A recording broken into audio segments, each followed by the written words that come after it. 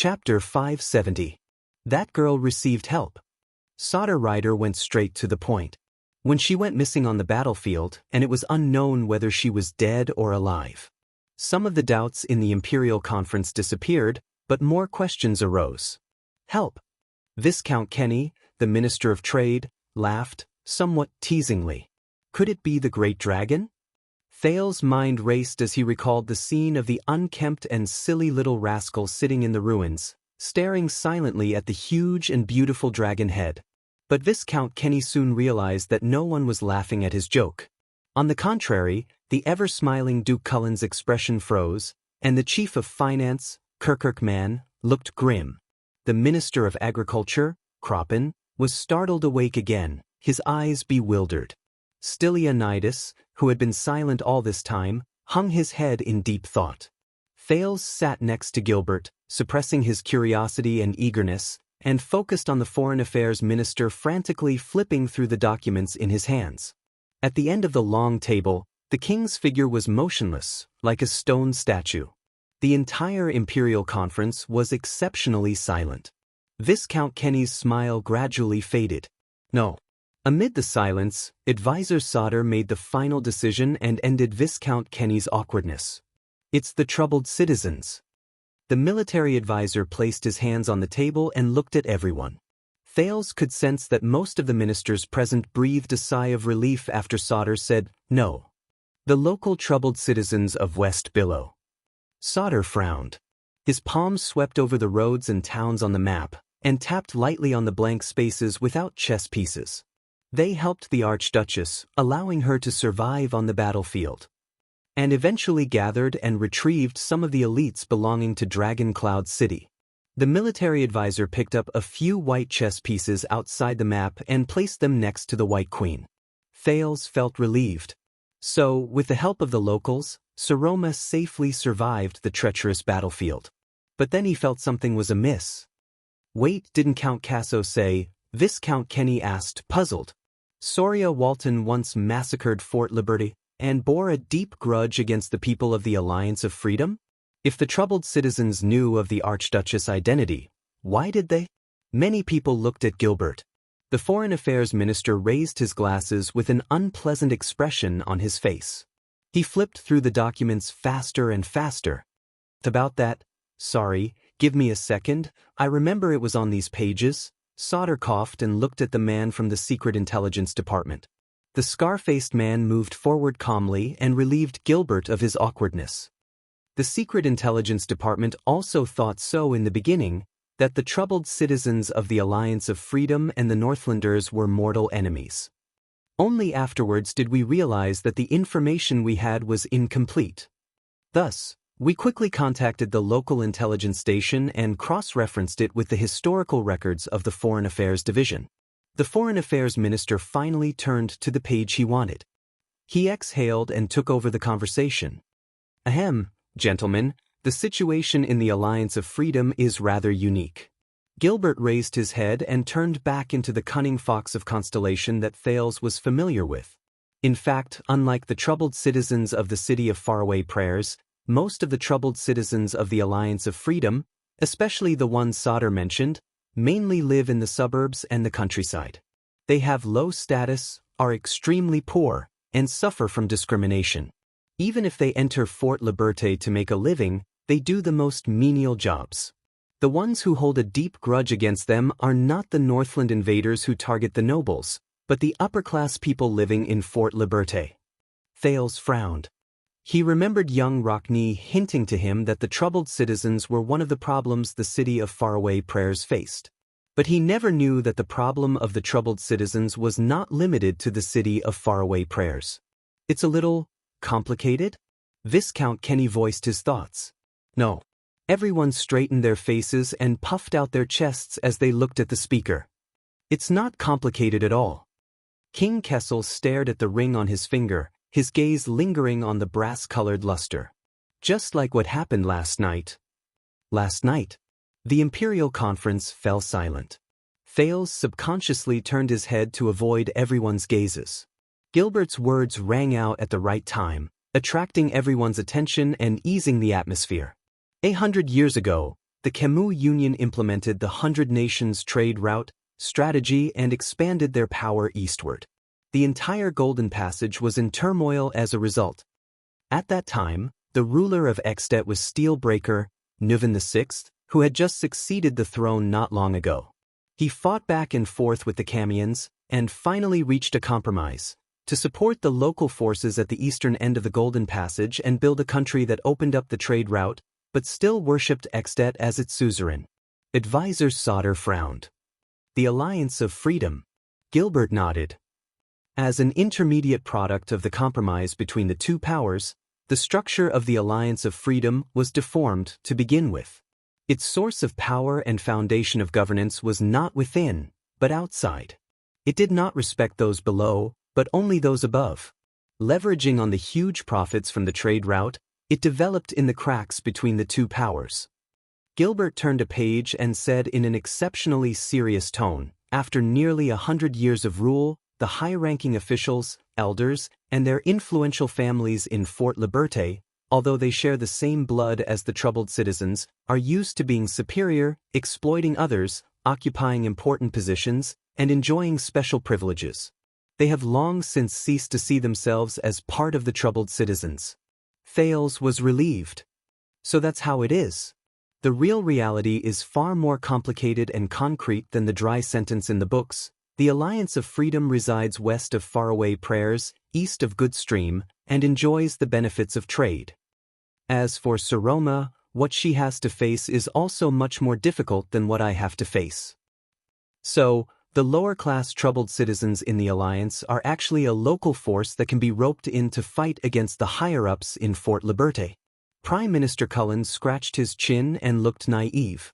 It's just that for the past few decades, the Northlanders' attention has been on the nobles in the castle, on the regime that they supported by reaching a compromise with the Camians? Gilbert sighed. Don't even talk about the troubled citizens and nobles. To be precise, for the past few decades, the Northlanders have not paid any attention to the entire Alliance of Freedom. The Foreign Affairs Minister frowned and said nothing.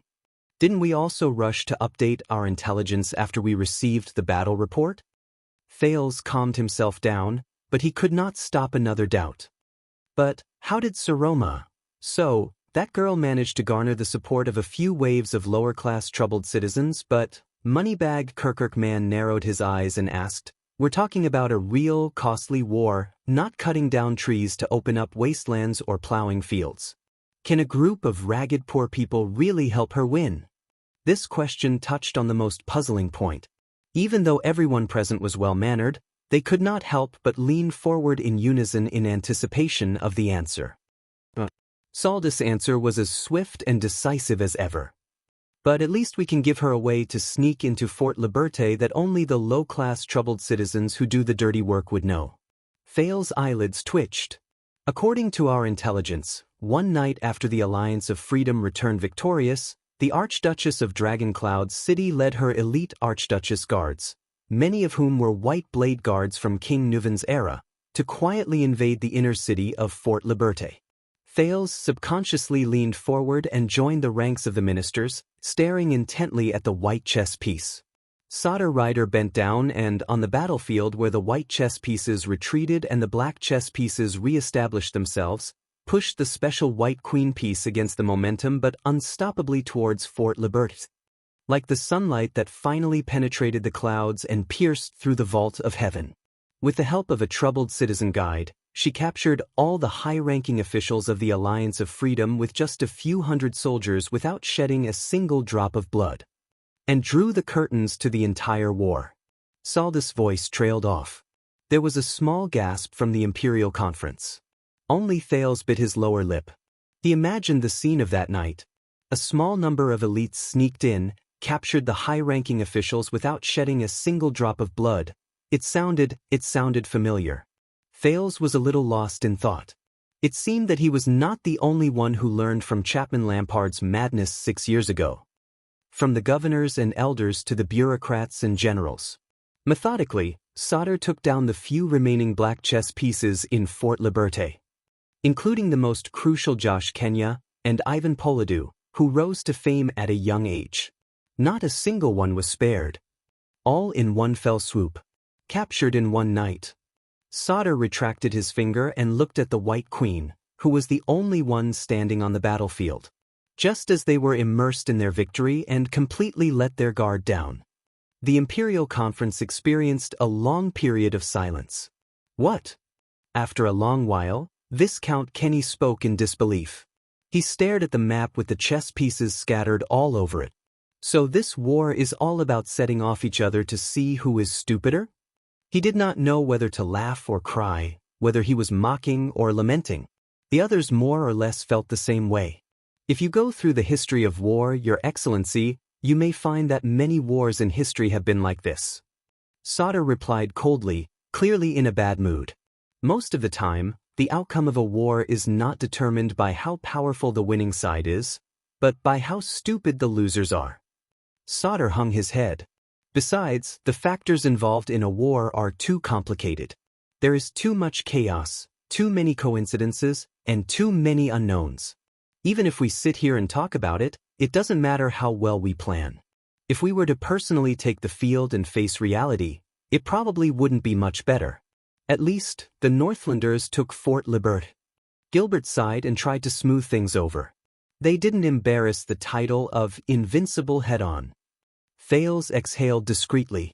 Duke Cullen raised his voice and asked, so she captured the higher-ups and took control of the inner city. But the rest of the soldiers and civilians in Fort Libert?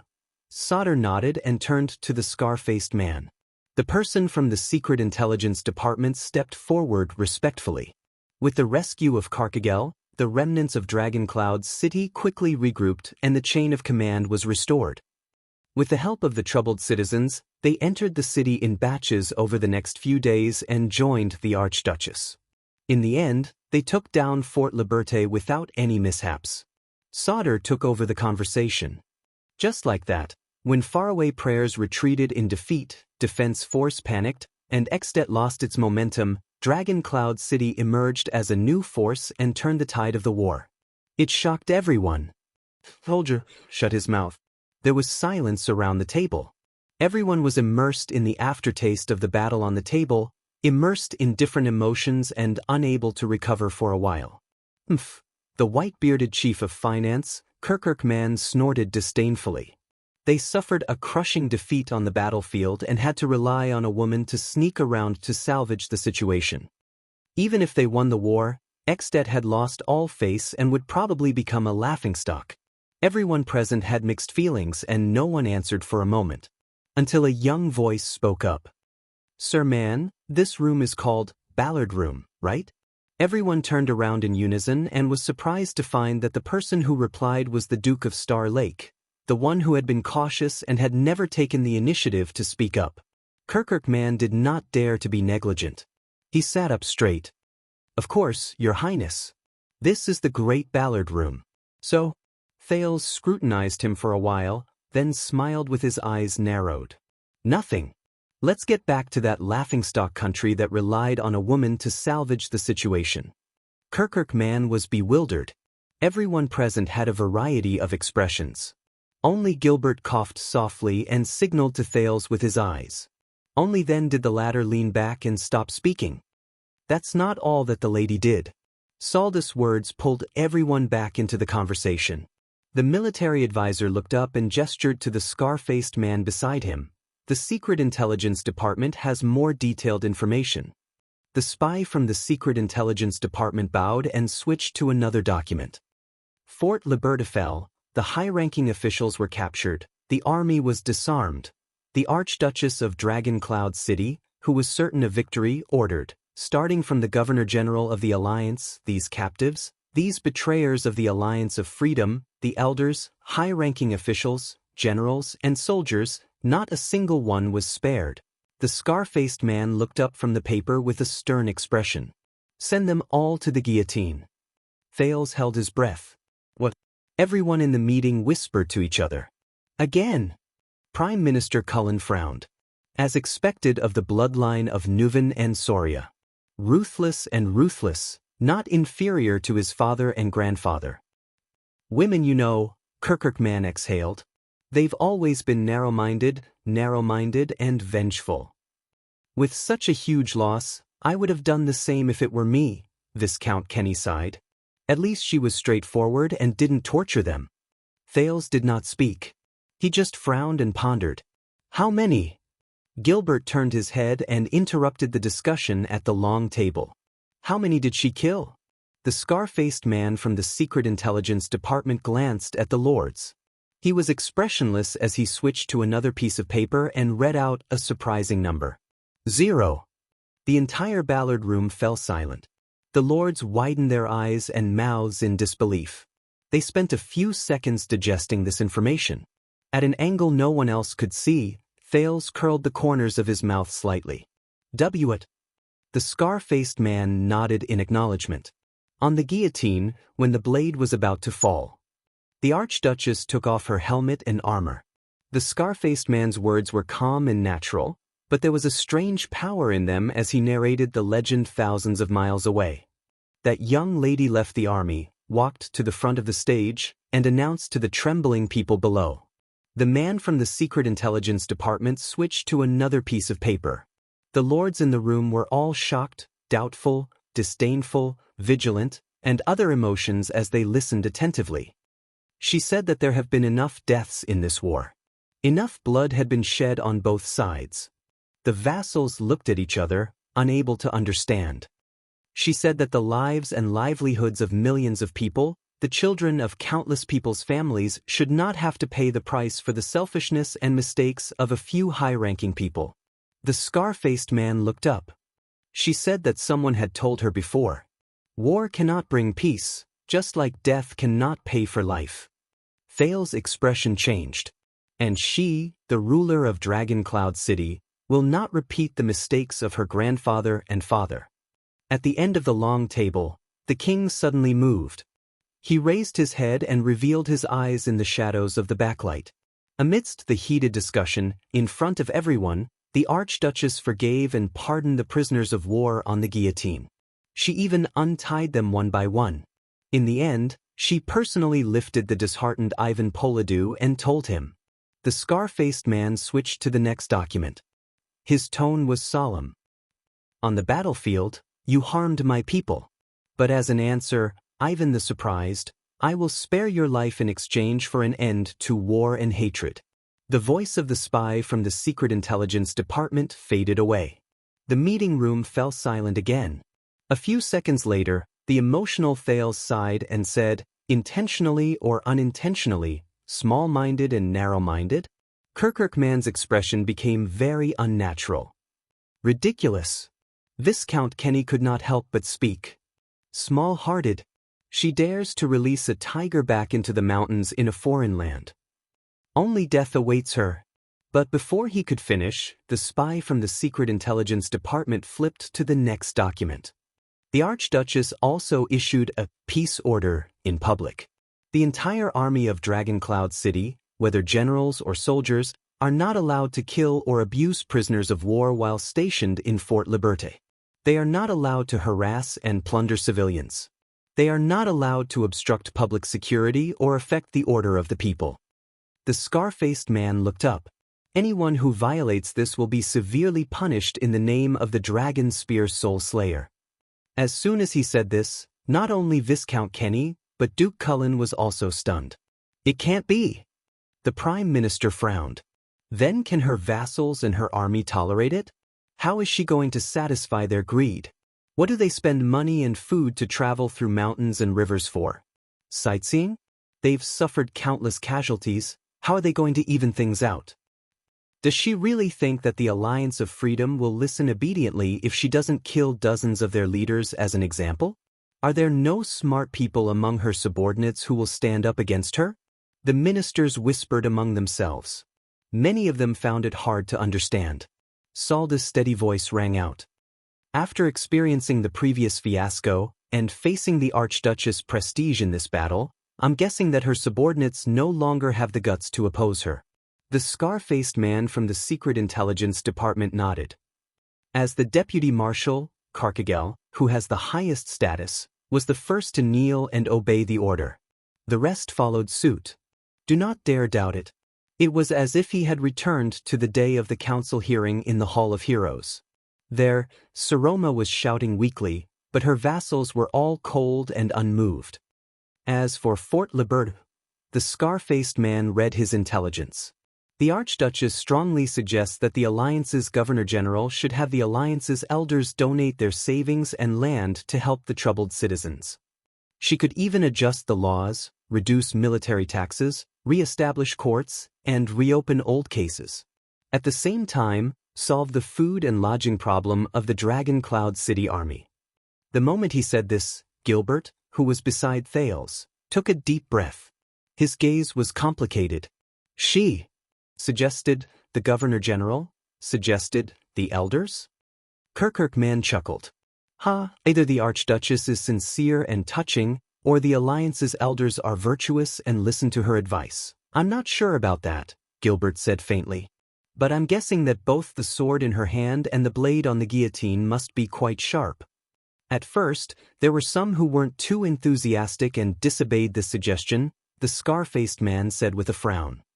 So, later, the Archduchess sent the Star Killer to have a sincere talk with the elders. A sincere talk with the Star Killer. Thales felt a phantom pain in his left wrist. It said that some of them were convinced by the Star Killer's eloquence and died of shame. The rest. The spy from the Secret Intelligence Department raised his head and concluded, then retreated respectfully. They were much more enthusiastic. The emperors in front of the emperor exchanged a look of understanding, changing the law and setting up a court. The Minister of Trade, Kenny, frowned. Why didn't she just plant the black dragon flag on top of the city wall, give it to a trustworthy Northlander, and announce that Fort Liberté would belong to Extet from now on? Thales smiled. Because she, or the people under her, are smart enough.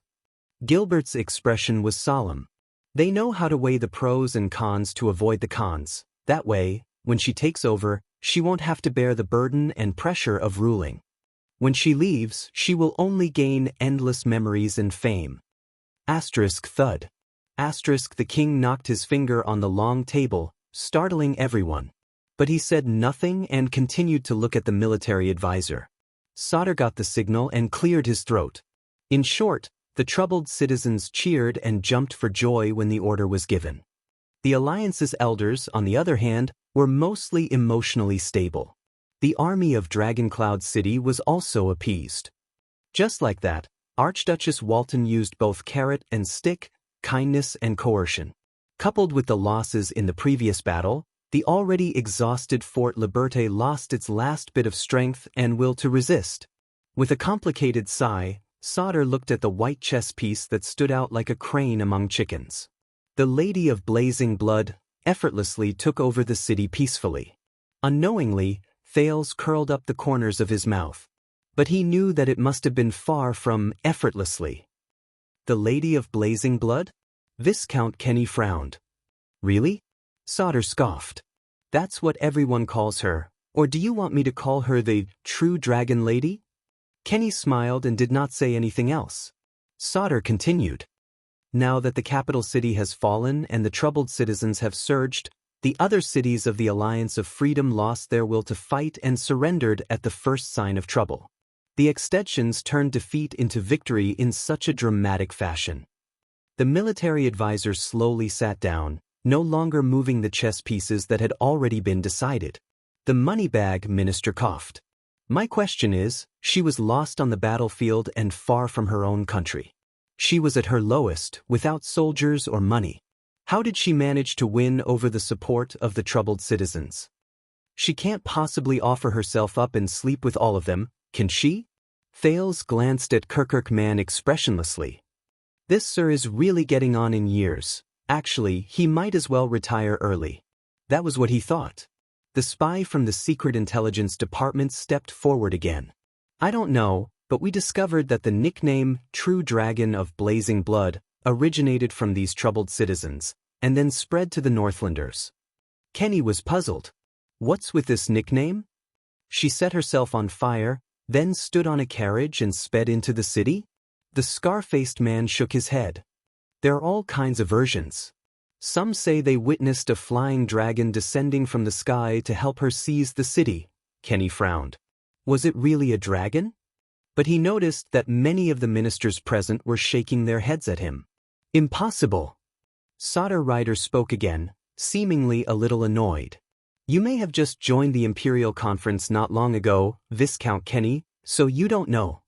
But according to the secret agreement between Black-Eyed John and the entire kingdom of Extet centuries ago, the military advisor scoffed. As an extraordinary being, the Queen of the Sky will only intervene in the affairs of the mortal world when the calamities reappear. Otherwise, we would have been reduced to ashes 500 years ago. Gilbert coughed, reminding his old friend to be careful with his words. Only cares about the calamities?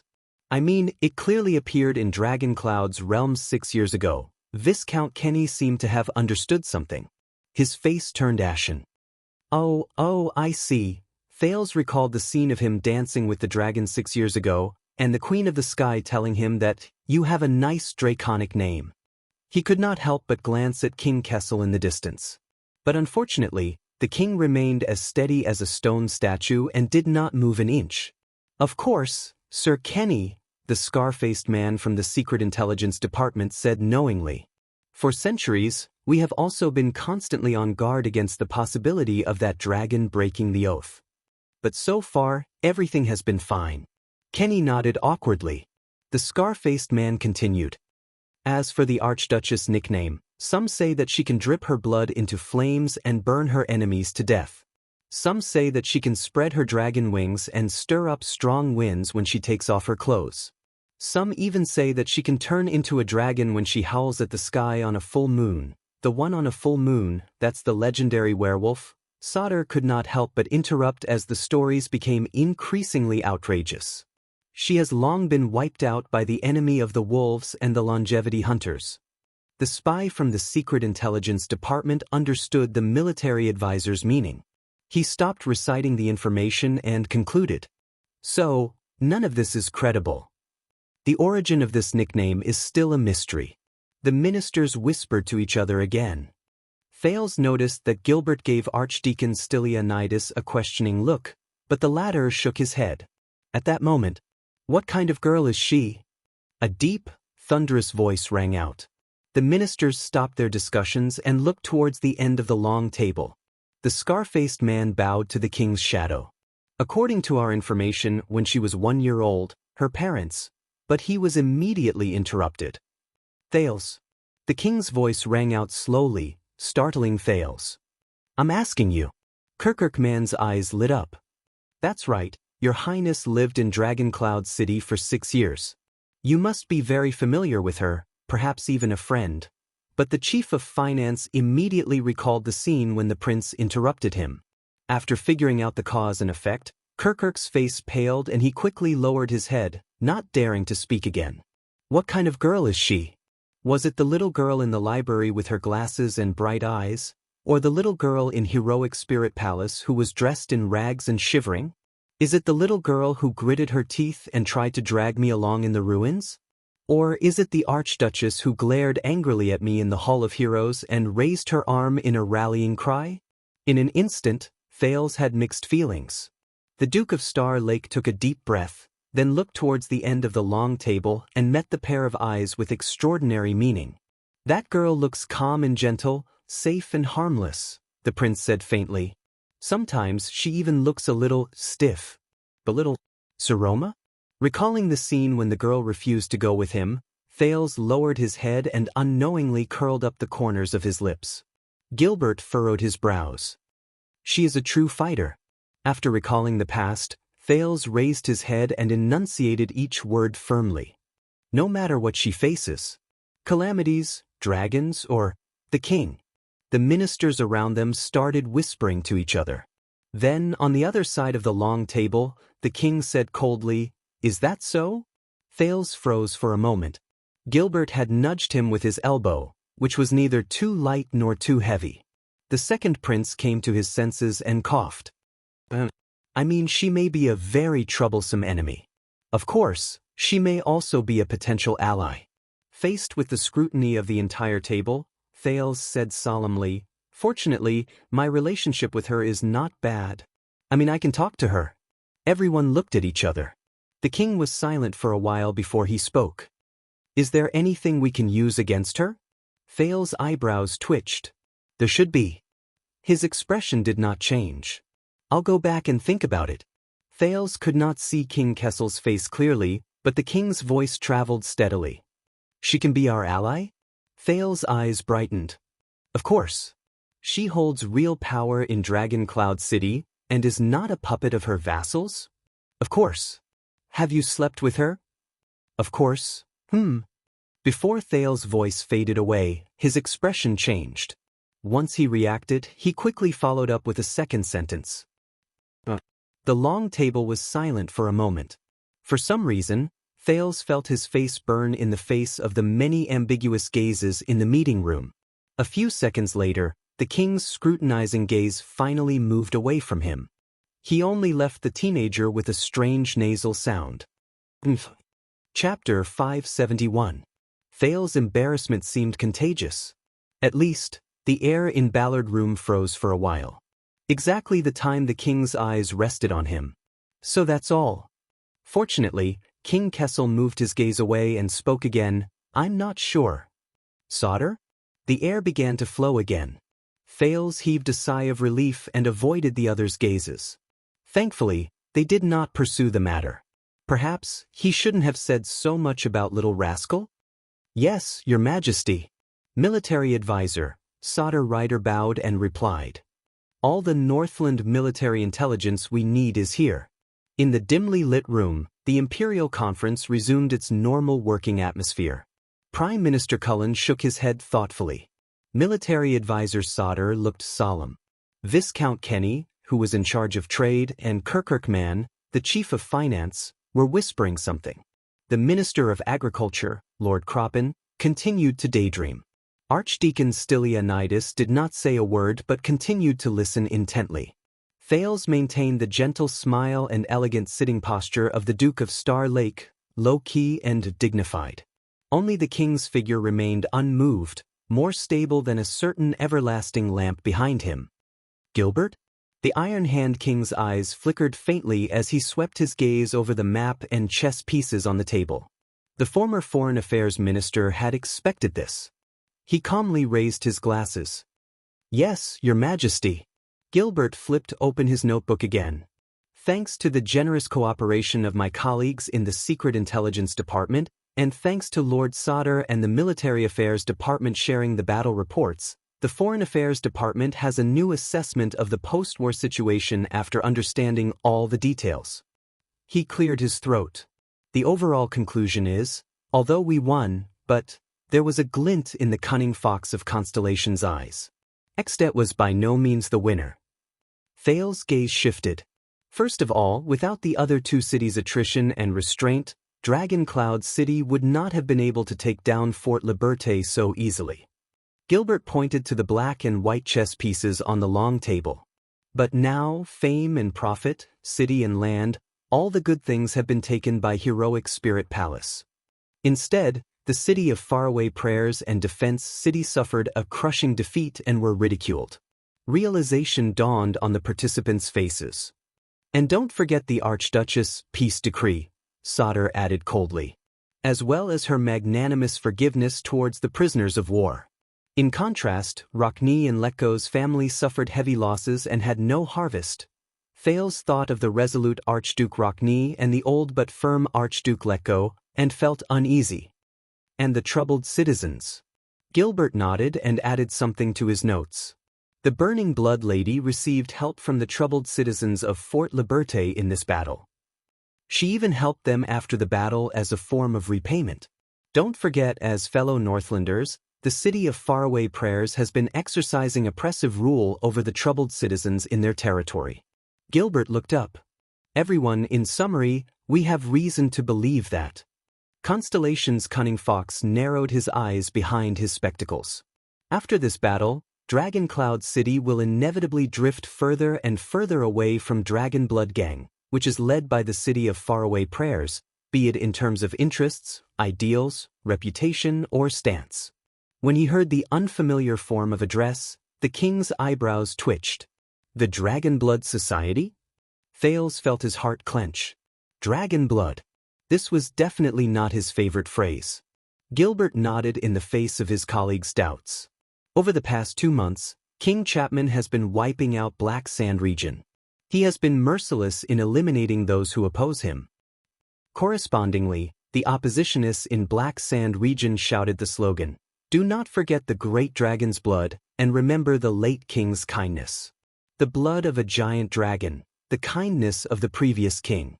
Thales recalled the born king's voice and smile, and for a moment he had mixed feelings. They said that as long as you stand up against King Chapman, you will be a true Northlander and a member of dragon blood who cherishes brotherhood. Gilbert said, "So, there's no need to mention Dragon Cloud City. The city of faraway prayers and Defense City, who have a clear stand, are also included in this group. They are known by the people of Extet as the Dragon's Blood Party, which is the opposite of King Chapman's Black Sand Party." The king snorted softly, his emotions indiscernible. The Dragon Blood faction opposed the king, cherished the former king, and cherished the brotherhood. Thales sighed internally. The person who came up with this slogan and name, Viscount Kenny, who had traveled through many countries and was knowledgeable, voiced the prince's thoughts in a timely manner. The hint in this is really vicious. Rumors and names have power. You must know that public opinion can melt gold. Prime Minister Cullen sighed and clicked his tongue. But why do I feel that this is the work of the kingdom's secret intelligence department? He looked at the scar-faced man. The envoy from the secret intelligence department bowed respectfully. "Prime Minister, you have overestimated us. The public opinion in Northland is turbulent, and it is not something that the secret intelligence department can control." But he immediately smiled, and the scar on his face twisted. "But it is true that when the voices gradually rose, I cannot say that our people did not play a corresponding role." Duke Cullen revealed a strange expression. "All right." Looking at the people from the Secret Intelligence Department, Thales raised his eyebrows. Chapman Lampard is probably not fated to have a good reputation in this life. So, Dragon Cloud City is no longer welcomed by the Dragon's Blood Party. No matter how I put it, it sounds strange. This means that the Walton family will join Lampard's side? Viscount Kenny returned to the main topic. Even if their hatred is as deep as the sea? Gilbert shook his head. Not necessarily. After careful analysis, the Department of Foreign Affairs believes that Dragon Cloud City is likely to break free from the struggle against the king. It is not favored by the Dragon's Blood Party, nor is it friendly with Black Sand Party. Instead, like Beacon Illumination City, it will remain neutral. Military advisor Sauter snorted softly. Then they won't be able to please either side, and will be in a disadvantageous position. Gilbert first nodded, then shook his head. But they will also be outside the storm, and have the right to observe from the sidelines. With Dragon Cloud City's size and status, coupled with the Archduke's natural contempt for female rulers, Heroic Spirit Palace might even be able to benefit from it. What is happening in our northern neighbor will no longer be the confrontation between Black Sand Party and Dragon's Blood Party for the past 6 years. Thales listened to his teacher's analysis and felt relieved. Even though all the nobles in Dragon Cloud City disliked King Chapman, and Saroma and Count Leespan had witnessed the Night of Dragon's Blood with their own eyes, and their hatred was hard to resolve. But fortunately, Heroic Spirit Palace did not act rashly because of this. They chose the path that was most suitable for them. Viscount Kenny pondered and said, "In other words, after this battle, Extet will be even more chaotic? There will always be at least 3 parties involved in any issue?" "For now, that is indeed the case," Gilbert said. "Very good," Kirkirkman's eyes lit up. "A triangular chair is more stable than a 2-wheeled cart." Lord Croppen, who had been daydreaming, snapped out of his daze and exhaled. Finally, the damned Northlanders have their day. The atmosphere in the Imperial Conference improved greatly, and the ministers were in high spirits. But the king remained motionless. Until Gilbert shook his head and poured a bucket of cold water on everyone's spirits. "But we can't be too optimistic. More chaos means that conflicts will intensify, and the struggle will intensify." The former Foreign Affairs Minister's eyes showed wariness. "It means further progress towards the end." Prime Minister Cullen was deep in thought. "The end?" Gilbert nodded. 200 years ago, Extet faced the mourning calamity. Tain rebelled, prestige orchid changed hands, and thus entered the cruel century of the last day. In that century we, Constellation, fought against the great dragon. From conqueror of the North Arca to sailor Tchen, for generations of kings, we were not weaker than our neighbors. Listening to Constellation's glorious past, the ministers were in awe. In contrast, the kingdom of the dragon became more divided and weaker. During the king's selection, 5 dukes fought, and the situation was tragic. 4 died, and 1 was crippled. The darkness and chaos became worse. Thales thought of King Chapman's old sword, which he never left, and clenched his fists. But Gilbert's tone changed, and he was filled with fear. But it was precisely the chaos and disorder that reached its peak that finally prompted Steelbreaker to be crowned and Dragon Clouds to ascend to the throne, starting the Walton family's monopoly on the throne for 3 generations. The Archdukes of 10 lands became one again, bringing the kingdom of the dragon back to its peak and dominating the Western Peninsula again. No one at the long table spoke. The shadow of the bloody year shrouded everyone's hearts. Gilbert's words were sincere and earnest. History has proven that Extet is not Kemu Union, much less Thornland. They will not be divided forever. And a friend once told me, never underestimate the Northlanders' courage. At that moment, Thales felt as if he had returned to Dragon Cloud City. All sorts of Northlanders flashed before his eyes. King Nuven, the Deadface, Administrator Merk, Caslin, Chapman Lampard, Viscount Kenvida, the Fire Knight, the long-haired Rockney, the Bowl Cut, the Red Witch, the veteran Gleeward, the Tailor, the Raven of Death, the annoying Ian, but he suddenly thought of something. Little Rascal and Quick Rope. They were Northlanders as well. Well said. Military advisor Sauter Ryder raised his voice and glanced at the ministers who were previously celebrating Extet's decline. And we have no time to waste. His tone was firm and brooked no rebuttal. Thales noticed that the chief of finance, Kirkirkman, curled up the corners of his mouth in disapproval. But at that moment, Gilbert, King Kessel's voice suddenly rang out, and it was rather decisive. You will be reinstated immediately. The Foreign Affairs Department is yours, even though it has always been yours. The king's gaze swept across the crowd. I guess, whether it's Extet or Constellation, no one will raise any objections this time? The ministers at the Imperial Conference lowered their gazes. No one spoke. The king's orders shall be obeyed, Prime Minister Cullen replied gently. This sentence seemed to be a signal. The former Foreign Affairs Minister, to be precise, the current Foreign Affairs Minister, Honorary Earl Gilbert Casso, was silent for a moment, then nodded respectfully. I will do my best. Thales quietly savored the undercurrents in this question and answer. The king nodded and turned to another person. Sauter, I heard you have something to say? The military advisor bowed. Yes, Your Majesty. Thales leaned back in his chair. After learning about the outcome of the war in the Northwest, his mood improved significantly. Even the pressure that had enveloped him when he entered the palace had quietly dissipated. Now, all he had to do was quietly sit in on the meeting and then face the consequences of last night. He understood his role. Sauter flipped open the document in his hand and cleared his throat. Although the development of the war was somewhat unexpected, the conclusions of the Department of Military Affairs have remained basically unchanged over the past few months. The war between Extet and the Alliance of Freedom may be small, but it has far-reaching implications. This soldier stretched out his palm and gestured on the map.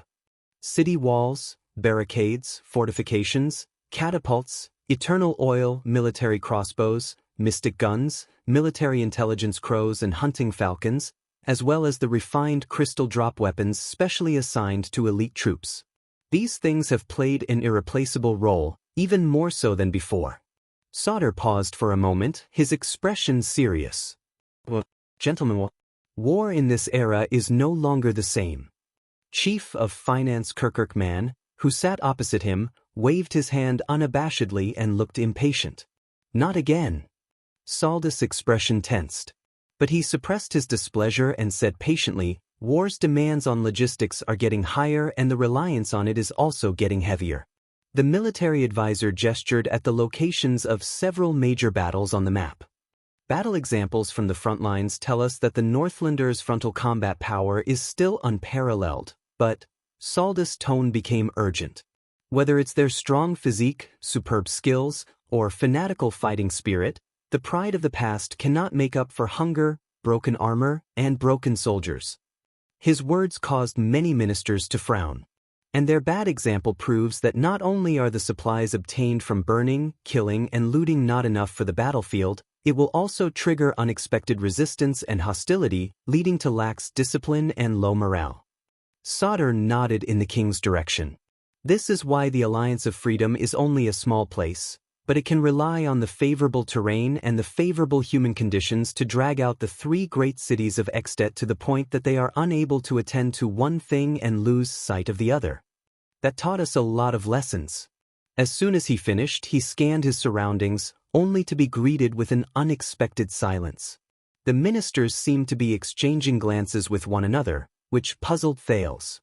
This was his first time attending the Imperial Conference, and he did not understand the rules. Finally, as the highest-ranking Prime Minister of the kingdom, Duke Cullen coughed softly and took up the topic that no one wanted to continue. For example, Sauter retracted his dissatisfied gaze. We cannot repeat the mistakes of the Northlanders. We must pay attention to the maintenance of supplies and ensuring the efficiency of transportation. Let's start with the regular royal army. There was another period of silence. Even King Kessel did not say a word. As if it was a terrible topic. Sir Sauter, our logistical supplies for the regular royal army have always been our top priority. The Minister of Agriculture, Lord Croppen, who had been distracted for most of the meeting, suddenly snapped out of it and hurriedly distanced himself from the situation. Especially during wartime. Sunset can attest to that. At least we have never been short on provisions, Sauter interrupted him. I have no intention of criticizing you, Lord Croppen.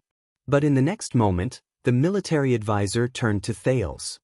A few months ago, the regular royal army and the suzerains of Western Desert worked together to rescue His Highness Thales, venturing thousands of miles into the desert.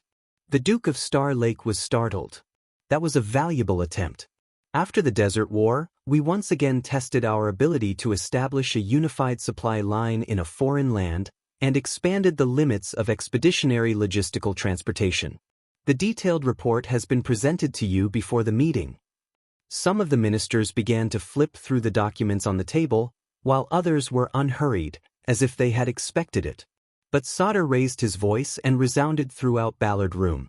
Facts have proven that the independent logistical capabilities of the regular army are quite outstanding. The shortest route specially designated by the Department of Military Affairs, the security of the rear defense line, and the ability to sweep back and forth in the desert have all effectively ensured the smooth flow of the supply line, and even supported the army all the way to the border of the Alliance of Freedom.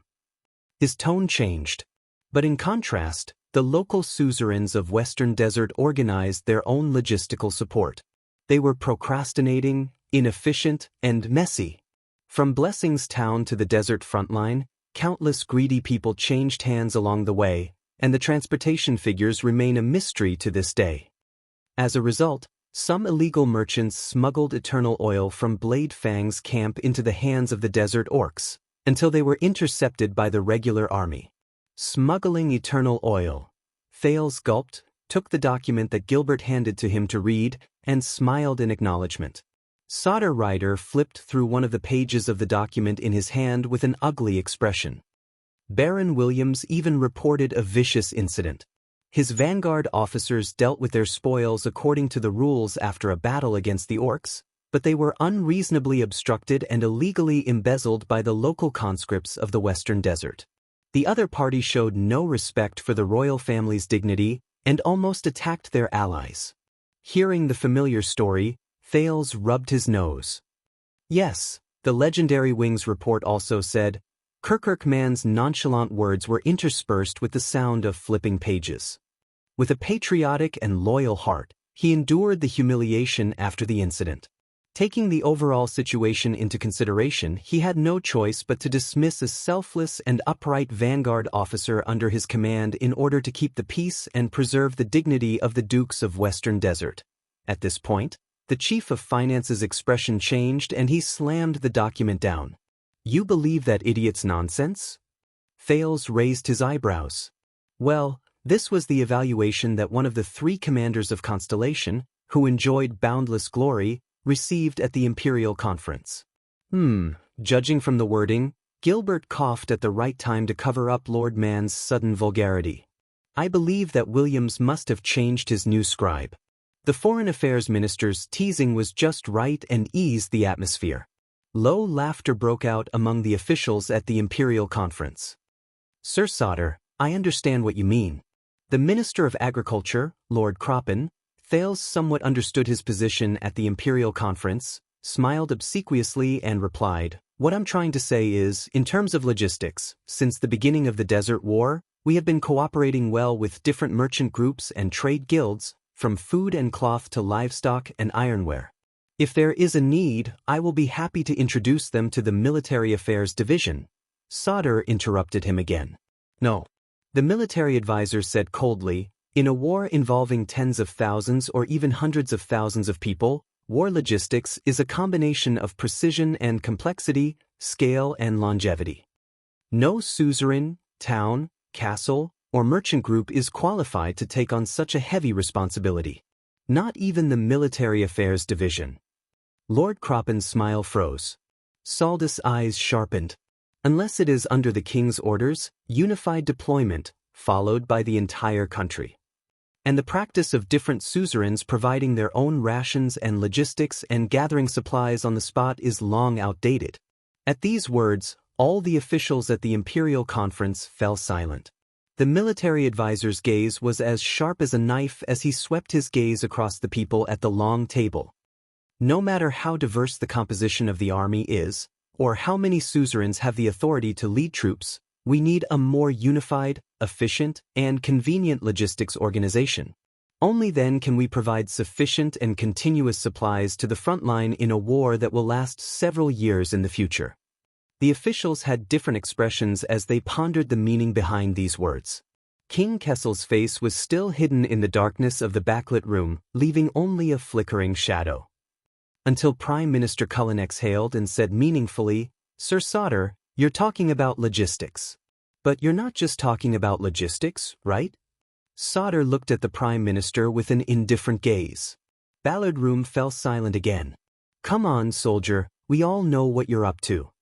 Chief of Finance Kirkirk scoffed and made no attempt to hide his displeasure. "What else? Say it all at once." Thales noticed that Gilbert had begun to wipe his handheld glasses, a sign that he had misgivings and was looking for an opportunity to think. Sauter gave Kirkirk a deep look. "That's not the only lesson the Northlanders have taught us." The military advisor bore the scrutiny of the entire Imperial Conference, but he appeared even more unyielding, without the slow-wittedness typical of his age. Take the Alliance of Freedom's battle as an example. Luring the enemy, harassing, occupying, concealing, dividing, circling, decapitating, spying and gathering intelligence. The cycle of war is prolonged, the scope is expanded, the tactics are complex, and the impact is multifaceted. It's no longer something that can be summed up by a few key battles. Sauter stared at the chess pieces on the long table. As we can all see, Extet has unparalleled numbers and a head-on advantage, but it's also because of this that it's inconvenient for the army to move around and overstaffed. In the face of Surprise Ivan and his nimble and small number of elites, they appear flustered and at a loss as to what to do in a foreign land. Not only that, Carcagel is only the commander-in-chief in name. The 3 armies of the Northlanders are not unified. At most, they cooperate with each other. The delivery of orders is time-consuming and inefficient, and it's difficult for multiple commanders to work together. In the end, it's a bitter outcome. His tone changed to one of anguish. However, such a chronic problem exists within us as well. Sauter slammed his palm on the long table. Based on what I saw during my trip to Western Desert, The regular army of the royal family and the conscripted army of Western Desert work together, but they are under different command systems. The former are clearly professional elites who have gone through hundreds of battles, but are often held back by the conscripted army of the same profession. The latter are under the command of their respective suzerains, do not listen to orders, have poor coordination, lacks discipline, and low combat power. The back-and-forth wrangling between the major feudal vassals of Western Desert has seriously affected the entire war situation. As he spoke, the military advisor gradually forgot the official language he had developed through years of frequent visits to Renaissance Palace, and began to use the slang he was used to when he was young. Two armies of the same rank can't get along just because there's a rift between their respective commanders. Multiple commanders will cause delays in battle opportunities. Baron William's military report specifically mentioned this damnable point.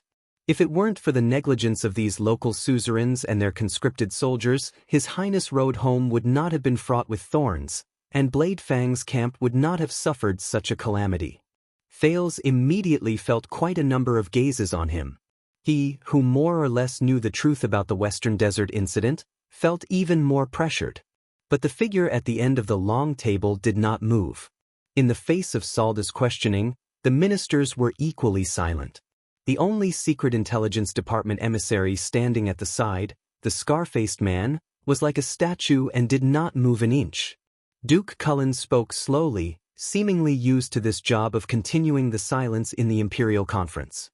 So, Sauter took a deep breath. The Starlight Brigade has already proven this during the Bloody Year. Today, Extet and the Alliance of Freedom have reaffirmed this point.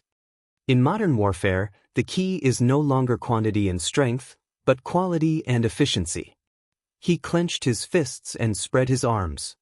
For this, we need a unified chain of command, reliable logistics and transportation, more officers and soldiers who are proficient in military affairs, including strict organization, efficient military intelligence transmission, and of course, the spirit and awareness of selfless dedication. Sauter spoke passionately, disregarding the increasingly ugly looks in his colleagues' eyes.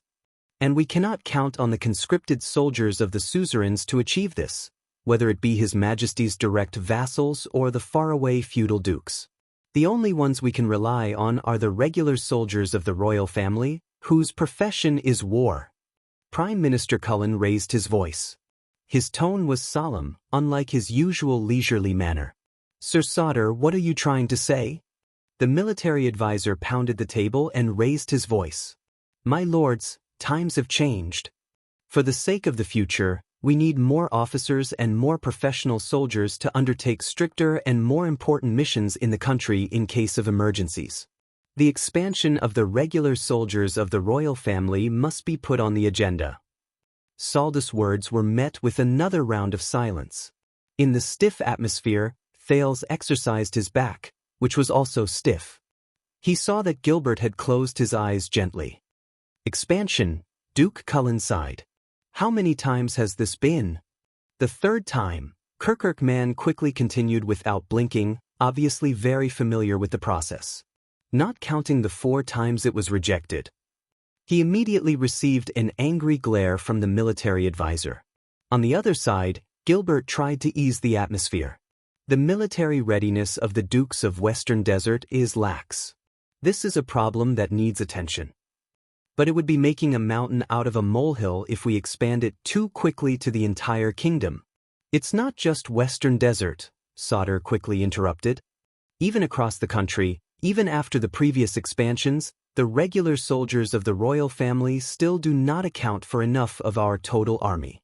Our actual combat strength is heavily dependent on the cooperation and quality of the conscripted soldiers. The military advisor's stance was irrefutable. The separation of logistics, multiple commands, communication barriers, inconsistent training, all these bring about too many problems. Pardon me for interrupting, Chief of Finance Kirkirkman coughed heavily. Soldier, have you seen last year's financial statements? The military advisor frowned at being called out by his nickname. Do you know how much the regular soldiers of the royal family, which you are so proud of, spend every year on the budget of the Department of Finance? The chief of finance looked at Sauter with a dark expression. Take the three main guards of the regular army, Fury, Starlight, and Stardust. Although they are called guards, do you know how much they are overstaffed and how much they cost to maintain? And this doesn't even include those who are not part of the establishment. Do you know that the amount of money spent on them is enough to recruit another 30 companies and form 10 armies if placed in the general conscripted soldiers? Kirkuk Man looked disgusted. It was obvious that he had been troubled by Sauter for a long time. Expansion? How are we going to expand? Spittle from your spittle? But Sauter was in no hurry to refute. He waited until Kirkuk's breathing stabilized before he spoke again. That is also the second point I wanted to make. He turned to the dark figure at the end of the long table. Your Majesty, I propose to enact a new bill to reform the kingdom's military system. The next moment, Soldier, Sauter stood up decisively and his voice reverberated through the secret chamber. We should gradually reduce the number of private conscripted soldiers under the suzerains of the various lands throughout Constellation. Once he said that, everyone in the room, including Thales, was stunned for a moment. They could not react. But Saldus' cold words continued. Gradually reducing the length of service, reducing the frequency of conscription, we can even exempt the suzerains from the obligation to respond to expeditions. We can even ultimately remove their right to conscript soldiers in their territories. 1 second, 2 seconds, everyone's expression changed. Thales, who had been in Dragoncloud City for 6 years and was deeply influenced by Extet's military culture, blinked. Reduce. The moment he understood what Sauter meant, Kirkuk Man turned pale with fright. What? At the end of the long table, the king's figure moved slowly. His cold gaze pierced through the darkness again, like an unsheathed blade. The military advisor raised his voice. I believe that this can save on the cost of conscription every quarter, streamline the army, focus on agriculture, livestock, industry, and commerce, increase tax output, and perhaps even make up for budget shortfalls. Prime Minister Cullen looked at his longtime colleague in disbelief. Sauter. But Sauter Rider did not care. And the regular army is ready to take on the heavy responsibility of national defense. He looked up abruptly as if he had turned into an immovable rock. The armaments of the nation, the weapons of Constellation. Henceforth, only one command. No exceptions. The narrow and dim Ballard room fell into an unprecedented silence, followed by a slight chill unique to stone rooms. Sauter looked around the long table, strong and unyielding, like a veteran who had been through many battles. The shocked ministers all turned to look at him. Thales was stunned. When discussing the war in the north earlier, he was so focused that he was not affected by the atmosphere of the meeting. But it was at this moment that Thales truly realized. This was the Imperial Conference. The matters he heard at this long table concerned the future of tens of millions of people in the entire country. At this thought, he felt a sudden sense of suffocation. It was a feeling that neither the duel in the Hall of Heroes nor the day of Heroic Spirit Palace's State Affairs hearing had given him. Everyone. After a long silence, someone finally spoke in a soft voice. Please do not leak the contents of today's meeting, not even to the people closest to you, not even the slightest bit or a word, the Prime Minister said in a low voice, tired and hesitant. And Sauter. Duke Cullen raised his head to look at the kingdom's military advisor, who had a determined expression on his face. Chapter 572. When will you understand that the level of your father's skill has nothing to do with the outcome of his stubbornness? A familiar, shrill voice rang in his memory. And it's not just him, there are countless others. Whether it's the king's partisans who side with the king, or those who oppose him like Koshter, the growing conflict between them will bring about unforeseeable consequences. Thales sat quietly in his chair and stared intently at the map in front of him, trying his best to drive out of his mind what Faken has said on Ghost Prince Tower. Is this the kingdom I'm going to face? At this very moment, everyone in front of the king was cautious. Do you know, Sauter, not to mention implementation? Beside the conference table, Prime Minister Cullen was like an old man who had suffered a serious illness. His voice was weak as he said, how much of an uproar will it cause in the kingdom if your words today are leaked? The military advisor snorted and shook his head. He was about to speak when he was interrupted by the foreign affairs minister. It is one thing for us to live frugally and be responsible for our own profits and losses to support the regular army of the royal family. Gilbert was still gentle, but the warning in his words was clear. As for issuing an order to the entire country to reduce the suzerain's authority to recruit soldiers? Sauter, that's another matter. Sauter frowned, as if in disagreement. But out of respect and admiration for the cunning fox of Constellation, he did not immediately refute. Seeing that someone was on his side, Prime Minister Cullen gave the Foreign Affairs Minister a grateful look with relief. Take Eternal Star City as an example, the regular Royal Army and the Jade Star Private Army, one as their duty, the other as enlistment. The Prime Minister nodded and smiled at the shadowy figure on the throne. Although they come from different sources, they are both weapons in His Majesty's hands.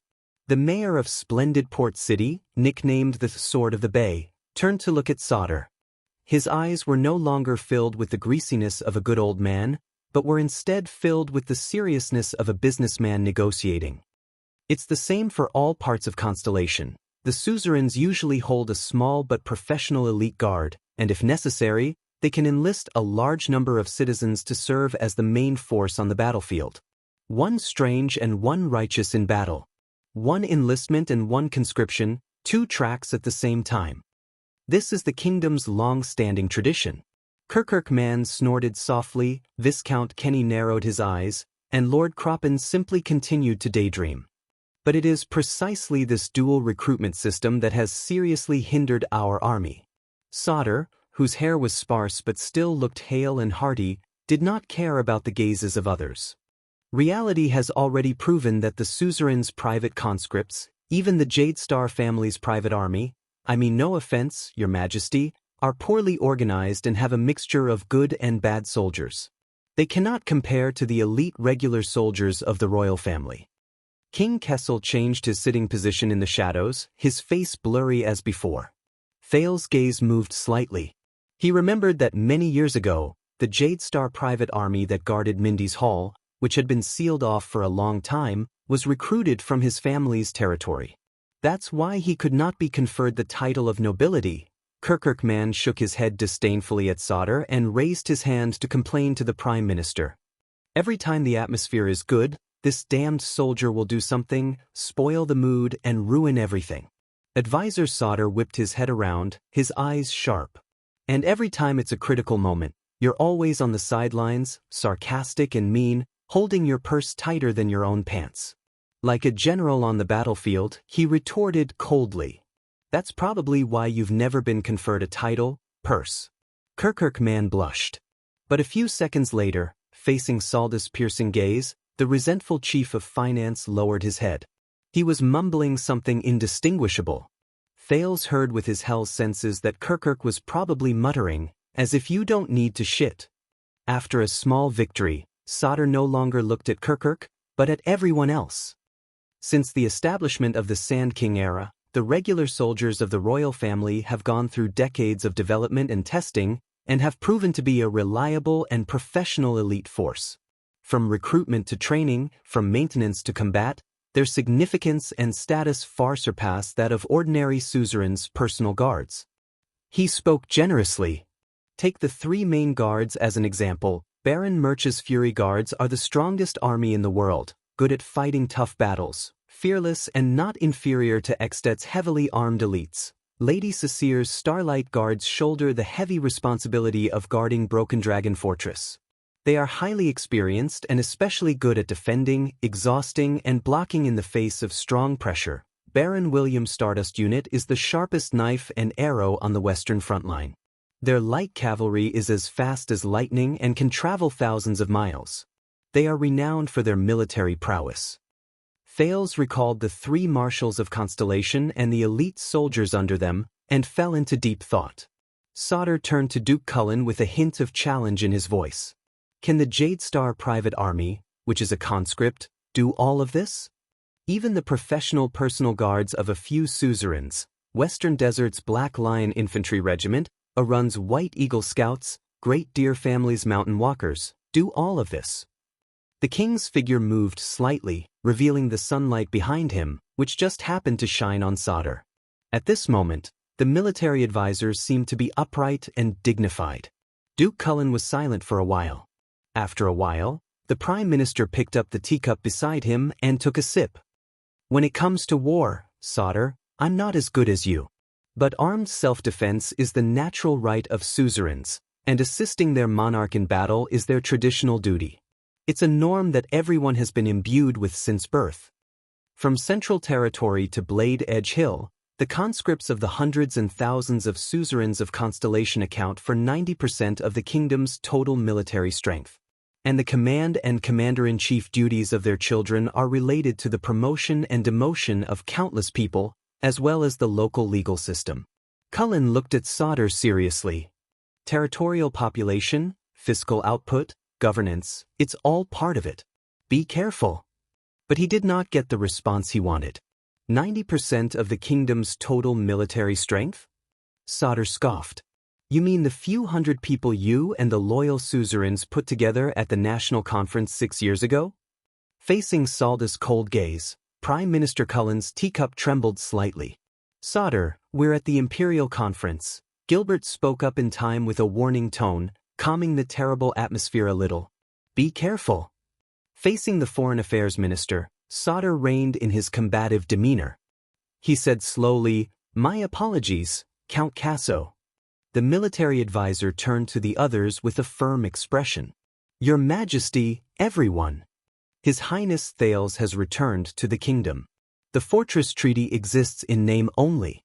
There is no longer any room for a political buffer between us and Extet." Thales frowned. Gilbert gave him a reassuring look in time, indicating that there was no need to be nervous.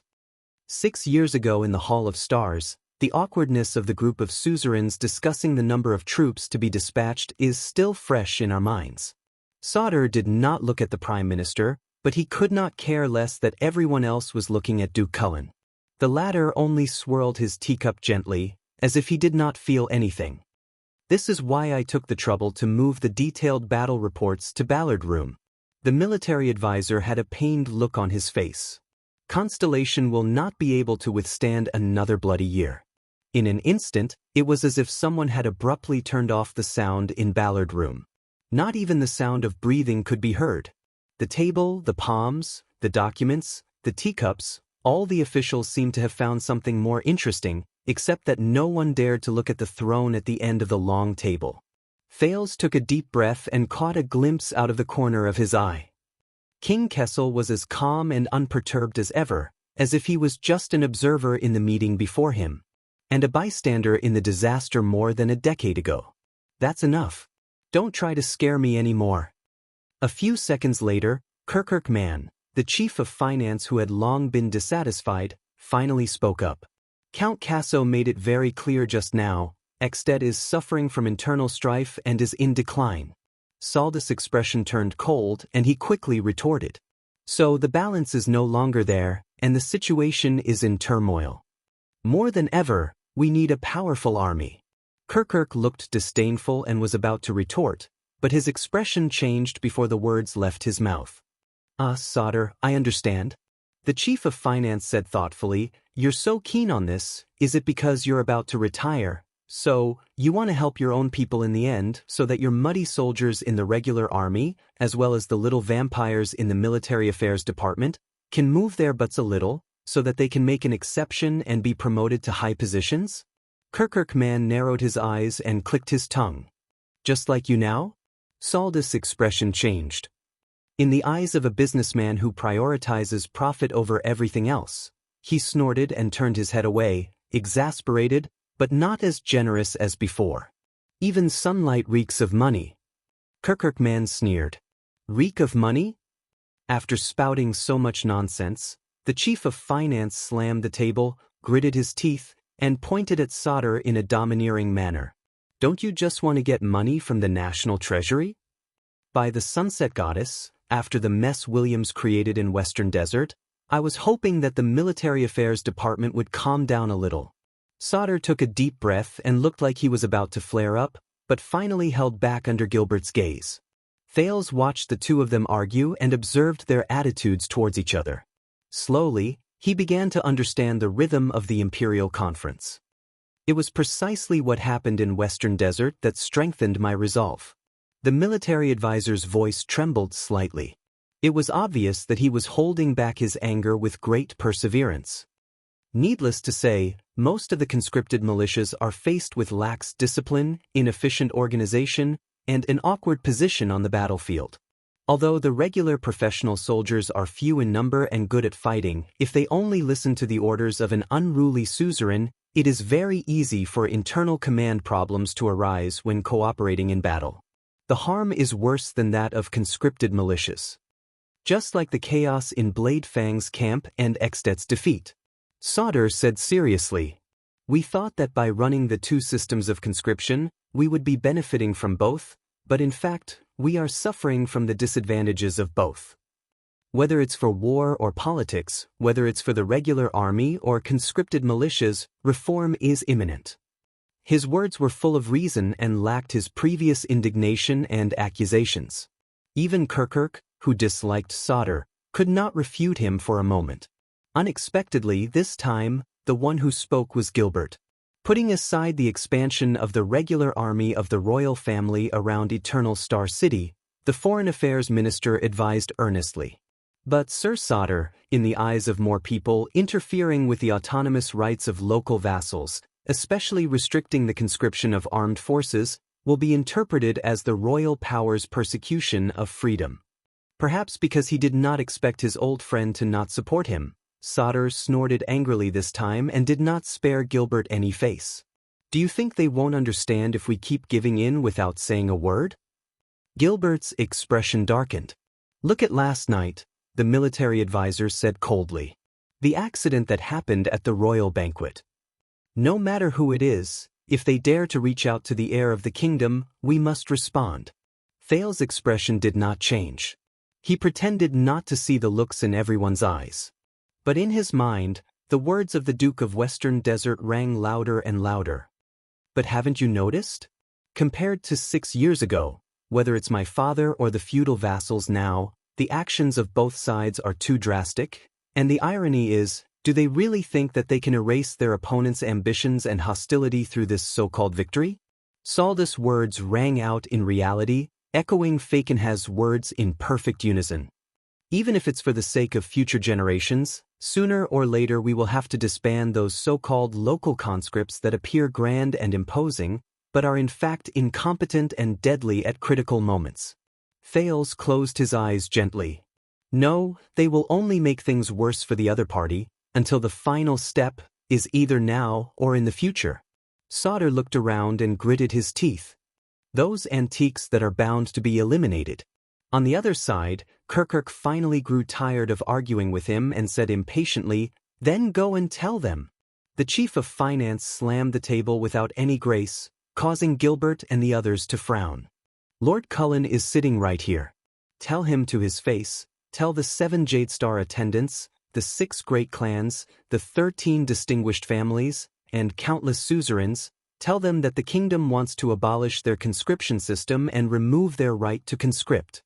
Our children and nephews no longer need to attend martial arts classes, no longer need to train as knights according to tradition, everyone can focus on farming, no longer need to be soldiers, and hand over all the taxes originally used for conscription to the Office of Finance and Taxation for us to raise the regular army of the royal family." Sauter seemed to be used to the verbal sparring with Kirkuk at the Imperial Conference. "I don't think you understand the basic relationship between cause and effect, Purse." The military advisor replied coldly. "It's not because they pay enough taxes that we can afford to raise a regular army. And it's precisely because we raise a regular army that they will pay enough taxes." As soon as he said this, many people had strange expressions on their faces, as if they had seen through something. Duke Cullen, whom Kirkuk used as an example, was especially so. "Ha ha ha." The chief of finance laughed sarcastically and said sinisterly, "You know, thanks to you, soldier, when the people outside are indignant, oh, the treacherous king's partisans are deceiving the king and persecuting the loyal in the dark room again, I'll think, Perhaps we're not so innocent after all. Then perhaps the innocent you and your bunch of accountants should join the loyal camp, the chief of military advisor retorted sarcastically. Thales scratched his head. He suddenly realized that the Imperial Conference of Constellation, which was sparsely attended, was not necessarily as clear and simple as the large-scale National Conference or Dragoncloud City's boorish and unrestrained state affairs hearing. Be careful, Sauter. Prime Minister Cullen sighed. Before Kirkirk could find a new way to retort, he helplessly interrupted their argument. Some words spoken. There is a price. Sauter shifted his murderous gaze away from Kirkirk and responded to Cullen. So are you saying this as the Prime Minister, or as the Guardian Duke of Eastern Sea Hill? As soon as he finished, Prime Minister Cullen's expression darkened. Sauter. Gilbert sternly interrupted his aggressive old friend. Enough. The Foreign Affairs Minister obviously carried a lot of weight before the Emperor. His words stopped his colleague's quarrel in time and prevented it from devolving into a street quarrel. The meeting room was silent for a while. A few seconds later, Cullen let out a long sigh, feeling rather emotional. I never thought I would say this here, but please understand, Your Excellency Advisor, the pot-bellied governor of splendid Port City leaned on the table and looked sincere.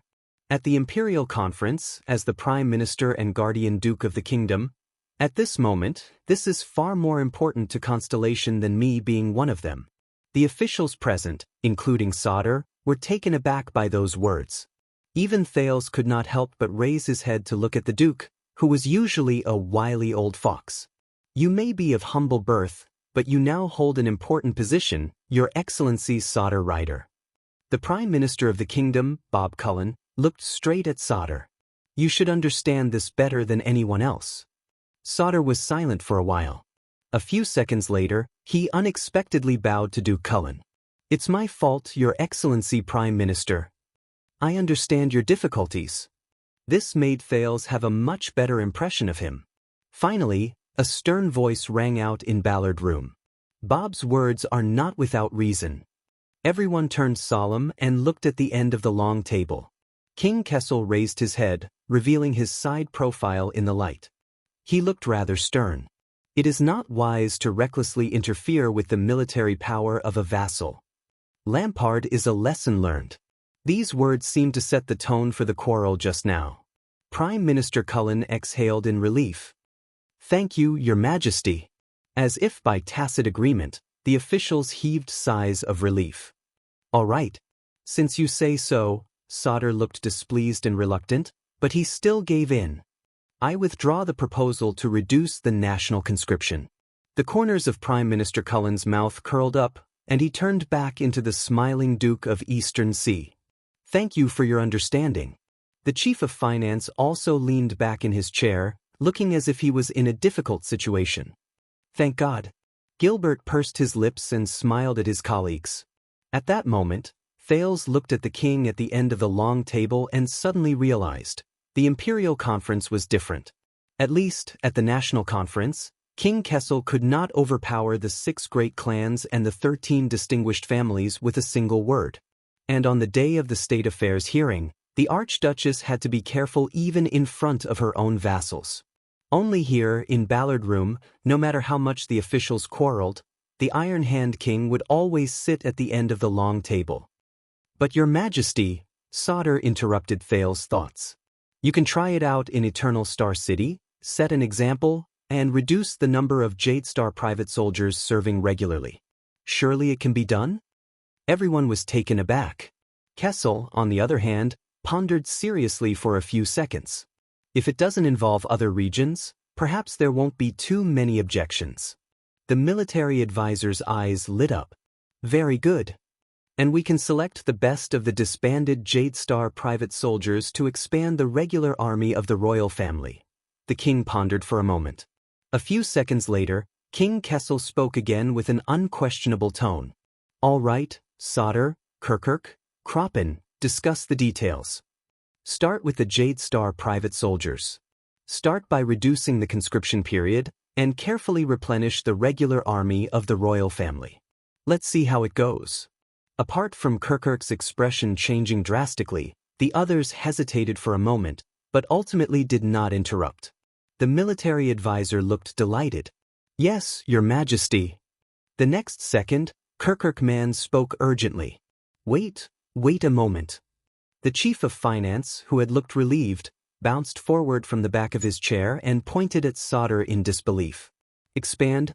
Why are we back at it again?" The military advisor's eyebrows twitched slightly, but he did not speak. The chief of finance looked at the king, then at Sauter, his expression shifting. "I understand, soldier, you did it on purpose." He turned pale with fright. "Reducing the military strength of the feudal vassals, it's all a cover. You've made up your mind from the beginning to ask for sky-high prices and return them as low as you can." Kirk pointed at Sauter in disbelief, his fingers trembling. "It's all about getting money to expand the army." Having gotten what he wanted, Sauter's expression was calm. "I've already given in. His Majesty has given his consent, and the others have no objections." Kirk looked around and was surprised to see Cullen's silent expression and Gilbert's silence. No one objected like before. "You think I'm a pushover, don't you?" Sauter snorted softly. "After the expansion is complete, the Ministry of Military Affairs will give you a new list of personnel salaries and material purchases. Money bags." It was Kirkman's turn to explode. "Asterisk, soldier." The chief of finance put on a fierce expression like a dog protecting its food and enunciated each word clearly. "I'll be merciful and tell you again, as I've said on countless occasions last year, the maintenance costs of the Royal Army are already heavily overstretched. I strongly suggest that you take a good look at last year's financial statements. If you're not smart enough, at least look at last quarter. If after that, you still insist on expanding the regular army, then I suggest that you look for your own source of income. By the way, it's popular to do business with rich ladies in Red Street Market, and those strong six-pack soldiers under you are in high demand." Sauter frowned slightly. "How do you know?" Lord Kirkman blushed and coughed. "Managing finances, coordinating taxes, formulating economic policies, I naturally have to be proficient in that industry." In the midst of the awkwardness, a trembling voice rang out. "Can I say something?" Everyone turned to see the Minister of Agriculture, Lord Croppen, smiling cautiously. "My lords, I've seen Lord Saldus' draft request for an expansion of the army last year. Although our food supplies are increasing, but the amount of cultivated farmland, pastures, mines, forests, and towns in the country in the last 10 years is far slower than the rate of expansion of the army and nobility." He smiled obsequiously and probed. "Everyone, do you know what this means?" Kirkman seemed encouraged. He shrugged his shoulders and raised his arms. "Soldier." But it was not Sauter who replied. "This means that we can't just cut back on expenditure, we need to open up more sources." Kirk turned his head and saw the speaker clearly. "Viscount Kenny?" The well-bred Minister of Trade, Viscount Kenny, bowed slightly. "Exted's decline due to internal strife will inevitably lead to unrest in its surroundings. Their territory is vast, and nearly a third of the trade routes in the entire Western Peninsula will be blocked. Merchants and goods will have to find other outlets, and even affect the transoceanic trade between the Eastern and Western Peninsulas." The newly promoted minister of the imperial household observed the expressions around him and tried to seize the rare opportunity to speak up. "If we can seize the opportunity, while the Northland barbarians are preoccupied with their own affairs, deploy our troops and attack aggressively, such as seizing control of the 3 major trade routes in the Great Desert, retaking the Lost Sea Corridor, and even further influencing the countries in Dragon-Kissed Land and the Long Corridor Sea Route, to fight for more benefits?" Gilbert furrowed his brows, while Prime Minister Cullen bared his teeth. Even the king's gaze flickered. "Did I hear you right, sharp-faced Kenny?" Kirkman said in disbelief. "Forget it. If Sauter wants to ask for money to expand the army, you still want to go abroad to fight." Viscount Kenny flashed a friendly smile, but unfortunately, it was ineffective on that pointy face. "Chief Kirk, we are talking about absolute control over key trade routes, strategic hubs, resource-rich lands, and transoceanic trade. That's a huge sum of money. If we succeed, I guarantee that you will never have to worry about financial resources again. But the chief of finance only caught one keyword. His face was full of suspicion. If Viscount Kenny's smile did not diminish. To achieve this, perhaps, and I mean perhaps, the number of regular troops and armaments can indeed be temporarily increased. Kirkuk gritted his teeth. Perhaps? Kenny coughed. But there is no doubt that the kingdom's gradual recovery and return to prosperous commercial trade requires trade routes, markets, gold and silver, exchanges, and more opportunities. In turn, this will provide considerable tax revenue for the kingdom. This will be a sustainable virtuous cycle. Kirkuk's face contorted and grew paler. Sustainable? Viscount Kenny shrugged. Anyway, Advisor Sauter, Chief Kirkuk, the next time you go to war, will you consider it? Kirkuk man understood what the other party meant. His gaze shifted back and forth between the Minister of Trade and the military advisor. Sauter pondered for a moment. It's not that we can't, but we should find some time to look at the map and look for possible targets. The regular troops of the royal family need training, at that moment. If you want to go by yourselves. The ministers were startled and turned their heads. Kirkuk had stood up at some point. His lips were trembling and he was furious. You prodigal sons, money-losing fools. The stingy chief was not stingy at all. In any case, don't even think of getting a single cent from me. A single cent. 1. 2. 1. Under everyone's astonished gazes, Lord Moneybags spat angrily. Easy for you to say. Why don't you go to the Wang family bank yourselves, obsequiously and humbly invite all the rich men to Red Street Market, give them all the good wine and food they want, humble yourself to them like prostitutes, toasting and smiling obsequiously, shamelessly coaxing and pestering them, just so that they can extend the repayment date, and then lend us more money to make up for the financial deficit. Gilbert coughed softly, wanting to remind Kirkuk to be careful with his words. But Kirkuk did not seem to notice at all. He continued to grimace. Then return to the government office and wait for vampires like you and Big Soldier to chase after us like spoiled brats who haven't been fed enough milk, crying and begging for money, turning the financial statements that we've painstakingly improved into a black bottomless pit again? Kirkuk chattered on. The more he spoke, the angrier he became. It was as if he had nothing to lose. The kingdom's chief of finance? Perhaps it was because he had hit a sore spot. Kirkuk slammed his palm on the table. I'm AF * King Gigolo who sells my *s with my face. Lying on the bed and forcing a smile while being F * ked by a customer, having to get up and give the money to the procuress with both hands before it even warms up. You have to pay for the lubricant yourself. Kirkuk man closed his eyes and waved his fists wildly in front of his chest. He enunciated each word clearly. Damn it, it's like this every year. Every year. Every year. Thales was inexplicably shocked. Even the king had a strange expression on his face. A few seconds later, Gilbert coughed loudly. Kirkuk, the occasion. The chief of finance took a few deep breaths before he came back to his senses. He was instantly shocked. Ahem, that. He bowed awkwardly to the king. I was just making an analogy. I was just making an analogy. Rhetoric. The Imperial Conference was silent for a moment. I know it's difficult, Kirkuk. Finally, the king spoke in a rare consolation tone. That's why I need you in this position, more than anyone else. King Kessel stared at Kirkuk from afar. This is a job that even the noblest of bigwigs can't do. The chief of finance shuddered slightly, his expression instantly becoming inexplicably touched. Of course, your majesty, of course. Receiving the king's encouragement and recognition, Kirkuk man looked grateful. It's my honor to serve you, again, military advisor Sauter said indignantly. How many budget bills have he repudiated just like that? Kirkuk, on the other hand, only looked at the king loyally, as if he had not heard anything. King Kessel raised his hand and rubbed his forehead.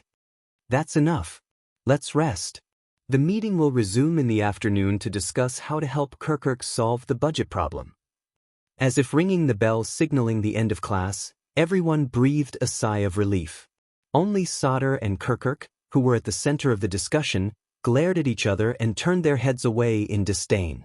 Cullen, Kroppen, Stylia Nidus, the scar-faced man from the Secret Intelligence Department, everyone bowed respectfully and got up to leave their seats. Thales also heaved a sigh of relief. He stood up with Gilbert and helped him tidy up his notes. "Till, you stay." Thales froze. The king did not even open his eyes. But everyone knew who he was talking about. The prince sighed inwardly and sat back down. "All right. What's coming will come." The ministers glanced at him with different expressions. "Relax." Gilbert patted him on the shoulder and said softly, "Just answer truthfully." Sauter deliberately walked past Thales and bowed to the Duke of Star Lake. "I hope I didn't scare you, Your Highness. It's a pity. If the war in Western Desert could continue, the military advisor sighed, it would further prove that the suzerain's private armies are useless and pose a serious threat. The proposal to gradually reform the conscripts into a regular army would be more convincing." He gave Thales a regretful look. "Your Highness, if only you had stayed a little longer in the desert, a little longer." Thales froze for a few seconds. Why does this sound so weird? A few minutes later, as the stone door closed, only he and the king were left in the imperial conference. The cramped Ballard room was much more spacious. But the atmosphere was solemn. Thales sat in his seat, trying hard to suppress the anxiety in his heart as he watched King Kessel rub the side of his forehead. All of a sudden, "Do you love her?" Thales was puzzled. "What? Love what?" But the king had no intention of asking him. Every time that girl is mentioned, King Kessel put down his hand and revealed a pair of cold eyes in the darkness. "You're like an old hen protecting her chicks." Thales was shocked. He tried his best to keep a straight face. After the accident last night, he had imagined the reasons why King Kessel would look for him. Assassination, duel, bet, acting on his own. But this, "I have a good relationship with her." Thales frowned. "But no." The Duke of Star Lake sneered and shook his head. "She's the Archduchess of Dragon Cloud City. I don't love her. And it's impossible for me to love her." After saying this, King Kessel looked at him for a long time. Thales felt a chill in his heart. "Then why, at the banquet last night?" The king spoke softly. Every word was powerful. "Gilbert, Eastern Sea Hill, Land of Cliffs region, Alafure City, Reformation Tower, you cried to everyone you could find for help, wagged your tail and begged. Just to help her?" What? At that moment, Thales' heart skipped a beat. How did he know? Thales tried to frown and tried to defend himself. "I don't understand. I saw a lot of people last night, but the king used an affirmative sentence, which did not allow him to refute. "Your performance last night was terrible." The Iron Hand King leaned back and completely sank into the darkness of Ballard Room. There was a hint of contempt in his tone. "Lord Polaris." Polaris.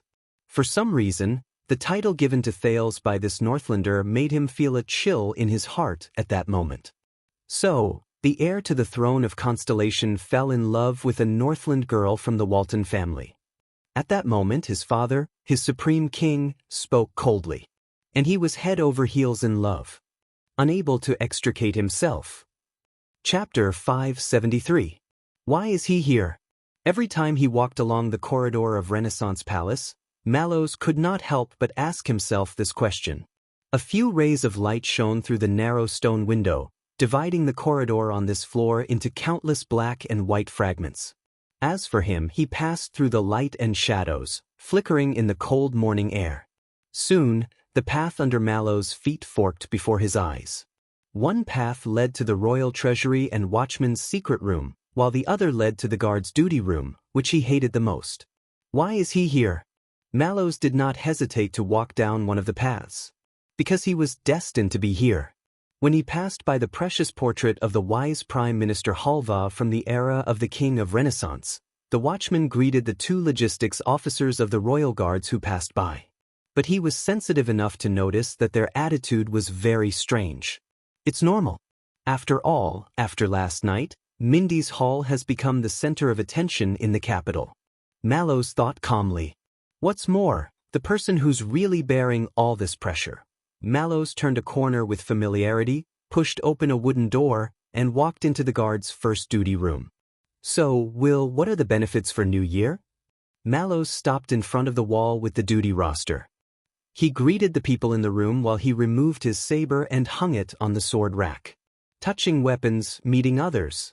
His power of eradication awakened in his body like an instinct. The entire world became quiet. Barren. Dead silence. Cold. Heavy. Until someone disturbed him. Mate T.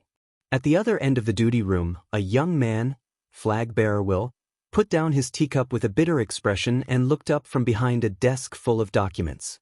A merchant group brought it back from the Sante archipelago. It's so bitter that it can't be sold in the capital. So the logistics division got a large batch of it at a low price. It helps to refresh the mind. At least, that's what they said. Will was depressed, and the reason was unknown. Mallows controlled his face and made a smile that made people feel that it was sincere. Not bad. The watchman picked up the teapot and poured himself a big cup. Bitter. This is the style of the logistics division. Mallows took a sip, and the taste in his mouth made him frown. It's especially suitable for your job. But the usually talkative Wuxia didn't respond that time. Don't look at me, Sir Mallows. Will raised his hand in resignation. Today, I am just a record keeper. Mallows paused when he saw Wuxia's unusual caution. Not only was he depressed, but he was also trying to hide his nervousness. What? The sound of footsteps could be heard from inside the room. A new fluctuation appeared in the dead world, attracting Mallows' attention. You're late. A voice rose in the duty room. It was steady but stern. Lord Mallows. The voice was full of displeasure. The watchman turned around. A man about his age, with a pair of thin lips and a pair of narrow eyes, walked out of the inner room and stopped in front of him. It was him. Mallows' expression did not change, but he sighed in his heart. Why did he still feel disappointed? He knew he was coming, didn't he? I didn't expect it to be you. Mallows put down his teacup, flashed a smile, and faced the newcomer. Lord Talon. Vogel Talon, the vice-captain cum chief flag-bearer whom he had just met last night, scoffed at him. Yes, I didn't expect it either. Mallows nodded. Vogel was unhappy. In the dead world, he told himself. The other party wants something but can't get it, so he's extremely resentful. The watchman turned to ask Wuxia. Where's Gaidon? I remember, he's usually in charge of the records. Behind the desk, flag-bearer Wuxia stared intently at the words under his pen, as if he didn't hear the watchman's words. He seemed determined not to raise his head. The flag-bearer division is very busy today. We're understaffed. It was Vogel who answered him. The chief flag-bearer said coldly, thanks to last night. Mallows smiled faintly. Very busy? So much so that you, as the chief, have to do it yourself? The watchman turned his head and looked straight into Vogel's willow leaf-like eyes. To do? Paperwork? Vogel did not answer him. He moved to the back of the desk and pulled out a chair beside Wuxia. Mallows saw that Wuxia had discreetly moved to the side. In the next second, Vogel suddenly uttered an ancient saying in a cold voice. Gather the knights. When he said that, Mallows and Wuxia became solemn in unison. Despite having other thoughts, the watchman had no choice but to respond with a straight face together with Wuxia. By the Emperor's command. He did not know the meaning of this ancient ritual. But as far back as he could remember, the royal guards had been following this rule. As if this would restore the demeanor of the Emperor's Praetorian guards. He could only obey. The atmosphere became solemn. Vogel stared at him silently, as if to test the veracity of his words. A few seconds later, the vice-captain nodded. Lock the door. Let's begin. Wuxia took a deep breath and got up to do as he was told. He pulled out a black box from the locked cabinet and took out a crystal drop and a coarse oval-shaped stone. Mallows' gaze froze. Then, esteemed watchman of the guards, Tormund Mallows, please take a seat.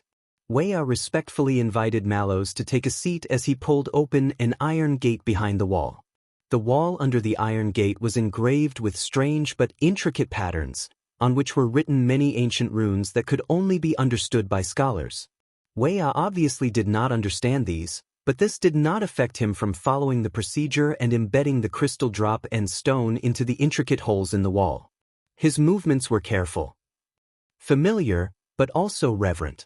Wuxia closed the iron gate. A few seconds later, the gap in the iron gate glowed with a strange light. What does this mean? Mallows stared at the light. Sound reproduction stone, Wuxia replied excitedly. It seemed like he also found it novel. Impressive, isn't it? I heard that it can be activated like this. Mallows interrupted him. I know what this is. I'm asking why. Wuxia was stunned for a moment and subconsciously looked at Vogel. As you know, important records in the Royal Guards usually need to be recorded in eternal files, especially the Flag-Bearer Division. Vogel suddenly coughed. Wuxia immediately stopped talking and put on a serious expression.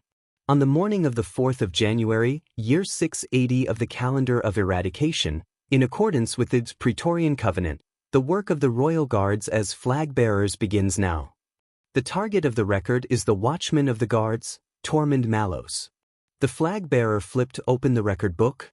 It was very standard. I am Special Class Flag-Bearer Wuxia Koden, responsible for witnessing and recording this time. Accompanying me is Chief Flag-Bearer Vogel Talon, who will lead today's. But Vogel interrupted him. Enough. Crystal drops are very expensive, let's be frugal. Under Wuxia's awkward expression, Vogel took over the reins of the conversation. First of all, about last night in Mindy's Hall. Vogel flipped open a page of records in his hand and looked straight at Mallows. Whether it was an impulsive act or a proxy duel, as the captain of the guards, you know the pros and cons. Why did you not stop it, but instead condone Prince Thal's impulsive act? Mallows retracted his gaze from the inlaid sound reproduction stone and crystal drops on the wall. He no longer looked at the ancient sound reproduction spell that had been tinkered with by countless amateurs over the past 600 years and was now barely usable. He returned to last night. I have neither the right nor the ability to interfere with His Highness' decision. Since he has spoken, I can't go against him in public. Vogel snorted indecipherable. Is that so? But why do I feel that you were quite eager to disagree with your superior last night? He hasn't changed. Mallows stared at Vogel's face, which was as suspicious, mean, and hostile as ever. Just like 18 years ago. At that time, Vogel, Facundo, Stanley, and Thales, including himself, were still young knight apprentices. Even Vogel, who was of the highest birth and the most experienced, was only a candidate for the Royal Guards, and not even an official member of the Guards. They were just a bunch of youngsters, looking up to a former legend, yearning for illusory fame. But at an age when they were already sensible and about to become adults. Witnessing a bloody nightmare. He lost his head in panic. Confusion and disorder. Mallows shook his head. You must have misunderstood, Lord Talon. Last night, you and I... But Vogel did not give him a chance to finish. Danny Doyle. That's CD. He's your first-class protector. The chief flag-bearer looked down at a page of documents. His performance last night was unbearable, even humiliating. For his own selfishness, he acted rashly, disregarded the prince's safety, and ignored his superior's orders. Vogel looked up. Is that so? Mallows and Vogel stared at each other in silence. For 18 years, he and Vogel, the youngsters of their generation, trembled with fear as they worked hard to portray themselves as the most admired, but also the most unfamiliar. From selected students, to trainees, to second-class officials, first-class officials, until now. They thought that as long as it was like this, that it would cover up their former fear and despair. Become adults. Then teach a new generation of youngsters a lesson. Yes, Mallows said straightforwardly. He was very foolish last night. Vogel snorted, his meaning unclear. As for first-class vanguard, Caleb Glover, the chief flag-bearer switched to another page. As far as I know, Doyle broke free from his grasp and endangered the situation. Is that so? Mallows suddenly felt a little sleepy. But he could not yawn in front of them. Not polite. Not very polite. I can't deny it. Mallows picked up the mate tea beside him, covering up his yawn as he savored the stimulation of the bitter taste in the dead silent world. This made him very excited. The logistics division occasionally does good deeds, doesn't it? So they deserve to be punished, don't you agree? While Vogel interrogated, Will scribbled something on the side. Watchman? Mallows lifted his nose out of the teacup and smiled faintly. Of course. Vogel looked at him for a long time, as if to confirm that this was really his reaction. He pulled out a report and pushed it backwards in front of Mallows. Very well, then sign here. I'll send it to Chief Penal Officer Facundo. For your sake, the Flag-Bearer Division will not pursue the responsibility of others. Mallows looked at the flag-bearer's report in front of him and caught a few key words. Dereliction of duty. Overstepping. Loyalty. Dealt with. Mallows lifted the corner of his lips. But he still obediently grabbed the pen and flipped open the report. Don't worry. Although the mistake has been made, I think that both Doyle and Glover are pardoned and will not be imprisoned by the guards.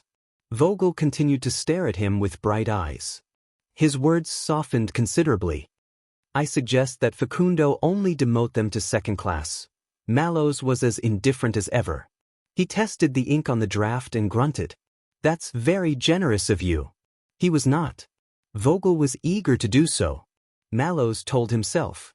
To assert the power he never had elsewhere, to numb the pain he felt elsewhere, to cover the frustration he had been feeling for decades. The world was still dead silent, allowing Mallows to sense Vogel's emotions more clearly. But even after he did so, he was still not satisfied. Just like how revenge could not fill the emptiness. The future could not make up for the past. But there's no doubt that these two are no longer fit to stay by Prince Thale's side. Vogel's tone changed. I think they should return to their original positions in the wings, reflect, and await further orders. Mallows nodded as he looked at the report. There's only one small problem. Vogel paused. What? The sound replication's spell flickered slightly.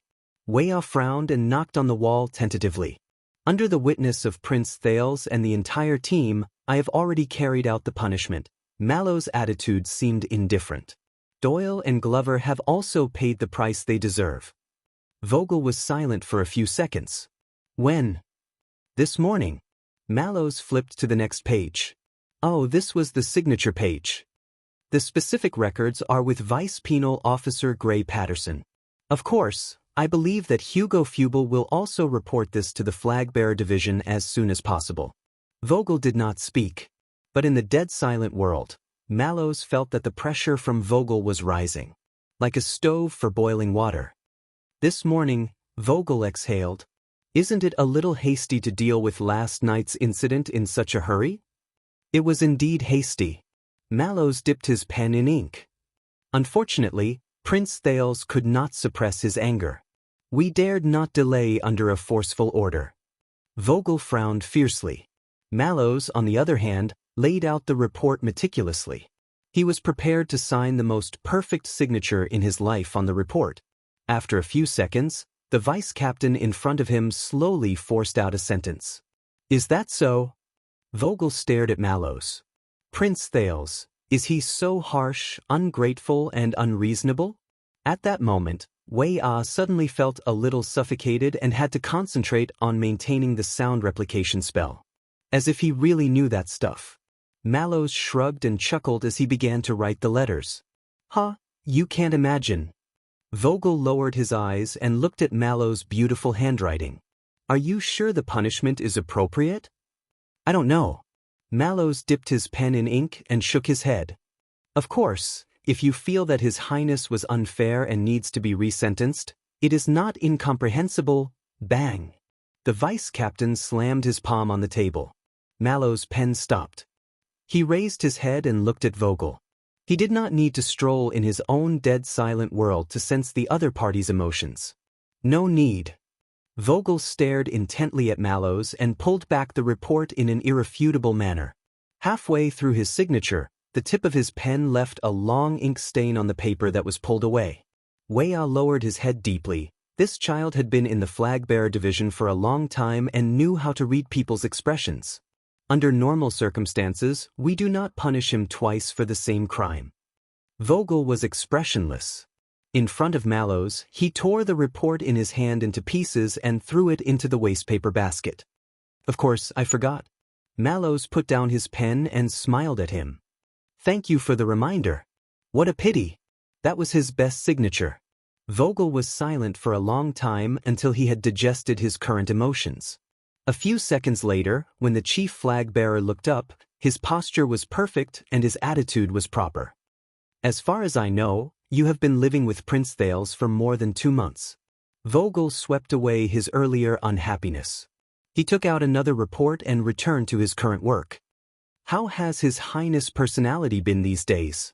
Personality? That child's personality? Mallow's gaze was slightly unfocused. Fighting with no regard for his life. He said slowly, still reluctant to admit defeat. Vogel frowned and looked down at the report. It's not just martial arts, it can also be.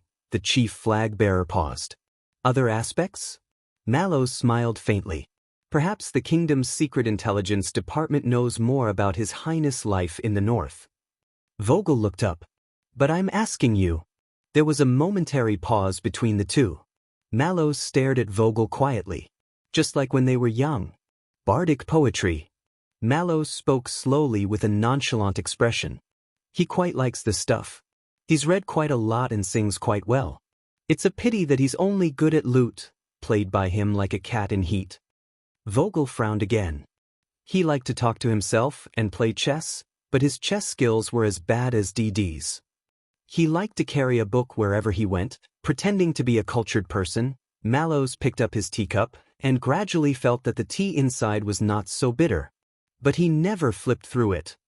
What else? Vogel interrupted. For example, some abnormalities? Mallows looked up. Vogel's expression did not change. We all know that the prince is a genius, different from ordinary people. Different from ordinary people? The watchman stayed in the dead world that only he knew about for a while, before scoffing and returning to reality. His Highness's venomous mouth is unforgiving. But strangely, his usual temperament is gentle and unhurried. Mallows put on a knowing smile again. Including some of the usual moodiness and melancholy of his age. You know, the lack of love in childhood. Vogel coughed intentionally. Mind your words, Lord Mallows. Mallows smiled apologetically. How interesting. The watchman stood in the dead world, looking at the boundless wilderness ahead. Vogel had been living in irritation and emptiness, burning with anger. But he was still in awe. In fear. Anything else? Yes. Although I'm not sure of the details, there is something about His Highness that worries the guards. Vogel raised his head and pretended to listen. From various signs, Mallows thought for a moment. Prince Thales, he might... The watchman nodded and said seriously, prefer men? At that moment, Will, who was sipping his tea, was splashed in the face by a huge splash from the teacup. He hurriedly wiped it away in a pathetic manner. The report in Vogel's hand was torn out of shape, its folds disheveled. The night shift room was silent and inexplicably awkward. Only the sound replication spell was still operating diligently. Mallows. Vogel's face was expressionless, but his voice deepened. Do you know, we used the sound replication stone. He said darkly, this eternal world file will be passed down for thousands of years. Mallows smiled. The watchman looked at the glowing sound replication spell. His smile was as fake as a New Year's greeting. So we try to be as real as possible, don't we? Chapter 574. Thales sat in his seat, but his body did not feel like his own. He realized that at this moment, in the Imperial Conference Room, he was the only one facing the king. He could not turn a deaf ear to it, nor could he lower his head to hide. This morning, when the military intelligence from the north arrived, regarding Dragon Cloud City, King Kessel's voice rang out in the narrow room, lacking the echoes and emptiness of the council chamber. But it made people feel even more suffocated. Gilbert insisted on letting his student listen in, saying that this was the prince's practical lesson. However, even in front of the emperor, when he was wrangling over your farce last night, he was not this anxious. When Thales thought of Gilbert, gratitude and disappointment surged in his heart at the same time. Today, Bob Cullen specifically mentioned that pirates from the north are becoming increasingly rampant. He said that he wants to reorganize the Huigang Navy to protect the trade interests of the 7 ports of the East Blue. Kessel sat on the main seat. Even the everlasting lamp could not light up the darkness in his figure. Koster's men, on the other hand, rushed to the Department of Agriculture and Pastoral Affairs early in the morning. With the excuse of preparing to purchase seeds for the spring plowing, they checked the amount of grain exported to the Land of Cliffs region. Most of the grain was also grown in the Northland. Thales tried his best to inhale. Prime Minister Cullen and the one-eyed man of the Land of Cliffs. As for Extet, the king snorted coldly, and his words were filled with disdain. Elifure City's diplomat group has been in Eternal Star City for a long time, but they've been very patient. It was only after the banquet last night that they released the messenger crow to communicate with the country. Those Northlanders from Reformation Tower are really clean, and we can't get anything on them. It's a pity that the Doyle family is unlucky. They exposed the matter of them selling grain privately. Jorge of Elifure and Levi of Reformation Tower.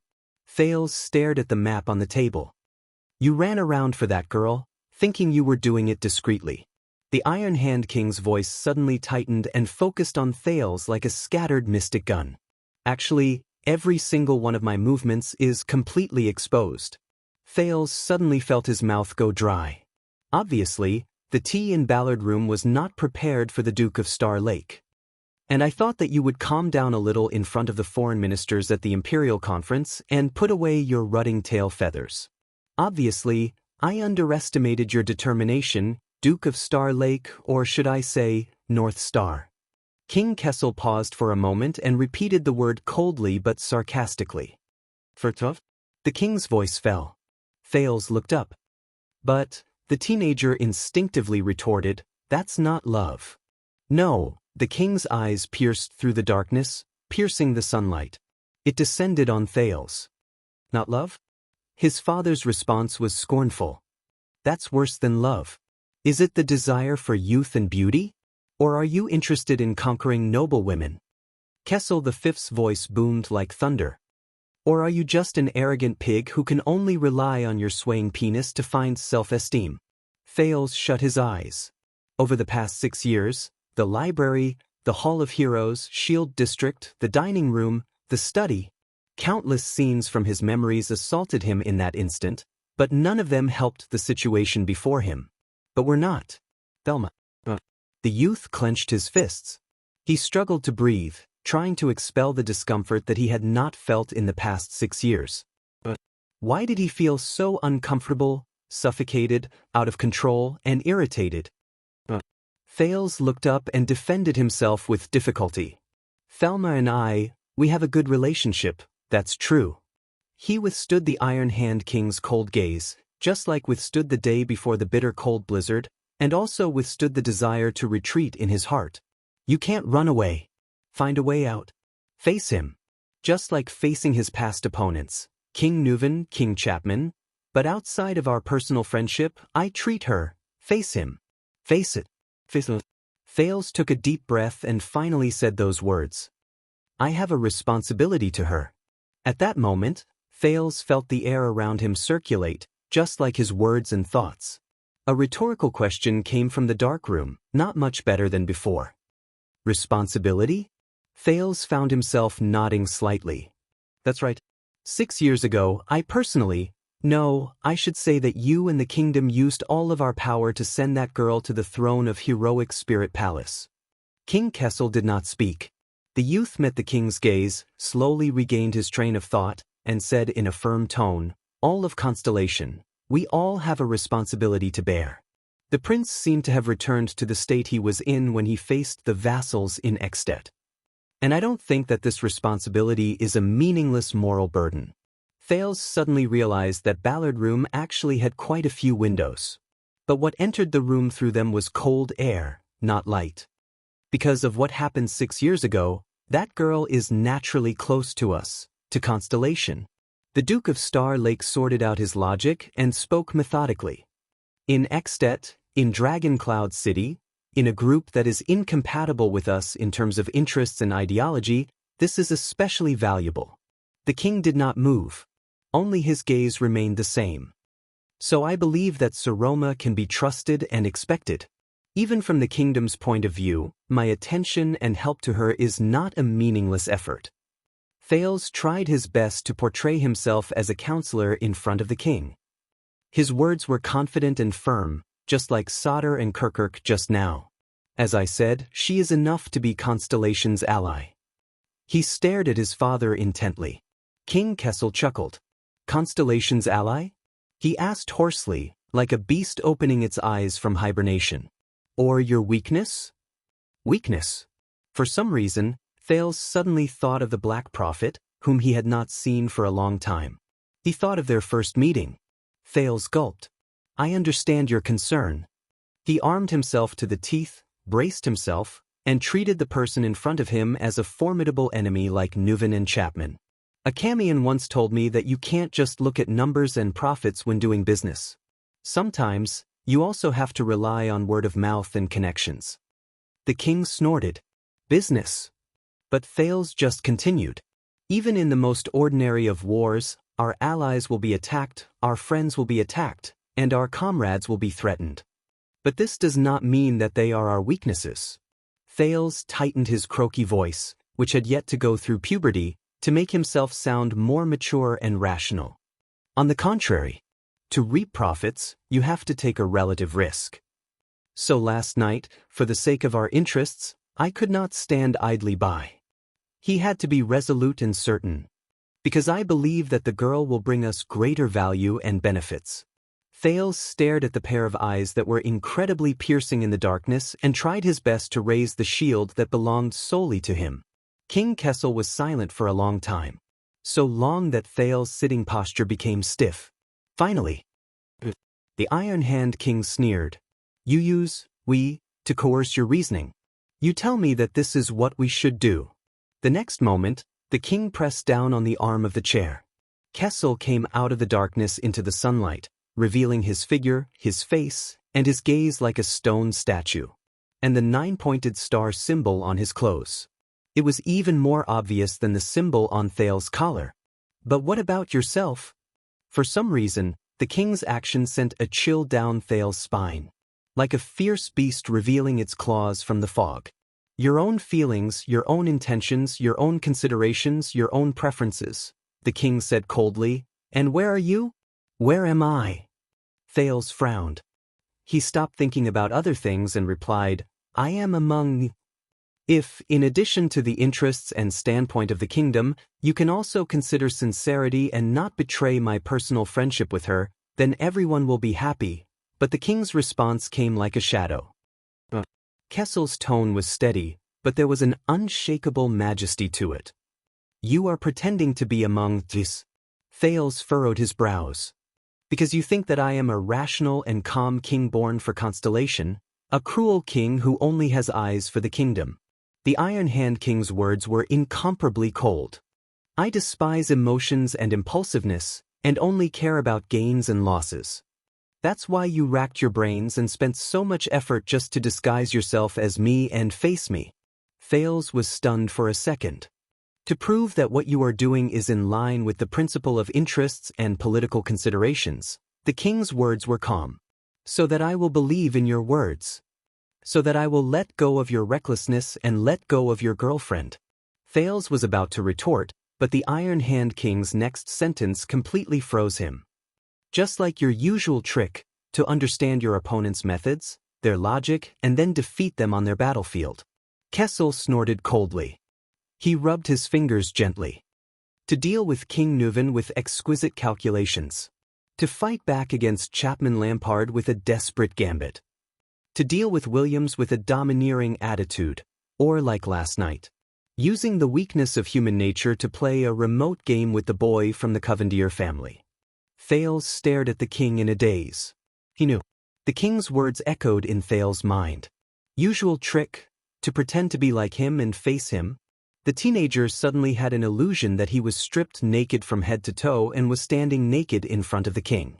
There was nowhere to hide, nowhere to adapt, and nowhere to escape. But some things can't be disguised. Kessel V raised his eyes. Just like last night. Last night. Thales's pupils moved. The Iron Hand King stared at him from afar. That feeling came again. The kind of oppression that neither King Nuven nor King Chapman had ever given him. The kind of powerlessness that made him feel as if 1,000 pounds were weighing down on him, and he opened his mouth to speak but felt as if a fishbone was stuck in his throat. Why? The king spoke softly but found it difficult to parry. Last night, why did you put yourself at risk? You personally participated, and you enjoyed it? Thales felt as if he was seeing double. It was Anchor and Doyle's faces. The teenager took a deep breath, focused, and tried his best to explain. The situation at last night's banquet was tricky. I was in a dilemma, and no choice was appropriate. So I personally participated in order to find a third way to show them a completely different Thales Jadestar, so that but at this moment. But Thales stopped talking. You personally participated, not because of US. King Kessel stared at him from afar, as if he was watching a game of chess. And it was because of you. You wanted to save the chess pieces and the game at the same time. Thales felt a chill in his heart. Because this is who you are. No matter what, you always want to find a way for everyone to be happy, a perfect choice that meets the highest expectations in your heart. It's best if there are no ripples, no harm. To avoid the ugliness and sacrifice that you are most unwilling to face. Thales felt his breathing become more and more sluggish. He wanted to speak to relieve the pressure, but it's useless, Thales. The teenager opened and closed his lips in vain, thinking bitterly. It's useless. He knows. Thales lowered his head in a daze. And just like he said, you have nowhere to hide. No excuses. But what I don't understand is... The king continued speaking. Don't tell me that damned fate doesn't give you a damned response every time? Thales was stunned. At that moment, King Kessel's gaze seemed to cut open his chest.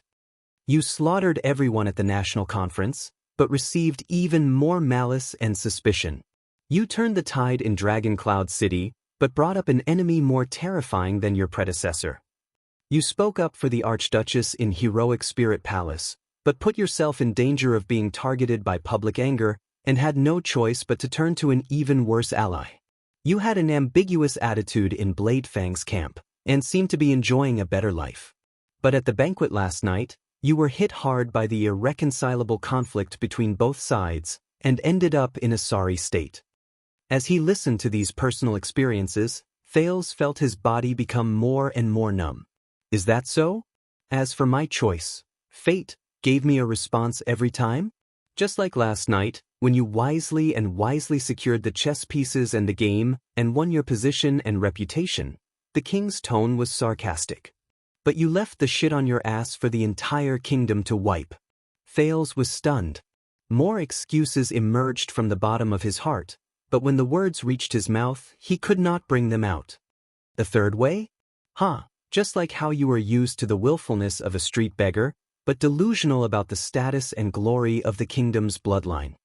Hearing this, Thales could not help but tremble. You wander around the top of a cliff, but delusional about the view of the sky. And you think that as long as you are not afraid of death, you can have a firm foothold. Kessel's rebuke was like a sharp blade, and it cut into his heart. The king's sharp gaze left Thales, and he looked into the air. Just like you and that girl from Dragon Cloud City. Thales allowed the Supreme King's voice to drill into his ears, but he could do nothing about it. You tell yourself that out of value and position, a powerful ally can bring you benefits. But you also tell yourself that out of love and desire, a beloved lover will make you willing to sacrifice yourself. In the next moment, King Kessel's words took a sharp turn. But if you confuse these 2 points, drift between the two, and think that you can handle both with ease, and take care of both, then you are wrong. The king's gaze was deep and cold, and he enunciated each word clearly. Until you understand that every time, every self-righteous and perfect choice, there is a greater price. The teenager gulped again. I think that she, the Lady of Blazing Blood, has already proven her value and position in that battle. Thales adjusted his voice so that he did not sound so lost and helpless. But for some reason, his sentence was stuttering. She is very powerful. She can be very powerful. She can bring benefits to us. The king snorted coldly. You know, he looked straight at Thales and said coldly, I'm not talking about her. Thales' body swayed a little. The Iron Hand King said sarcastically, Polaris. Polaris. Polaris again. Thales had never hated this title as much as he did at that moment. Just like how he hated this moment. What about you? After struggling for a while, Thales' voice finally rang out faintly. Your Majesty. The teenager's voice was not loud, and the pitch was not steep, but it sounded like a powerless question that had gone through a lot of hardships. Honorable Lady Gines, is she your ally, or your lover? In the darkness, King Kessel's eyes suddenly moved. The air around him was no longer frozen, but there was an additional tension like before an avalanche. And are you really, as you said, someone who despises feelings and impulsiveness and only cares about gains and losses? Like a drowning person coming to the surface and gasping for breath, the teenager's words fluctuated. A rational, calm, and cruel king who only has eyes for the kingdom, able to distinguish everything clearly and without confusion? Kessel's gaze sharpened. But Thales could not tell if there was anger or sadness surging in his eyes. But he suddenly realized that this was the first time he had refuted his father today. Or, the first time in his life? The stone statue named King Kessel moved in his seat. He raised his chin slightly, and there was a hint of anger in his voice. But Thales interrupted him. I am a Jade Star. He inhaled with all his might, as if this was the only way to avoid suffocation. He even had to grab his palm hard to keep his voice from changing. As the Prince of Constellation, as the bloodline of the kingdom, if I cannot even be responsible for a girl who has suffered because of me, Thales realized that he could not control the pause in his words, but he still tried to finish them. Then, in times of crisis, at the critical moment, what right do I have to stand up and be responsible for my kingdom and my compatriots? King Kessel's gaze changed, and there was a different light in it. Thales stared at the king. That's right, this has nothing to do with her. It only concerns me. A few seconds passed. The waves in the king's eyes finally subsided. He looked at Thales again and his tone was firm. You care about her. Thales shuddered. At that moment, the teenager actually did not dare to raise his head and look at his father again. But he still had to face it. Just like Kessel's questioning of his past behavior just now. He still had to answer. I do care about her. The teenager did not know what his expression was like at the moment. He knew how difficult it was for him to break through all the obstacles before his words could come out of his throat. Just like what he was thinking at the moment. She is my true friend, my friend in times of need. My savior, my classmate, Li Yundong said. Thales lowered his head sadly, and his voice also became softer. Of course I care about her, and maybe even like her. Little rascal. King Kessel did not respond, not even a sarcastic and disdainful snort. He only looked at his son in silence. Thales took a deep breath. He forced determination out of his gaze, and forced away the pain. So that's even less of love. It did not have to be love. It could not be love. The moment he said this, Thales' heart trembled. He felt as if he had stepped on air. Weightlessness, imbalance. He was at a loss. Thales looked at King Kessel, trying to catch his breath in a trance, deliberately forgetting everything else. Until the king replied faintly, Is that so? There was no ripple, no praise or criticism. Thales closed his eyes, then opened them again. I am very realistic. After the discomfort, Thales could finally adjust his sitting posture without any hindrance. With an inexplicable emotion, he raised his head proudly. I am your son of the Jade Star bloodline, heir to the kingdom. King Kessel's face moved slightly under the sunlight. I have long understood that my fate is destined to be full of ups and downs, full of misfortune and misfortune. Thales glanced sideways slightly, a little gloomy. But just like you, I have made my choice.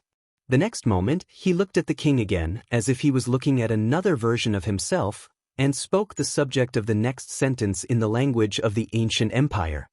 I was born for the stars. The king looked back at him silently. Ballard Room was as silent as before, but the air was no longer blocked. Thales exhaled, like a prisoner who had broken free from his shackles and was breathing luxuriously under the sunlight. The teenager gritted his teeth. So I will not and cannot have any improper thoughts towards her, romantic feelings, or thoughts that go beyond the bounds of propriety. Will cause the same disaster, and bring it to her. Precisely because I care about her, care about Saroma, care about my friend. King Kessel did not say a word. With a mixture of pain and discomfort, Thales uttered the words that had been buried in his heart for a long time, confirming things that he had already figured out. So that is definitely not love. That cannot be love. Absolutely not. At that moment, he was like a bird freed from its shackles, finally able to spread its wings and soar into the sky boldly. Until his wings broke and he fell to the ground. You asked me where I am, the young duke said in a low voice. He suddenly liked the darkness of the stone room. I am here in Renaissance Palace. Just like you. Father. Thales' mood sank. And you don't have to worry about her and me. As soon as he finished speaking, Thales realized that he was sweating profusely and breathing rapidly. This was far from the demeanor that the Duke of Star Lake should have. The silence in the room lasted for a long time. It was as if he wanted to leave enough time for this confession, until the meaning behind it was completely understood. Is she well? King Kessel suddenly spoke, startling Thales. But the teenager immediately fell into dejection. I don't know. He closed his eyes and opened them again, trying to eliminate all expressions. I also don't want to know. Ballard Room was completely silent. It seemed like a long time had passed. Finally, the king's figure voluntarily retreated in the light. He sat in the shadow of his seat again. His face was no longer visible. Only the voice of the king could be heard from afar. Sometimes I am really strange. King Kessel's words were as sharp and harsh as ever, but there was no longer that prickling sensation. Why is your rationality on par with your stupidity? Why are they in the same mind? The king snorted coldly. And still able to coexist peacefully. Thales did not speak. He sat at the long table in a daze. Just now, the teenager understood a little. In his life, he had faced 3 kings. King Nuvan's tyrannical methods were a combination of strength and gentleness, a mixture of kindness and authority, as unfathomable and immeasurable as the sea. King Chapman, on the other hand, pressured and threatened him with tangible benefits, as if a blade was pressed against his neck and a thorn in his back. But the Kessel the fifth in front of him, the Iron Hand King, he was completely different from the other 2. As the supreme king of Constellation, he did not speak eloquently and did not know how to speak boldly. But Kessel had an even more bizarre and terrifying ability. With this ability, he could transcend kindness and authority with just a few words, directly strike at the heart, and grasp the most damned vital point, forcing Thales to face his true self. Calm and tranquil, but heartbreaking. The king reached out and moved a cradle on the table. The door to Ballard Room opened. A few unfamiliar royal guards appeared at the door. A person walked past them and into the room. It was the scarred man from the Secret Intelligence Department. But Thales did not seem to hear it. He just sank into his seat expressionlessly. Take him out, King Kessel's voice rang mercilessly. Let him see the mess he left behind. Thales looked up absent-mindedly. What? Don't dawdle. The king lowered his head again and flipped to the next document. There are much more important matters in Ballard Room. Remember what you said today. Thales did not remember what happened next. He did not even remember how he walked out of Ballard Room in a daze. He also did not remember how the scarred man stiffly put his hands behind his back and apologized stiffly, saying that the king's orders could not be disobeyed, but Lord Mallows could not leave for the time being and asked His Highness to come with him. Until Thales followed him absent-mindedly out of the palace through a side door and into a carriage. Where are we going? Feeling the swaying of the carriage, Thales, who had finally adjusted his emotions, came back to his senses. The kingdom's Secret Intelligence Department, Your Highness, His Majesty's orders. Opposite him, the fierce-looking scarred man scratched his face as he answered. Secret Intelligence Department. Thales frowned. But he found something even more wrong. The scarred man in front of him, his voice, became different? Noticing the prince's gaze, the knife-scarred man smiled faintly and stretched out his hand to tear off the skin on his face. Thales widened his eyes. Long time no see, Your Highness. The person in front of him threw away the scarred mask and lowered his head to fiddle with his eyes. His voice was relaxed and humorous. How have you been? Thales was stunned. It's him. You don't look happy. Why? His old acquaintance, the Baron Bone Man Raphael Lindbergh, opened his dark red eyes in the carriage and looked straight at Thales. Dumped by your girlfriend just now? Thales' expression froze. Raphael. The prince, who was already in a bad mood, leaned back. One more word of nonsense from you. The Duke of Star Lake stared straight at the top of the carriage and said expressionlessly, I'm going to ask for the Honorable Lady Miranda's hand in marriage. Raphael's face fell. Then, the carriage became completely silent. No words were spoken throughout the journey. Chapter 575. Thales and Raphael sat opposite each other in the swaying carriage. They did not speak to each other. Thales sized up the emissary of the Secret Intelligence Department, who had gone through life and death situations with him in Dragon Cloud City. He recalled the last time they parted in the tunnel. Raphael remained calm, a faint smile in his dark red eyes. He was as confident as he was when they first met. Why was he always so confident? Then he would do all sorts of shameful things, and when he messed up, he would need someone else to clean up after him. Thinking of this, the youth who had just escaped from Ballard Room felt even more gloomy. Weren't you supposed to stay in the north and play hide-and-seek with the Star Killer? When did you return? Thales was the first to break the silence. He could not stand the other party's enchanting smile. Raphael smiled and looked out the window. Recently. Look, it's so fast. Could there be a more mysterious answer? Thales coughed. Those who stayed in Dragon Cloud City, Wuxia, Ralph, and Putre, safe. Raphael's answer was concise and tight. Thales frowned. Gilbert said that he could not find you in the Secret Intelligence Department for the past few years. It's a secret. Then the disguise you put on at the Imperial Conference just now, hide. So why did you bring me to the kingdom's Secret Intelligence Department? It's important. After going back and forth for a few rounds, Thales, who felt that he was talking to Yodel, laughed out of extreme anger. Can't you say a few more words? Finally, Raphael turned around. There was a profound meaning in her red eyes. But you were the one who said it. If I say another word of nonsense, you're going to marry Miss Miranda?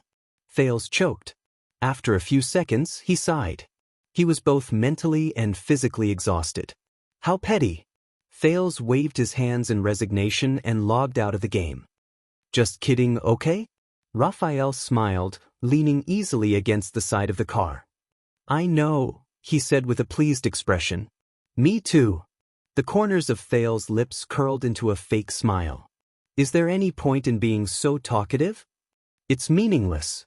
Raphael sized up the prince's small, deflated face. It's just interesting. For a moment, Thales did not know how to reply. He could only sigh wordlessly. A few minutes later, Raphael, have you seen Miranda in the last 6 years? Raphael raised an eyebrow. You want to hear the truth? Of course. Then I have to lie. Thales took a few seconds to digest this information. The prince nodded. Then, what about meeting Cohen? Who is he? The carriage swayed for a few more minutes before Thales sighed. Raphael, if you never plan to leave the Secret Intelligence Department for the rest of your life? The prince looked at the Baron Bone Man seriously. Then what does she mean to you? How are you going to face her? Raphael raised her red eyes. Why do you suddenly ask? He cares about his subordinates' love life. Raphael smiled sarcastically. What about you? He asked back, what does she mean to you, Your Highness? Thales leaned against the carriage and sighed. I've already said that I won't marry Miranda, but Raphael's next sentence made Thales stop talking. But I'm not talking about Miranda. The air was silent for a moment. The scenery outside the window changed inch by inch, from a city street to a country road. Thales was silent. When you were in Dragon Cloud City, you had a deep and intimate relationship. Raphael looked to the north. His voice was light. Can you really give up on this relationship? And become strangers from then on? Thales clenched his teeth.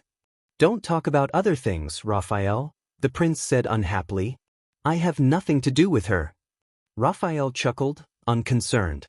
If you are destined to become the king of Constellation, your highness, strategizing in Ballard Room. In Thales' ears, the Baron Bone Man's words became extremely sharp. How are you going to face her? Face what I like? Thales felt a wave of irritation. I will only say it once, Raphael. The prince turned his head and said coldly. I definitely don't have that kind of relationship with her. What kind of relationship? Why do you care what kind of relationship I have? But, no buts. I just want to say, don't say it. After going back and forth, Raphael could only sigh and admit defeat. Fine. Thales snorted and hugged his arms tightly. The Baron Bone Man sighed. It's just a pity that you don't like her. Thales turned his head even more to the side. You know, we went through a lot of trouble to pick out refined grains for her and prepare to welcome her back to the country. Thales froze for a moment and turned his head around. Refined grains, welcome her back to the country? Wait, who are you talking about? Who else could it be? Raphael turned his head around. The Secret Intelligence Department carefully selected her for you from thousands of candidates, of course. Raphael flashed his white teeth and smiled brightly. What a good horse, Jenny. Thales was silent for a full 10 seconds. He stuck close to the carriage and swayed with the wind. Only then did he give his middle finger expressionlessly. F***CKU. Raphael laughed heartily when he saw his expression. Thales swore with a dark expression that if Raphael told this joke again, the first order he gave when he became king would be for Miranda to marry Cohen. At that moment, God knew how much he missed Cohen. Raphael sat back in his seat. Are you feeling better now? Not at all, Thales said listlessly. But thank you for livening up the mood. You're welcome. Raphael did not care about the resentment in the prince's words at all. You'll only feel worse later anyway. Thales' mood, which had improved a little, collapsed again. This time, is it because of what happened last night? A shadow flashed across Raphael's face. What else could it be? When it came to serious matters, it was as if the relaxed mood just now had disappeared. The Baron Bone Man sighed. 14 hours ago, I was still busy sorting out the Alliance of Freedom's battle report, and then I received news of an accident at the royal banquet. Anyway, no matter where you are, you can always stir up trouble. Raphael clicked his tongue and shook his head. Thales snorted in annoyance. Then depose me, change my face, and disappear. Do you believe that I can be a law-abiding citizen for the rest of my life? Raphael glanced at him. A law-abiding citizen? Do you believe it yourself? Thales was speechless for a moment. So, what happened last night? Thales tried to steer back to the topic of concern. The grudge between Crocaw City and Mirror River, that is, between Byrel and Doyle, what is the truth?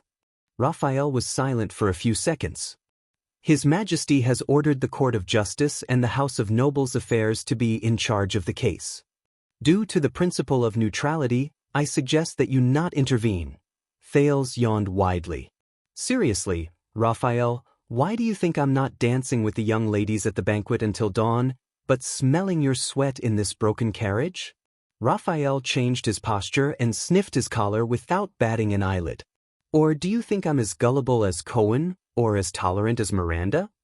Thales winked at him. Just take it as giving me some personal inside information? Raphael frowned. Thales raised his eyebrows, his gaze inadvertently falling on Raphael's sleeve. The latter's forearm was as fair and perfect as ever. It was hard to imagine that it used to be. The Baron Bone Man was silent for a moment and instinctively pulled up his sleeve. You should not talk about personal relationships. His red eyes sparkled.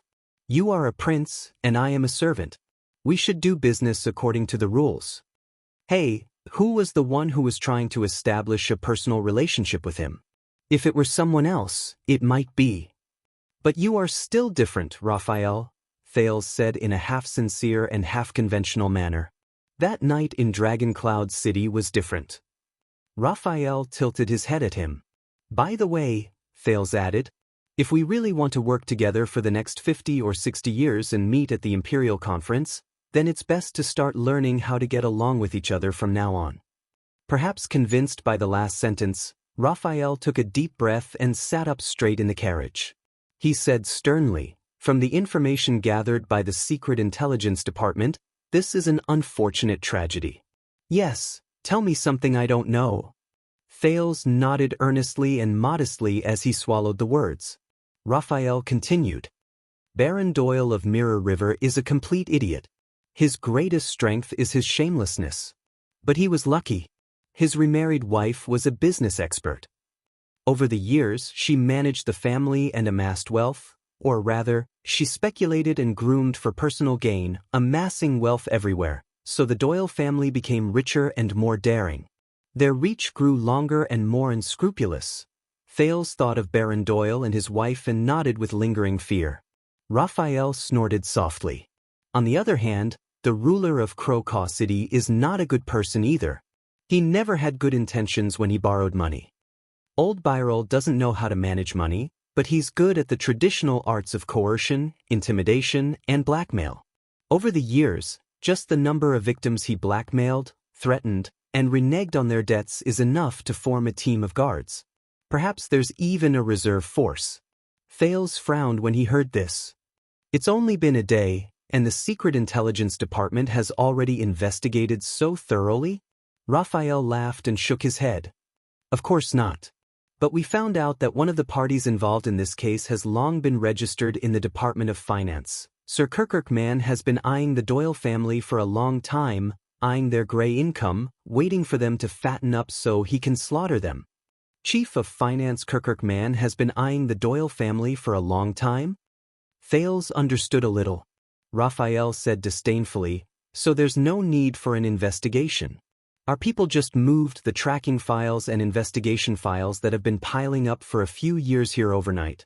Of course, the people in the Department of Finance might not be too happy about being intercepted.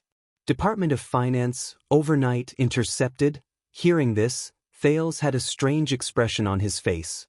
He recalled Sir Kirkirkman's loss of composure at the meeting this morning when he vehemently rejected the budget proposal. Now that he thought about it, he did not lose composure at all. That was basically, Brother Chen lost a few $1,000s tonight. He already had good self-restraint by not flipping the table. So in this way, the suddenly rich and greedy Doyle, and the arrogant and scoundrel Byrol, these two families are now at odds. Thales exhaled and said helplessly, I've really met my match. Raphael nodded. It's nothing much to begin with. After the nobles' internal strife and a great deal of damage, the two families who are stuck in a stalemate will probably return to the negotiating table as usual. Raphael glanced at Thales. But at this time, because the legendary wing left the camp, Blade Fang's camp was ambushed by the orcs and the Baron Bone people. Old Byrol, who was stationed there, was unfortunately hit and died in fright. The balance is now out of balance. Thales pressed his palm against his forehead in frustration. Why is it me again? But Raphael's words continued.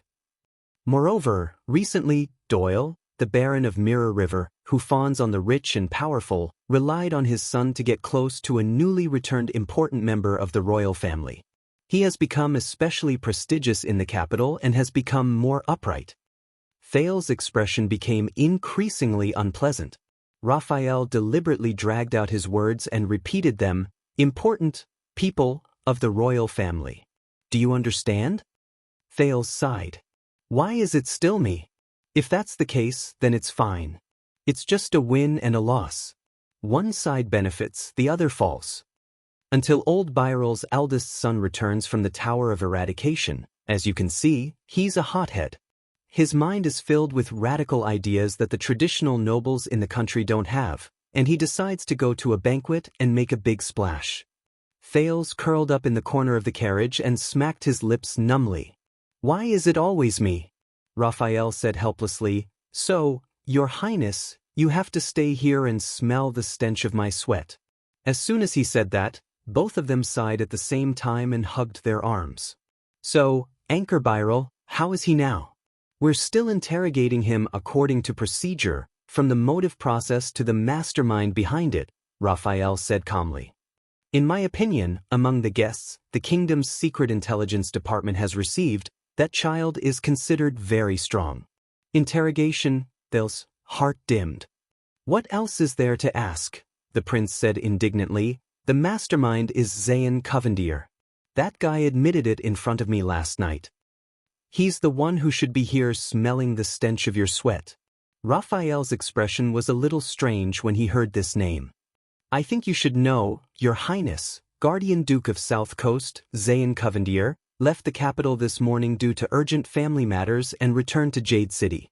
Thales was shocked at first, then he understood. That was fast. Of course, as the mastermind, he has to save his own life, Thales sneered with his arms crossed. "Isn't it an urgent matter?" If the Archduke of Beacon Illumination City had Zayn's ability to slip away, perhaps his neck would not have been broken by King Nuvan. But Raphael's tone was grim.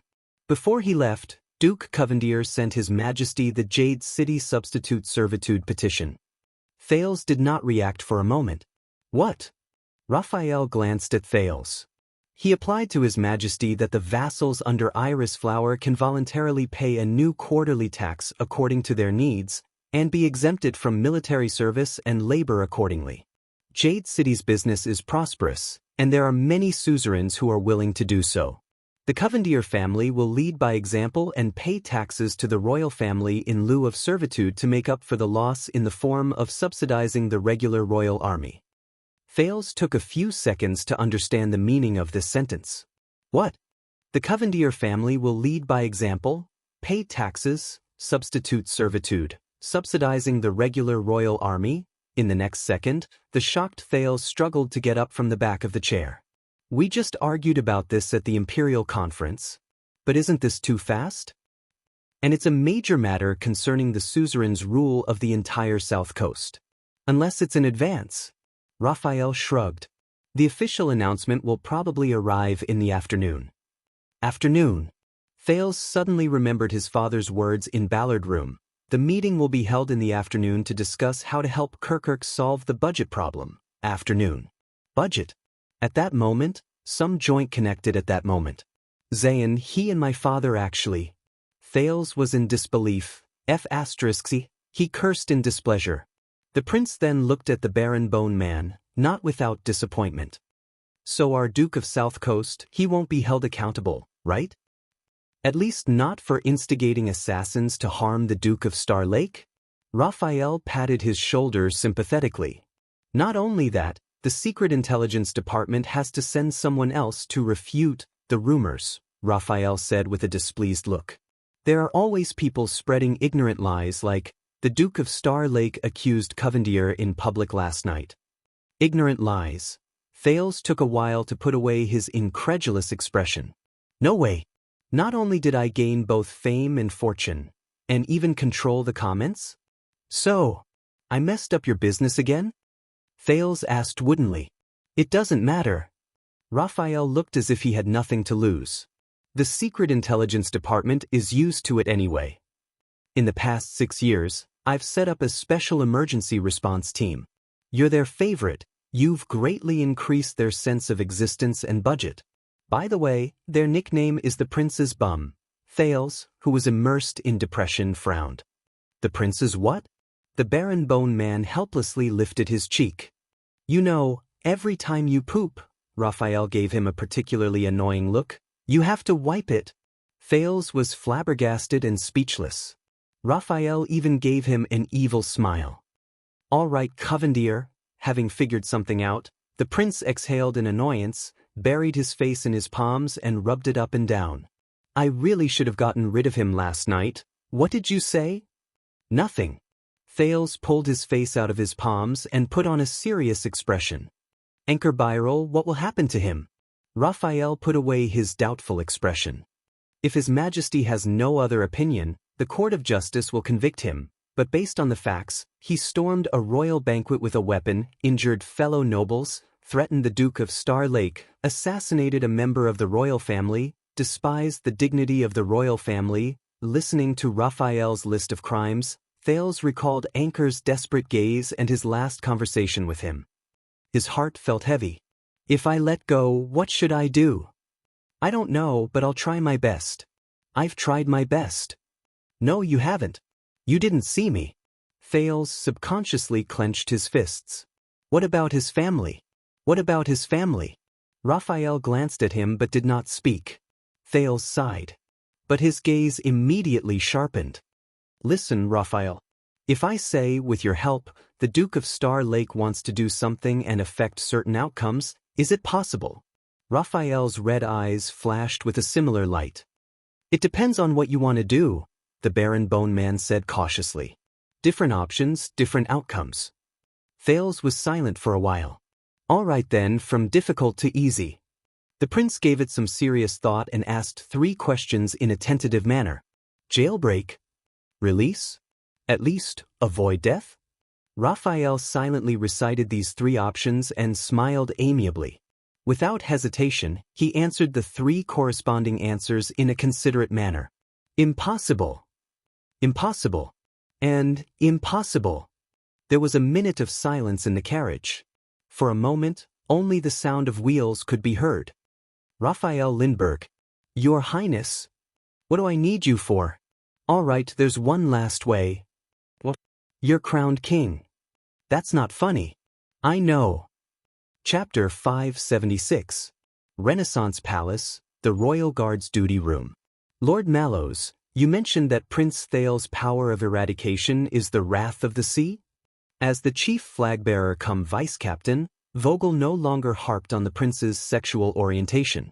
He switched to the next report and used his peripheral vision to intimidate the flagbearer Wuxia, who was frantically wiping the stains off to the side. But as the target of interrogation, Mallows felt that the tension in the room was even more intense than before. Yes. The watchman stood in his own silent and barren world, expressionlessly sensing Vogel's emotions, extreme anger, but calm instead, leaving only turbulent undercurrents. When did it awaken? Given that His Highness is 14 years old, it should be not long ago. Vogel flipped open the report, his gaze never leaving Mallows. Awakening at 14 years old, almost the earliest record. No exact time? Lord Talon, Mallows looked helpless. I've only known him for a few months. Vogel stared at him for a long time, but the watchman was calm and flawless. You said in the report that it's a variant of the Wrath of the Sea. What do you mean? Mallows pretended to think seriously. I mean it literally. That means that at certain times, it will display characteristics different from the Wrath of the Sea that we know. After all, the power of eradication varies from person to person. Vogel scoffed. If it varies from person to person, how can you be sure that's it? Mallows smiled courteously. Perhaps you've forgotten, but I'm the watchman of the guards, the watchman of inheritance. Sure enough, the moment he said this, he saw Vogel's expression stiffen. I came into contact with the eternal file of the guard's inheritance. There are many records about the enemy of the wolves, including his incredible power of eradication. If you have any questions, Lord Talon, you are welcome to request permission from His Majesty to enter the Watchman's chamber and read top-secret files at any time. Vogel was silent, but at that moment, Mallows felt the flames in Vogel's chest leap. Manic, restless, frustrated. He cares. Mallows told himself. It's been more than a year since the Watchman selection ended, but this guy still cares. Why does everyone grieve, obsess and go crazy over something unattainable? The atmosphere was a little strange. Will could not help but gulp. A few seconds later, Vogel moved his razor-sharp lips. No need. Mallows responded with a smile. The prince's physique is very good. His recovery rate is several times that of an ordinary person. Vogel quickly returned to normal, displaying his good qualities as a flag-bearer. Is that so? I'm not sure about that. I heard that Madame Gines took care of His Highness' daily life 6 years ago. But Vogel would not let him off so easily. But I'm asking you. Mallows was silent for a few seconds before he nodded naturally. It should be. The watchman spoke again, but his voice became even more stern. At least in martial arts training, no matter how vicious the beating, he can quickly jump around. Although he likes to sleep on the floor and wash his hair every few days, he has never had a serious cold. Vogel's gaze shifted back and forth between the man and the report in his hand. You've never doubted it? It's a good thing that your highness has an outstanding physique. Even the Secret Intelligence Department didn't ask about it, so why should I doubt it? What about your own guess? Mallow's gaze shifted. The royal family pays me a salary and grants me responsibilities, not for me to guess. But I am. Vogel's gaze sharpened. And I'm not asking for your help, Lord Mallows. The two men in the room stared at each other in a silent confrontation. Beside them, Wuxia felt immense pressure, so he meticulously poured more tea for the two officers. Looking at Vogel's cold gaze, Mallows thought of the countless top-secret eternal files displayed in the Watchman's secret chamber. Although in those times, the 6 wings of the Praetorian Guard were not as close and loving as they appeared to be. But the flag-bearer division, when did they start to stand on their own? From flag protectors and messengers, they became monitors and investigators. How did they become so glaring, annoying, relentless, and overbearing? Was it the age of the virtuous king? After the kingdom's secret intelligence department shed its gray coat and became a formal and grandiose state organ? A few seconds later, Mallows finally took a step back. If I had to guess, that physique might be a special effect of the wrath of the sea and stormy waves. Just like what was recorded in the Watchman's files, Enemy of the Wolves can predict and adapt and avoid death like a miracle. But he changed the topic, as if he suddenly realized something. Oh, sorry, I shouldn't have told you. Vogel's breathing paused for a second, an undercurrent surged in his eyes. In this barren world, Mallows felt the flames in the vice-captain's chest rise by an inch. Anger, humiliation, patience. Vogel wasn't just concerned. Mallows told himself sorrowfully. He cared too much, too deeply, too much. So he didn't notice it. Unlike me, who was locked in and unable to extricate myself. But you just said, Vogel breathed expressionlessly, Prince Thales only recently awakened his power of eradication. But his physique is at least 6 years old. Mallows took a sip of tea. You look much clearer than I do. Answer the question. The watchman stared at him for a while. I don't know, but I think someone might know. Who? Extensions, especially that star killer. It was said that he supervised His Highness outdoor training in Dragon Cloud City. Vogel paused slightly. That's right, the murderer who killed Prince Horus. Mallows smiled faintly. Are you going to summon him for questioning? Like this? There was a moment of silence in the night shift room, until Vogel leaned forward slowly, as if trying to get a good look at Mallows from the inside out. Haven't you thought of another possibility? Mallows did not answer immediately. In this barren world, he sensed that the Vogel in front of him had turned into a huge shadow, igniting everything around him with the cold flames in his chest. Strange. What else does Vogel want besides this? The watchman met Vogel's gaze. I don't understand what you mean. Vogel's expression turned colder. His Majesty and Captain Adrian, do they not understand, like you? Watchman? Mallow's pupils constricted slowly. Then why don't you ask them? At this moment, the two men facing each other turned their heads in unison. Beside them, Wuxia looked awkward. He pointed stiffly at the broken pen tip in his hand, his smile terrible. Realizing the presence of a third party, Mallows and Vogel exchanged a look and retreated. Wuxia heaved a sigh of relief. It's all right, Vogel's tone softened, but his gaze was like a venomous snake's tongue, licking Mallow's calm face from time to time. Let's talk about something else. Mallows picked up his mate tea and let the bitterness hit his taste buds. Vogel waved his hand, and Wuxia placed a new stack of documents on the table. 24 royal knights, transferred from the royal guards to stand by under your command, to welcome the return of Prince Thales. But from now on, stationed at Mindy's Hall, by the side of the Duke of Star Lake. Vogel sneered. So, Lord Mallows, How does it feel to leave Renaissance Palace and establish a new position? Establish a new position. Wuxia, who had just relaxed, had to hold his breath again. He turned his head and focused on monitoring the sound replication spell. In the first few months, the work of the guards was still a little rusty. Mallows thought for a while, as if he did not understand what Vogel meant. But thank you for your concern, we are gradually getting on track. Vogel lowered his head and snorted, his meaning unclear. In fact, the accident at last night's banquet had a profound impact. The vice-captain picked up one of the reports. The sharp-eyed Mallows recognized it as the personnel files of the Star Lake Guards. Each file on the table had so many pages and so many entries that even if the person in question were to write an autobiography, it would not be as exaggerated as this. An old trick of the flag-bearer division. Damn it, who sketched this? Can't they make my hair look nicer? I'm a watchman after all. This made me realize that your daily work in Mindy's Hall has many shortcomings. The vice-captain was unhurried.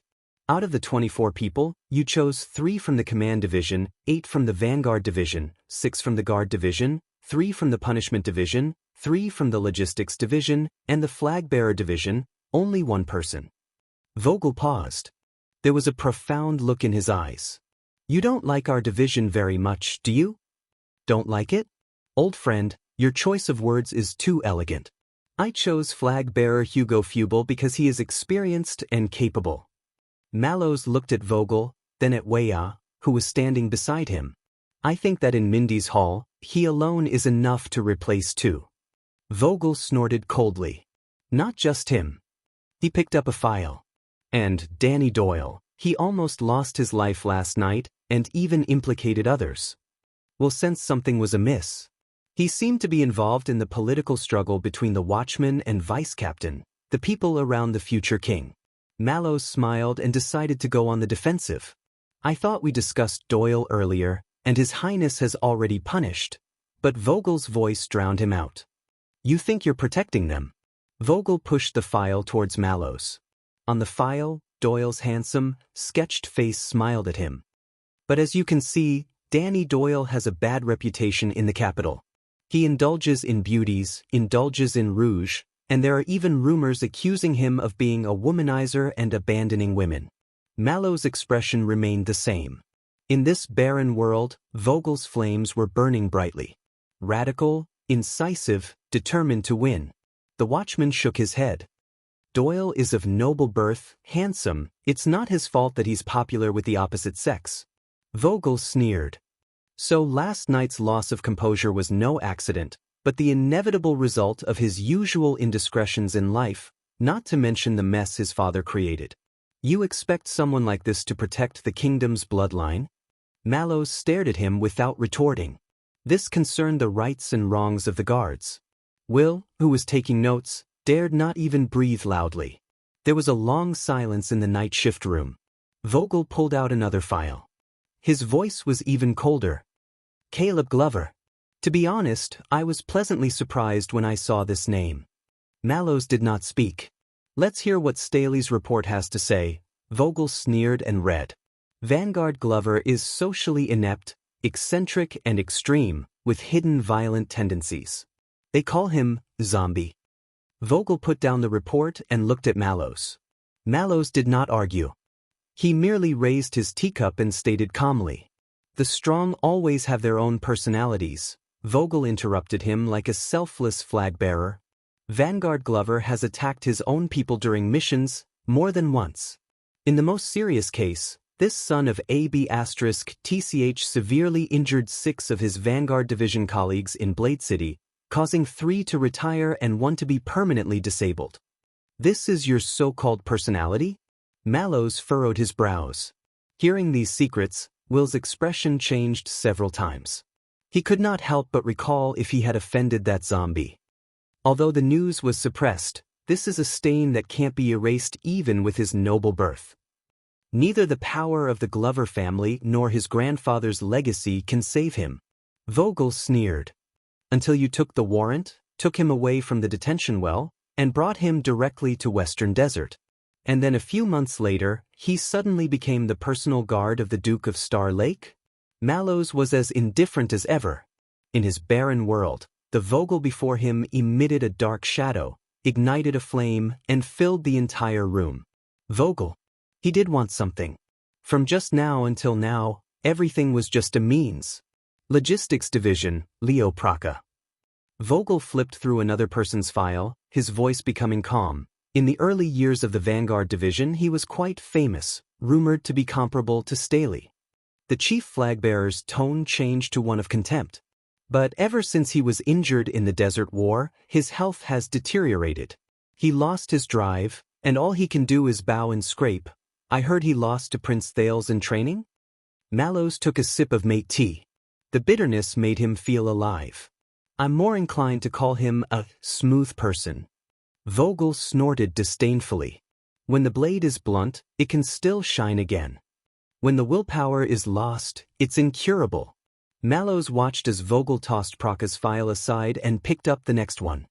Defense Division, Gianluca Commodore. This is an opportunist. I heard he didn't even complete night training and used a lot of tricks to climb his way up from the position of police officer.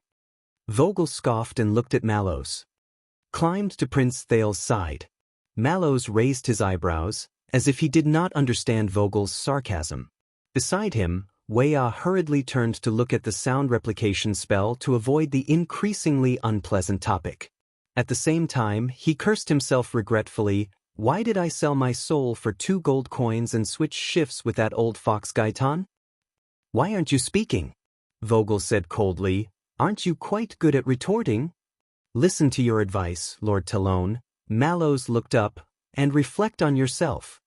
Vogel snorted angrily.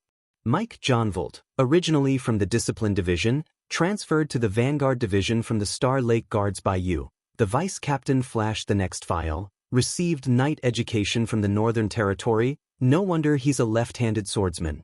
Looks like the Northlanders didn't correct him when he was young. But why did I hear that he had an affair with his young stepmother? Mallows sighed silently. He really did not know about this. He had indeed underestimated the Flagbearer Division. Vogel flipped to the next page and spoke faster. And Nate Ness. A brilliant disciple of the Tower of Eradication, a student of the Flash faction, a genius who was admitted as an exception, a supreme class sooner or later. The chief flagbearer looked up maliciously. But he has a nickname and both of them are linked together. One-on-one Heavenly King, Vogel paused, then maliciously spat out Ness' second nickname. Sinkhole Team Battle? Mallows frowned. About that, but Vogel seemed to have found a rhythm to attack, and he showed no mercy. Ness is arrogant and selfish, has no sense of teamwork, and will step on the heels of those in front of him even when walking in line. These are the original words written by Mariko in the training report. Although this child is talented, he is not naturally suited to teamwork and cannot work as a partner. Whether it's the battle formation of the Age of the Empire or the contemporary astral formation, if there's even one additional comrade within 2 meters, the swordsmanship he prides himself on will be greatly discounted, and he may even attack blindly without distinguishing between friend and foe, dragging the battle down and making things worse. Mallows sighed in his heart. Vogel put down the file and sneered. I didn't expect there to be someone in this world who 1 + 1 is less than 2. Reminds me of your predecessor, Lord Mallows. The watchman's gaze sharpened. He glanced sideways at Mallows. One is when the enemy is against him, the fewer people, the better. The other is when the enemy is against us, the fewer people, the better. Vogel shook his head sarcastically. Sure enough, geniuses have something in common. That's right. And you, Vogel Mystical CC Talon, you have something in common with your predecessor as well. Mallows reminded himself not to retaliate with sarcasm. Perhaps after living with a certain Jade Star boy who was unforgiving with his words, his desires in this area had grown stronger. That was not a good sign. In the world of dead silence, Vogel's shadow grew larger and larger, his body covered in flames. Confidence, greed, ruthlessness, and emptiness. Next, Vogel flipped open the files one by one like a dealer, while Wuxia carefully took the files he had read. Penal Officer, Gardner, Gray Patterson. To be honest, Facundo should be very grateful to you. He's been trying to get rid of this untouchable deputy of his for a long time. Logistics Officer Stone? You're really good at picking people. I heard he'll be retiring in another year? Defense Division, Iron Tower, Bastia. A man who can't even outrun a rapid march. Defense Division, Hyman Franzuk. A man who's afraid of water and heights? Defense Division, Dummy Fairy. Rumor has it that he has mania. Mallows remained silent. Vogel continued to scoff. Vanguard Division, Ghost Face Vladivostok. So unpopular that he can only sit at a table by himself during lunch. Vanguard Division, Shit, Supa Langley. Oh, that's quite a nickname. And Bronze, Jose Custa. A foreigner and a son of thorns. Leo Morgan. A guy you promoted from the Jade Star Private Army on your own initiative. Before the formation of the guards was finalized, he followed you to the Western Desert to welcome the prince. At the mention of this name, Vogel's expression changed. But the most important thing is, he lifted the file. The sketch was of a sinister man with a face full of scars and enough to make children cry at night. Morgan. A veteran who murdered his superior on the battlefield? Vogel slammed the table angrily. Are you King kidding me? Mallows stared at Leo Morgan, who looked like a murderer on the file. His expression was calm and his thoughts were indecipherable. These are the elite guards you've selected? For the sake of Constellation's heir, the nation's treasure, you've chosen such a batch. The vice captain gritted his teeth. Defective? Chapter 577. Defective goods. Defective goods. The watchman pursed his lips. He looked up in this barren world, only to see withered and derelict everywhere. Oh, Vogel, what makes you believe that superior goods exist in this world? Believe me, Lord Mallows, I hate to describe my brothers and sisters in this way. Vogel snorted coldly and leaned back in his chair. But obviously, you didn't give me much leeway. In the awkward silence, Mallows stared at Vogel for a long time without a word. On the other side, Will had long regarded himself as a dead man, almost becoming one with the spell on the wall. Until Mallows sighed. What do you want, Vogel? The watchman addressed Vogel by his first name instead of his surname, which was rare. If you really want to cause trouble for my subordinates, it would be much more effective to report it directly to His Majesty, the captain, or even Chief Penal Officer Facundo. Vogel stared back at him, the anger on his face slowly fading. A few seconds later, he reverted to the stern vice-captain. Flag-bearer Will. Vogel spoke softly. On the other side, Will, who was trying hard to pretend that he was not there, shuddered subconsciously. Why don't you let go of that pitiful sound replication spell and go for a walk outside? Will looked up from the spell he had been repairing for almost 5 minutes. His face was ashen. A walk, joy appeared on his face when he realized something. Of course. I'm a little tired from sitting for so long. Commander Talon, you're so considerate. Will. This time, it was Mallows. He was calm and gentle, concise and clear. Get out. Will, who was about to say something, immediately fell silent. In a few seconds, he tiptoed up, left their line of sight, and slipped out of the night shift room as if fleeing from a disaster, leaving the two men in the room, facing each other, and the sound replication spell that was glowing strangely. Others may not be able to tell, Tormund, Vogel spoke softly, addressing him by name. But the Flag-Bearer Division is the eyes and ears of the guards, specializing in internal investigations. That's why after last night, I realized that the so-called Star Lake guards under your command either have a bad reputation, a lack of character, a foppish playboy who's hard to teach, a lot of trouble, or a lot of *T in secret. He tapped the guard's file on the table. When you became the prince's personal guard captain, everyone was envious of you because you were close to the prince, yet you chose these people who were marginalized in the royal guards and even controversial people to be your right-hand men? Are they easier to control, or are they less threatening and less likely to cause trouble? Vogel's gaze sharpened. Maybe I should ask you, what do you want to do? The captain of the prince's personal guards. Being in a favorable position and being envied by others? Mallows was expressionless. You envy me, Vogel. Not me. Mallows was silent for a moment. You're doubting me. The on-call room was silent for a while. Vogel sneered and crossed his arms.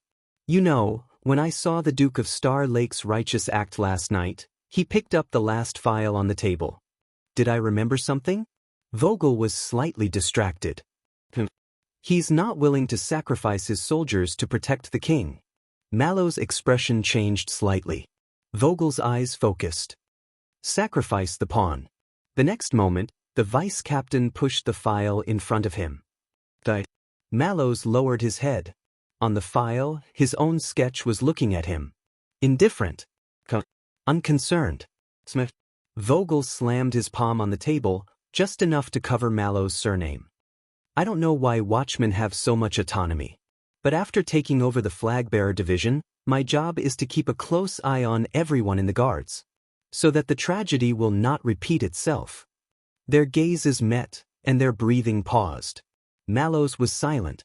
In his barren world, Vogel's shadow was enormous. So, yes, I'm doubting you, watchman. The flag-bearer leaned forward, his astute gaze falling on Mallows. As you said, there are many top-secret eternal files in the Watcher's secret room, including the bloody year, Roland said with a smile. Therefore, I suspect that when you became the captain of his personal guards and selected the Star Lake Guards for him, you had other ideas. Some ideas that are far beyond the duties of the Royal Guards, and not even known to His Majesty and the captain. Mallow's gaze fell on the glowing sound replication spell. Without waiting for a response, Vogel scoffed and said in a warning tone, "Tell me, you must have a good reason for doing this?" Vogel's gaze turned cold. "Tell me, what's so strange about the prince? Is there a secret that only the watchmen of the past generations know? So much so that you act cautiously, peculiarly, and even absurdly around him?" Mallow's expression did not change, but he sighed in his heart. "Tell me, Tormund, or this eternal file will be presented directly to His Majesty and the captain." Vogel said coldly, "Tell me, the 24 people under your command, including yourself, did not you act on your own? Did you specially select them for that special prince out of resentment?" In the next second, Vogel's tone became chilling and vigilant. "Consumable." In that moment, Mallows saw in the barren world that Vogel's shadow and flames simultaneously turned into infinity, covering everything. The room was very quiet. Only the sound replication spell operated tenaciously, ignoring the oppressive atmosphere at the moment. A few seconds later, "Vogel." The watchman slowly raised his head and addressed Vogel's name like he did many years ago. "What's on your mind?" Vogel was startled. Mallows looked at him expressionlessly. "Was it me who was nominated a year ago and snatched away the watchman position that you were supposed to have?" Vogel's expression changed. "Was it the senior flag-bearer division who escaped the escort team because of your mistakes 6 years ago, Colin Samir? Was it you who saw Bloodchant take the late king's head in the Hall of Stars the day before you officially joined the Royal Guards? Was it the chaos in the capital during the bloody year, which ultimately implicated your parents and caused them to die under the mob?" With every question Mallows asked, Vogel's face turned paler. "It was the national conference 6 years ago. Because of the second prince's sudden appearance," the watchman said slowly. "Among the 13 distinguished families, the Talon family, a distant relative of the Jadestar family, failed to successfully become the heir of the royal family when the king had no heir." Vogel Talon? In the next moment, Mallows stood in his barren world and saw, as expected, the huge shadow belonging to Vogel trembled. The boundless flames flickered erratically. Desire, apprehension, unease, and fear. When you lose everything, people will always want to hold on to something, whether it's a life-saving straw or a devil's condition. "Don't let fear dominate your life, old friend," Mallows shook his head. "It's not worth it." Vogel's breathing became faster and faster. His anger grew hotter and hotter. "If this is your answer, watchman," Mallows interrupted him. "D.D. He has a very special ability." Vogel narrowed his eyes. "That's right. Most people, including you, might think that he's naive and hedonistic, thick-skinned, lazy, baffling, even frivolous, and rather unreliable, Mallow's pupils focused. But there's one thing. Whether it's contempt, disdain, helplessness, or sighing. Most people, after interacting with Danny Doyle and truly coming into contact with his character, find it hard to get angry. It's hard to truly hate him. Not to mention hatred and strife. Vogel's expression changed slightly. As long as he wants to, he can close the distance between him and anyone in a minute, without hindrance or burden, even if the other party is an unreasonable lunatic or a murderous monster. Mallows stared at his reflection in the teacup. Do you know how difficult it is for most people in this world not to hate you, Lord Talon? He said faintly. It's much easier to train to the supreme class.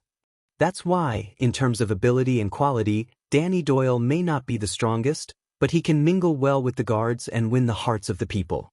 They would rather let him handle matters. Vogel stared at Mallows, the anger in his eyes still lingering. And Vanguard Glover. Mallows stared back at Vogel, calm and indifferent. Although he's taciturn and unsociable, he's reliable and meticulous. He participated in the Desert War, and is the most knowledgeable in actual combat among the younger generation of the Vanguard Division. Even Second Seat Mariko might not be able to win against him. Vogel furrowed his brows. As for his blemish, if you don't limit yourself to cold records and figures and tear apart the prejudices and misunderstandings of others, Lord Talon, then you might discover that Caleb Glover fought with his peers because the other party had been insulting his family and background for a long time, ostracizing, isolating, and framing him for 5 whole years. As a royal knight of the kingdom, Caleb Glover could not take it anymore, and was forced to respond. Vogel repeated with a frown. Forced? Mallows nodded. If I were you, I might pay attention to the discipline within the guards. Think about why the Vanguard Division would have 6 people ganging up on one person. And why the Vanguard Division, known for their combat prowess, ended up with 3 injured and 1 disabled despite fighting 6 against 1. Vogel did not speak. He frowned at the files on the table. As for the others, Patterson has an eccentric temper, Stone is about to retire, so they won't be easily bribed, especially when the prince returns, and everyone wants to pounce on him. To be honest, Commodore isn't perfect, but we need someone who understands the affairs of the city's police station and officials. I don't know about the scandal between Jonvold and his stepmother, and Costa is indeed a son of thorns, but in view of His Highness' experiences over the past 6 years. Mallows did not hesitate. We need to ensure the geographical diversity of the guards. Ness is a pain in the ass. But when we were young, who wasn't supercilious and self-centered. He might be a little exaggerated, but he just needs to be honed, like a partner who can take a beating. And did I mention that in the Desert War, Bastia took 2 blows from the orcs' hammers and didn't fall? As for Vanguard Morgan, his old case from 20 years ago has been concluded. There is no evidence to prove the accusation that he murdered a superior. Vogel snorted coldly. But that's even scarier, isn't it? Mallows smiled. I know my men, the watchman said calmly. They're not what you think. Mallows looked at his old friend seriously. They're not expendable, nor are they abandoned pawns. They're people. The night shift room fell silent again. Vogel's gaze flickered between the file and Mallows. People. People? Vogel was silent for a long time. He patted the file on the table and snorted. You know, the Flag-Bearer Division doesn't see it that way. Don't trust people, this is the first lesson of the Flag-Bearer Division. Mallows shook his head. A long time ago, about 60 years ago, there was a watchman in the Royal Guards named Cyril Fakenhas.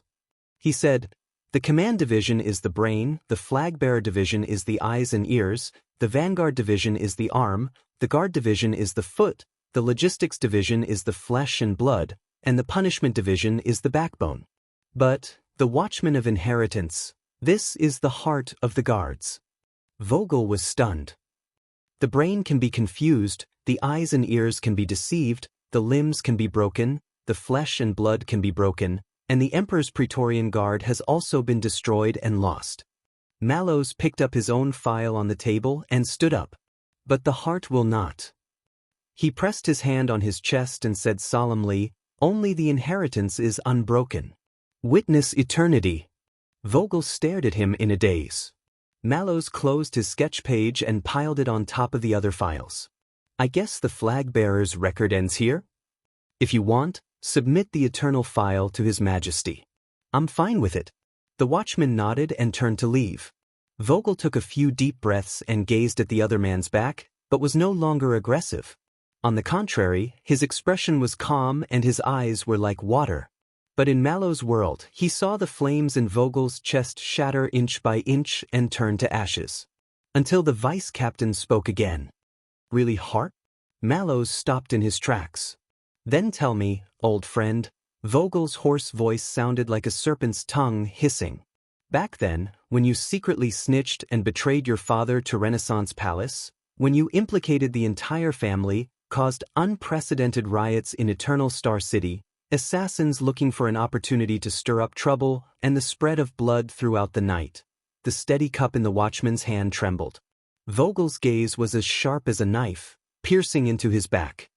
"Tormund Mallows, in exchange for the king's trust, in order to obtain the status you have today, outside the visible files, do you really have a heart?"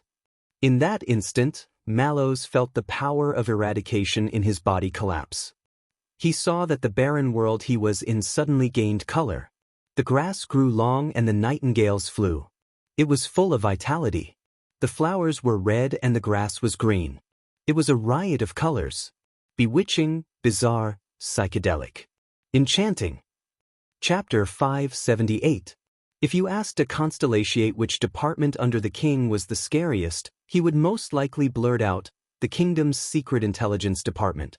But if you asked him which department was the scariest, he would definitely not know.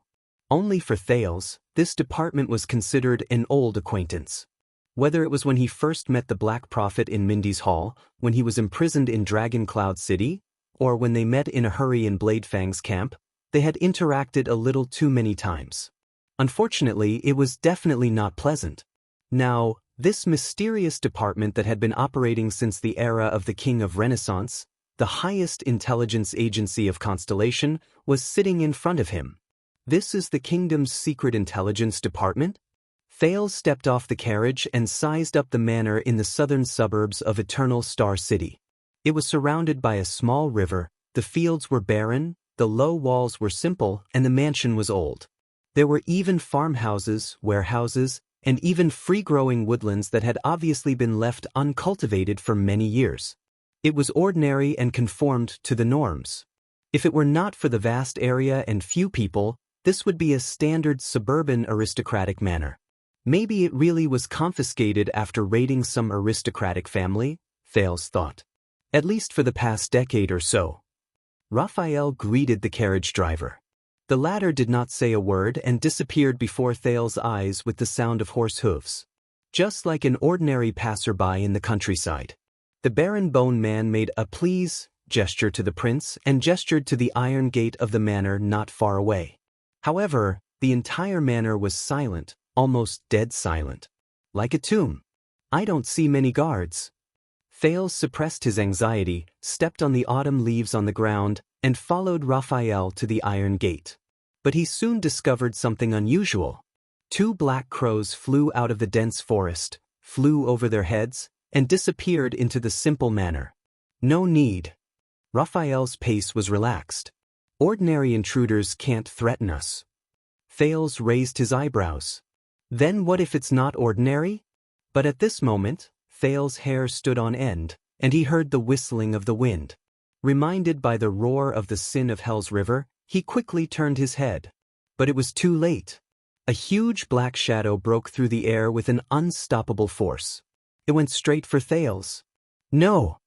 Amid Raphael's shocked and angry cry, Thales could only seize the time given by the Sin of Hell's river to react and put on Iron Body style. In the blink of an eye, the huge black shadow arrived and crashed into Thales' bosom. He was sent flying. The first thing Thales felt was a violent jolt in his arm. Then he felt the pain of his back rubbing against the ground. His bones and muscles all over his body were protesting. It was as if he was about to fall apart. "No, no!" As the sin of Hell's river surged, Thales gritted his teeth and endured the pain. He tried his best to open his eyes. But this was not the end. A huge black shadow immediately enveloped Thales' entire body. It restrained his legs, pressed down on his shoulders, and pressed a huge weight on his chest, making it difficult for the teenager to move and breathe. Thales could even feel the other party's heavy, violent, fiery, and hurried breathing as he leaned forward as if he was demonstrating his strength. He was so close to Thales' cheek that he could even feel the other party's rough, violent, and fiery breathing. Thales struggled fiercely. He swore that no matter how inconvenient, suspicious, or inappropriate it was, he would definitely bring the police or the sentinel with him. He absolutely could not allow himself to be slaughtered unarmed. The attacker stuck his head under Thales' neck and took a few deep breaths. Each breath was longer than the last, and he seemed to be gradually intoxicated by it. Raphael's exasperated voice was then heard. "No, Edward." At this moment, Thales suddenly felt his cheeks heat up. Below his neck, a moist and sticky soft object covered him. His chin, cheeks, and cheekbones. From bottom to top, it slowly swept across the side of his face. Hot, warm, and soft. And a little fishy? Thales was stunned. The other party left his cheek, leaving behind a sticky liquid. When the wind blew, it felt cool. Before he could react, the black shadow approached him again, accompanied by rapid and fiery breathing. Another wave of warmth and dampness covered Thales' mouth, nose, forehead, and ears, over and over again. It made him unable to open his eyes. The other party breathed continuously. The tip of his nose and lips brushed against Thales' skin countless times. They pressed closely against each other, and he seemed rather excited. Thales was stunned. Even the sin of Hell's river was silently dispelled. This is Prince Thales. He's not a threat.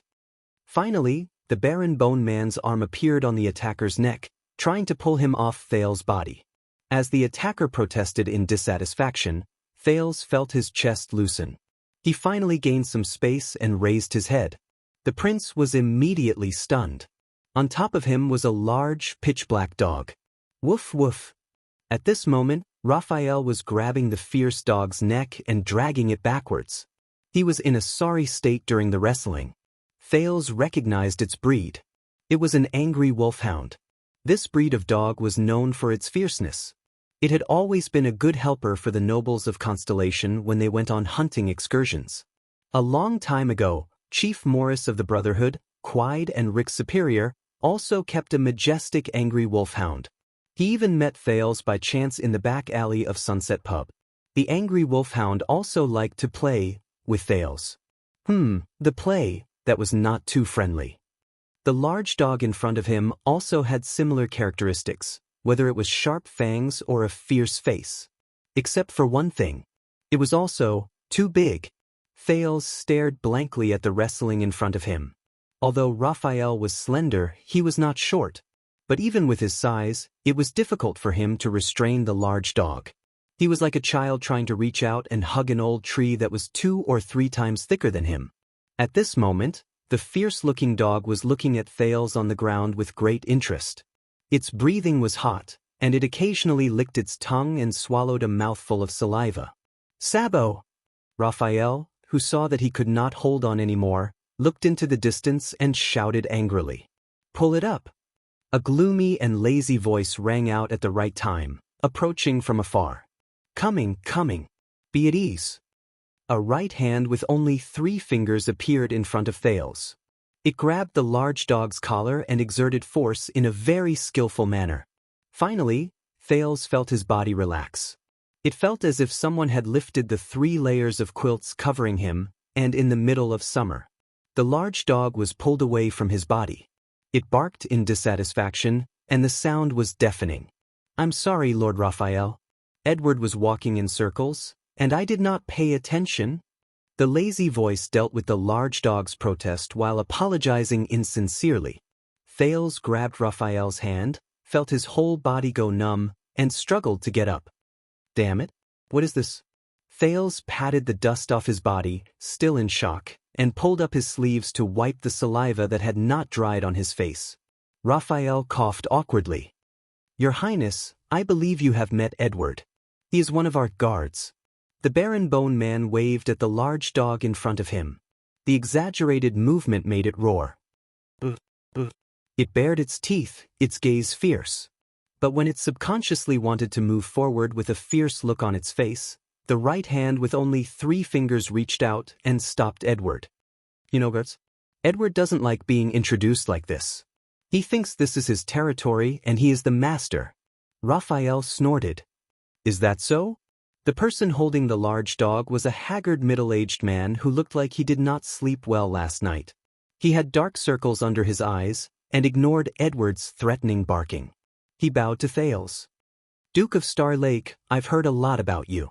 Raphael looked at the angry wolfhound warily and introduced, "This is Sabo, the best tracker in the kingdom's secret intelligence department." Sabo shrugged. "Also a gatekeeper and a dog walker." The large dog next to him was dissatisfied again.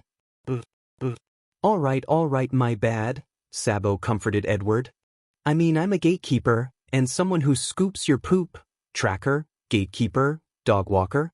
Thales, who got rid of the unknown liquid on his face, nodded awkwardly and returned Sabo's greeting, but his eyes kept drifting to Edward. The Secret Intelligence Department's watchdog, looking at the other's forelimbs that were as thick as his thighs, and the 4 paws that could reach the height of a normal person's shoulder, as well as the impact of a heavy cavalry charge, Thales gulped with lingering fear. "This is too big. That's against the rules."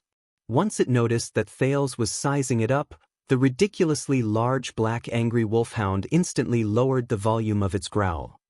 "Awo!" The large dog, Edward, retracted its sharp teeth and revealed its tongue. Its lower jaw opened up into a huge arc, and its tail swung freely from side to side.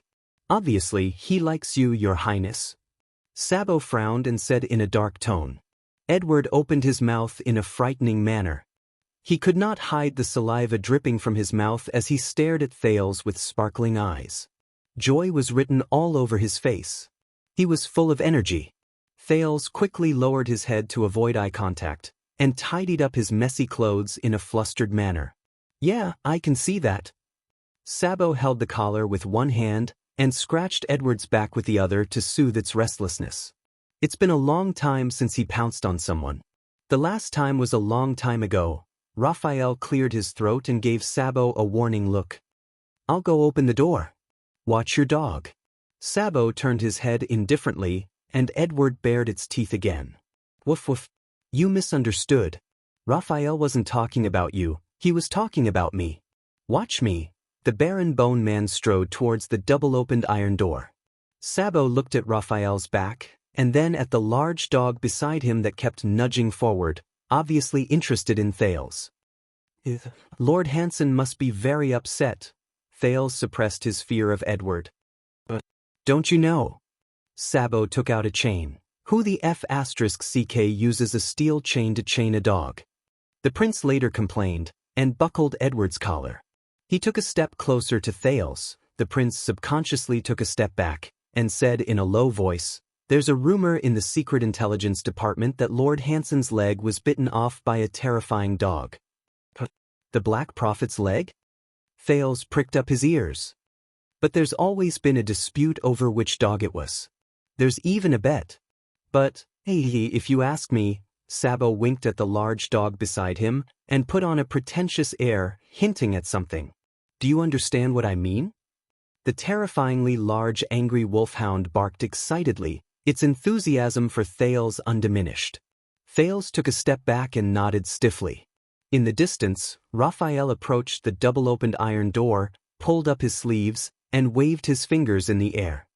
What was even more bizarre was that as his fingers danced, the air in front of the iron door rippled like the surface of a sparkling water. Thales frowned. "What is he doing?" "Magic veins." Sabo looked at the prince, then at Edward, and answered casually, "It's a trick of Soul Tower.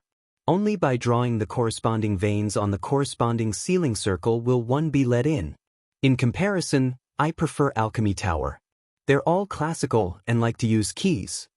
Thales' heart skipped a beat. But I remember that magic is forbidden? Sabo shook his head. Forgotten. Thales raised his head in confusion. What?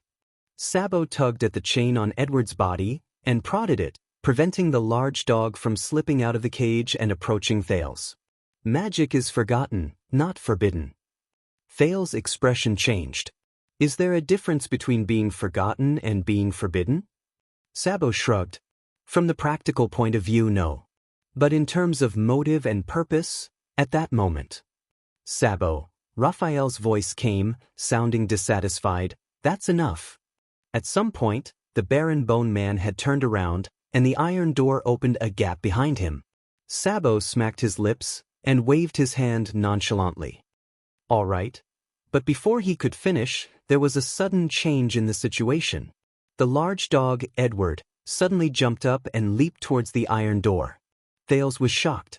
Perhaps unprepared, or perhaps unable to let go in time, the equally shocked Sabo was pulled down by the chain and dragged towards the iron door by Edward. In the next second, the large Edward slammed into Raphael in front of the iron door. Bang! The Baron Bone Man was mercilessly sent flying and fell to the side, moaning. Sabo was thrown off by the chain and rolled a few times on the ground, moaning as well. Thales looked at everything in front of him in shock. 2 men were taken down by a dog. Are you guys all right? I knew it. This dog is too big. But what happened next was even more unexpected. In front of the dumbfounded Thales, the large black angry wolfhound dragged the empty chain and happily smashed open the iron door on one side, then ran back and clumsily pushed open the other door. Once it was done, it turned around happily and looked at Thales. The prince's heart sank. Wait, hey, good dog, Edward, right? I actually don't know them. If you have a grudge against them. But in the next moment, Edward roared, took a step forward, and rushed towards the teenager. No. Don't come over. The traumatized prince took 5 or 6 steps back in fear. In the end, he could not care less about the dignity of the royal family, and turned to run. But Edward's size was not only huge, but it was equally fast. Thales had only run a few steps when the large dog swept past him and pounced on him. *CK. Thales subconsciously raised his arms to block the attack. But fortunately, Edward did not recklessly pounce on him this time. It nimbly stopped not far in front of Thales, and obediently whimpered twice, as if to remind him of something. Thales lowered his arms in puzzlement. The large dog approached him carefully with short, quick steps. This time, as he looked at its obedient gaze, Thales realized that the sin of Hell's river in his body did not react.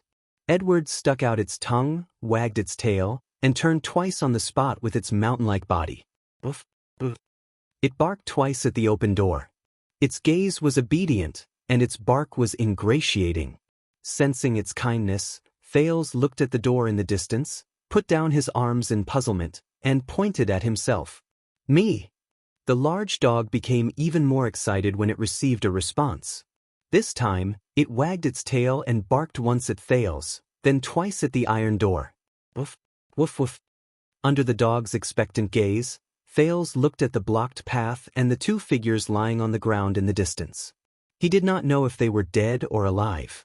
He braced himself and forced a smile. You mean the door? The large dog happily pounced on the prince, whose face was ashen. It circled Thales twice, arched his back, and pushed him forward. All right, I'll go. The anxious Thales walked forward, not knowing what to do.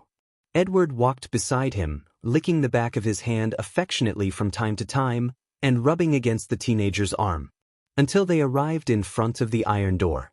Oh! Standing in front of the iron door, Thales understood. He was a little enlightened but also a little relaxed. You mean, you opened the door for me on purpose? Edward barked even more cheerfully. Good dog. Thales suppressed his uneasiness, tentatively extended his hand, and scratched its furry head in a rusty manner. Thank you? Edward stuck out its tongue, turned its head and looked pleased. It was obviously enjoying it. On the other side, Raphael got up while cursing. He patted the dust off his body and glared angrily at Sabo, who was also tidying himself up. "All right, we all know that Edward is very smart," Sabo said eerily. He extended his hand to grab the large dog's leash and took over Thale's action of scratching the dog. "But this is the first time." Edward growled at him in dissatisfaction, its vocal cords threatening. "We'd better hurry up and go in." Raphael looked at the large dog warily, his face full of displeasure. "It looks like it's not done yet." Thales turned around for the last time and waved awkwardly at Edward. The angry wolfhound responded excitedly and wanted to move forward again, but was pulled back by Sabo. With a click, the iron door was shut. Sabo, who was equally displeased, and the large angry wolfhound, who was looking at Thales reluctantly, were both shut outside the door. "Sabo!" Through the iron door, Raphael looked at the large dog suspiciously. "The Duke of Star Lake is traveling in private, do you understand?" "Yes, I'll tell them." Sabo shook his head nonchalantly. An innocent and cute fawn accidentally trespassed on Edward's territory. The large dog howled angrily. All right, I know." Sabo scratched Edward's neck with a headache. "I'll say it's a big wolf, all right? It won't damage your reputation. I swear, the other dogs will be impressed." Listening to the man and dog arguing further and further behind him, Thales felt a lingering fear. "So, Sabo, he can talk to dogs?" The Baron Bone Man laughed. "He thinks he can." "What do you mean?" "At least according to Lord Hanson, that's what Sabo has believed for decades." Raphael shook his head indifferently. "As for whether it's true, only dogs know." Thales smiled. He grabbed his collar and sniffed the place where Edward's teeth had bitten him. The prince immediately frowned. He could not be mistaken. That was fresh, the smell of blood. "So, old friend, other than eating, when was the last time you pounced on someone like this?" Outside the iron door, Sabo took out an old notebook and opened the cover, which had the crooked words, "Don't get eaten," written on it. As he listened to Edward's roar, he recorded something excitedly. "What? You mean the smell? The same smell? Dog? Another dog?" Sabo's eyes widened. "What, a big dog? Is big dog? A powerful dog? A dog the size of the earth? A dog that gave birth to a dog? A dog that all dogs are afraid of?" Sabo suddenly came to a realization. A big dog, his big dog, a dog that gave birth to a dog. "Oh, I get it." He put down his pen, touched Edward's head, and looked at Thales back through the iron door. "What you want to say is..." The angry wolfhound stared at Sabo's palm, licked its saliva-filled teeth, and growled in warning. "His mother!" The angry wolfhound's eyes turned cold. In the next second, the fierce dog's muscles trembled, and it raised its head. Clack! The sound of teeth clenching exploded in the air. In the nick of time, Sabo skillfully and swiftly retracted his palm. "I see. Fine, so you bully the weak and fear the strong." Sabo showed no fear. He raised his right hand, which only had 3 fingers, and smiled at the fierce angry wolfhound. "I say, his mother may not be human, but you're a real dog." Edward snorted in dissatisfaction. Then, it turned its head in disdain, flicked its tail, and strode its paws, and went back for a walk in high spirits. Chapter 579. In the hall of the Manor of the Secret Intelligence Department, Thales stopped in front of a portrait that faced the porch. "This is Leinster Covendier." Raphael's voice came from behind him. The man in the painting was handsome and well-dressed. He was sitting on a red leather chair, playing with a slightly unsheathed dagger in his hand. The exposed blade of the dagger reflected a cold light, and the tip of the dagger was inlaid with gems. One of the 6 knights under the King of Renaissance, Fatal Iris. Thales seemed to have understood something when he heard the surname and nickname. He looked at the tapestry under the frame. Leinster P. Covendier, top 700 years ago, he funded and trained the first batch of professional scouts and spies for Prince Tormund, who had yet to be crowned king. He contributed greatly to the Battle of Eradication and the establishment of Constellation. He was the first chief of intelligence of the kingdom. Raphael stared at the portrait as if he was staring at the real person. He was publicly acknowledged as the founder of the kingdom's secret intelligence department.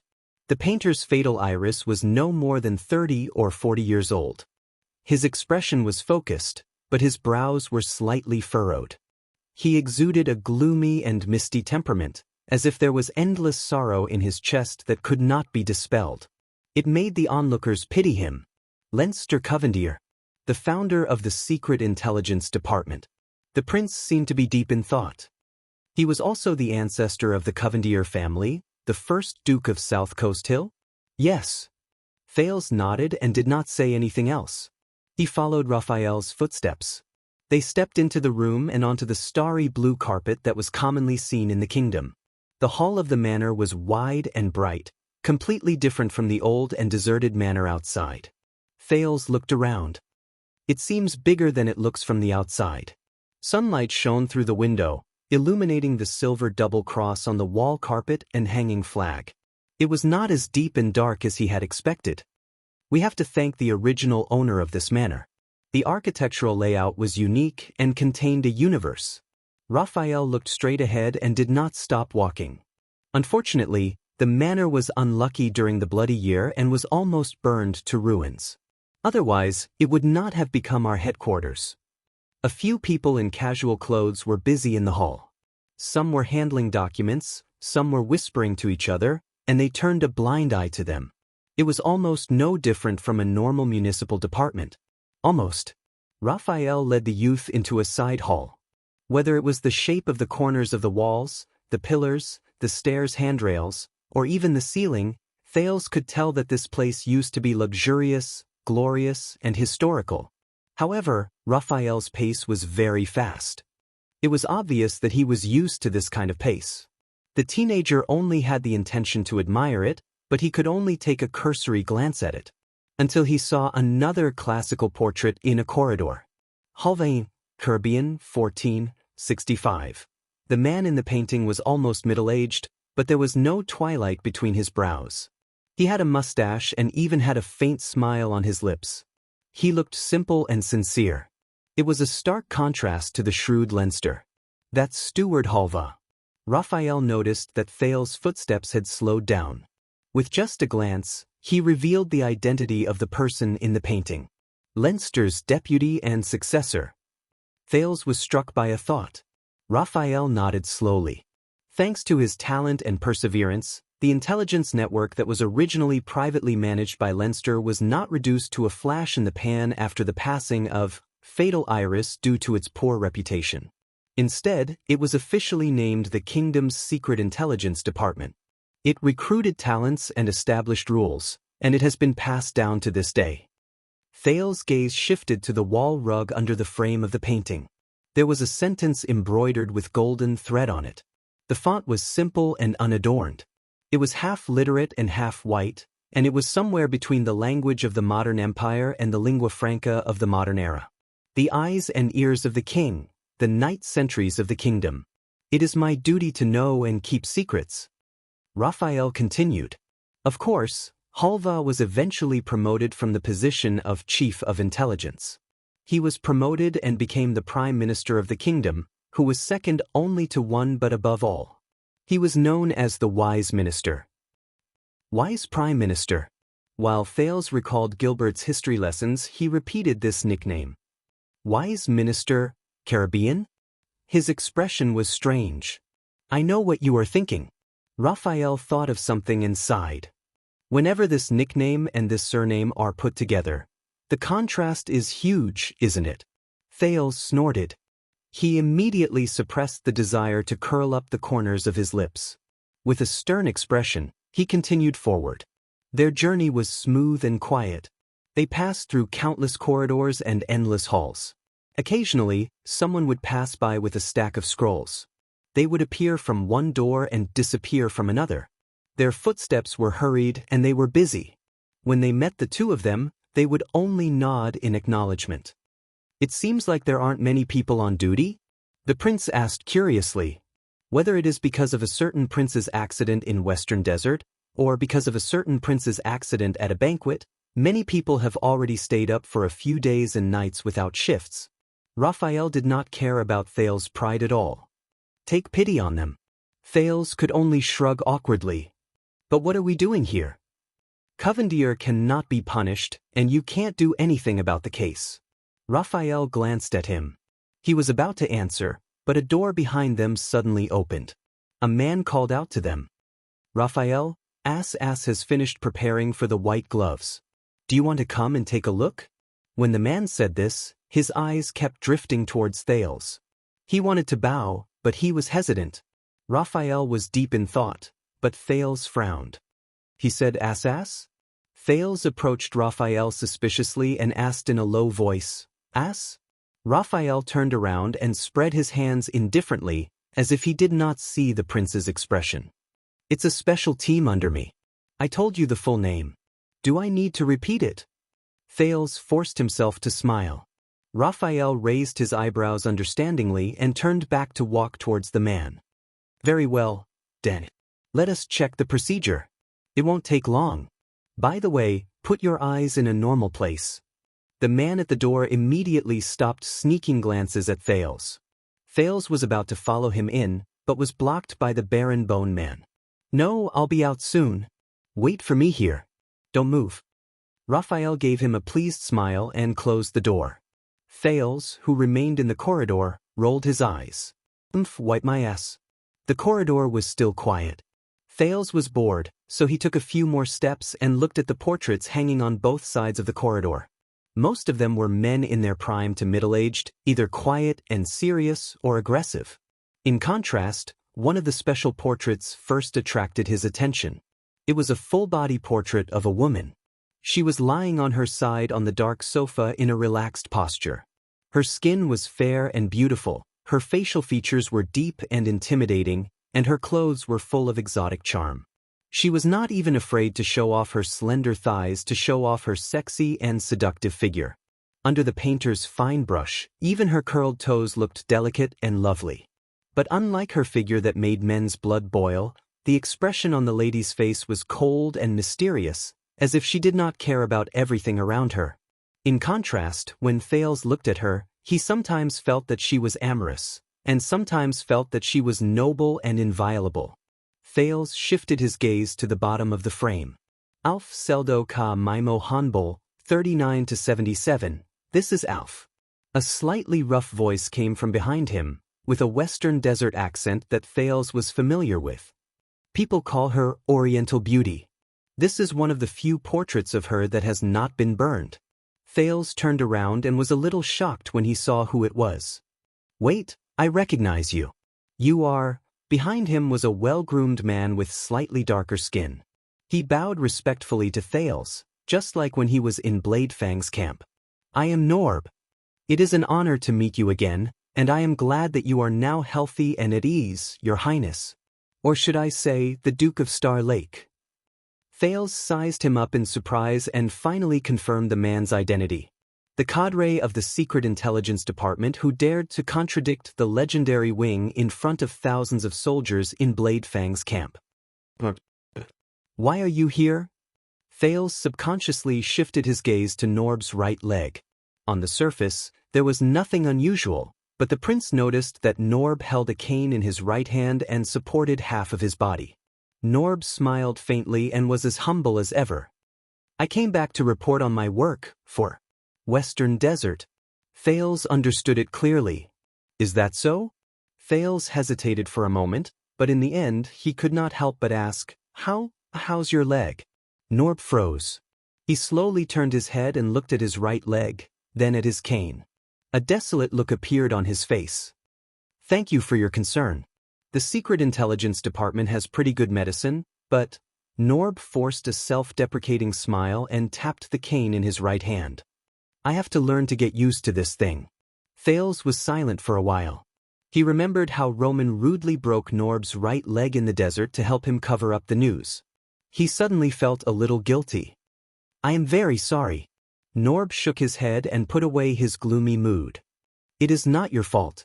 Besides, if it wasn't for this leg, he said with a smile, I reckon they would not have let me come back so easily. I don't think they'll let me come back so easily. It's a blessing in disguise. Thales did not know how to respond to his self-deprecating and open-mindedness. Norb obviously noticed the awkwardness in the atmosphere. He quickly turned to look at the woman in the painting and used the topic of conversation to drive away his momentary depression. In short, Elf comes from the Hanbol dynasty in the Eastern Peninsula. It is said that she is the exiled descendant of Amar Maimo Hanbol, the Grand Cattle. Thales was puzzled. So, Elf? She is a foreigner and a woman, also from the Secret Intelligence Department? Strangely, Norb first shook his head, then nodded. After Black-Eye John I failed in his northern expedition and deposed wise minister Halva, the kingdom's Secret Intelligence Department was not trusted. Its future was uncertain and teetering on the brink of collapse. Norb looked at the alien woman in the painting. His gaze was profound, until Black-Eye decided to give this useless toy to his favorite lover on the bed, like a nominal job, or rather, a gift, as a reason to convince the ministers to keep her by their side. The king's lover? Thales subconsciously turned his head, wanting to take a closer look at Lady Elf. In the painting, she still looked indifferent and her posture was natural. She did not care about the gazes of outsiders. With contempt and hostility from the inside out, Elf withstood the pressure to fight for the budget, reorganized and preserved this dying department with low morale. Norb seemed to sigh. That's right. In those years, Dongfang Yenying controlled the flow of intelligence and spread the information network widely. She was the head of the Secret Intelligence Department, the chief of intelligence. He was lost in thought. And she did the job very well. Even too well. Therefore, after Black-Eye's death, she was sent to the guillotine for the crime of murdering the late king. She was despised by all. Thales snapped out of his daze. What? Murdering the late king? Norb smiled and shook his head. It's not her. Black-Eye is not a person who can force the 10 great clans of Extet to let go of their former enmity and unite, to the point where they had no choice but to seek help from the great dragon to prevent their country from being destroyed. Norb leaned on his cane and took a few steps forward. He pointed at the words embroidered in gold below Elf's name. Plans are a bitch. Do not believe them, even if you pay them enough. But after Black-Eye, his 3 sons inherited his ambition, but none of them had their father's great talent and bold vision. I know this part. It's the end of the 1st century in the calendar of eradication, Thales continued. The 3 stars were divided, brothers were at odds with each other, the land was divided to fight for the throne, and the flames of war reached the heavens. Norb nodded. His gaze was profound. So, when you do not have the corresponding achievements and popularity, yet you want to surpass the other 2 and wear the 9-pointed star crown that your father left behind, he looked at Elf and said faintly, the fastest way is to avenge the late king, and if you want to avenge, the prince came to his senses. He raised his gaze in a daze and continued the conversation. You have to have a murderer first. Thales looked at the charming beauty on the wall. I've seen this plot before. At the same time, she was loved by the late king and feared by everyone. She was a foreign spy who was beautiful and skillful and a whore. The teenager seemed to have understood something. His voice was low. When it comes to murdering the late king, there's no better scapegoat than her. Norb nodded.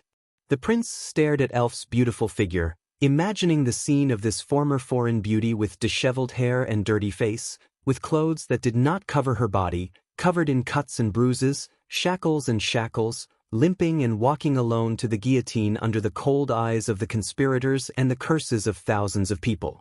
At that moment, her head was probably held high as well. As if he had guessed Thales' thoughts, Norb took a deep breath and smiled. Don't worry. When King Taiping Kessel I was crowned, the separation of the 3 stars was ended, and the kingdom was reunited. Oriental beauty was rehabilitated. Thales felt relieved. He looked at Elf's most beautiful appearance and felt the sadness in his heart lighten. That's why I can still see her portrait here. But Norb shook his head in denial. Repaint. Thales turned around in surprise. When this painting was completed, Oriental beauty had already passed away. Norb sighed. The people who painted could only rely on a few memories to restore her former glory of walking at the peak of power and ruling the underground world as a woman. But you can see, no matter how much they exhausted their talent, or how extravagant their imagination, Looking at Elf's seductive curves, Norb shook his head in disappointment. Thales and Norb were silent for a while. After a while, Norb reacted. "Are you waiting for someone?" "Yes," Thales said, not without resentment. "Buts." The prince looked at the room Raphael had entered and shrugged. "He won't be coming out for a while." In that case, Norb extended his hand to the next painting in the corridor in a friendly manner. "You don't mind?"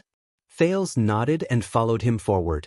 This was much more interesting than Scholar Bonner's grammar class and Raphael's satire. Norb raised his hand and extended it to the other side. "Gamble Tabark, known as Dark Moon." Thales turned his head. "Gamble W. B.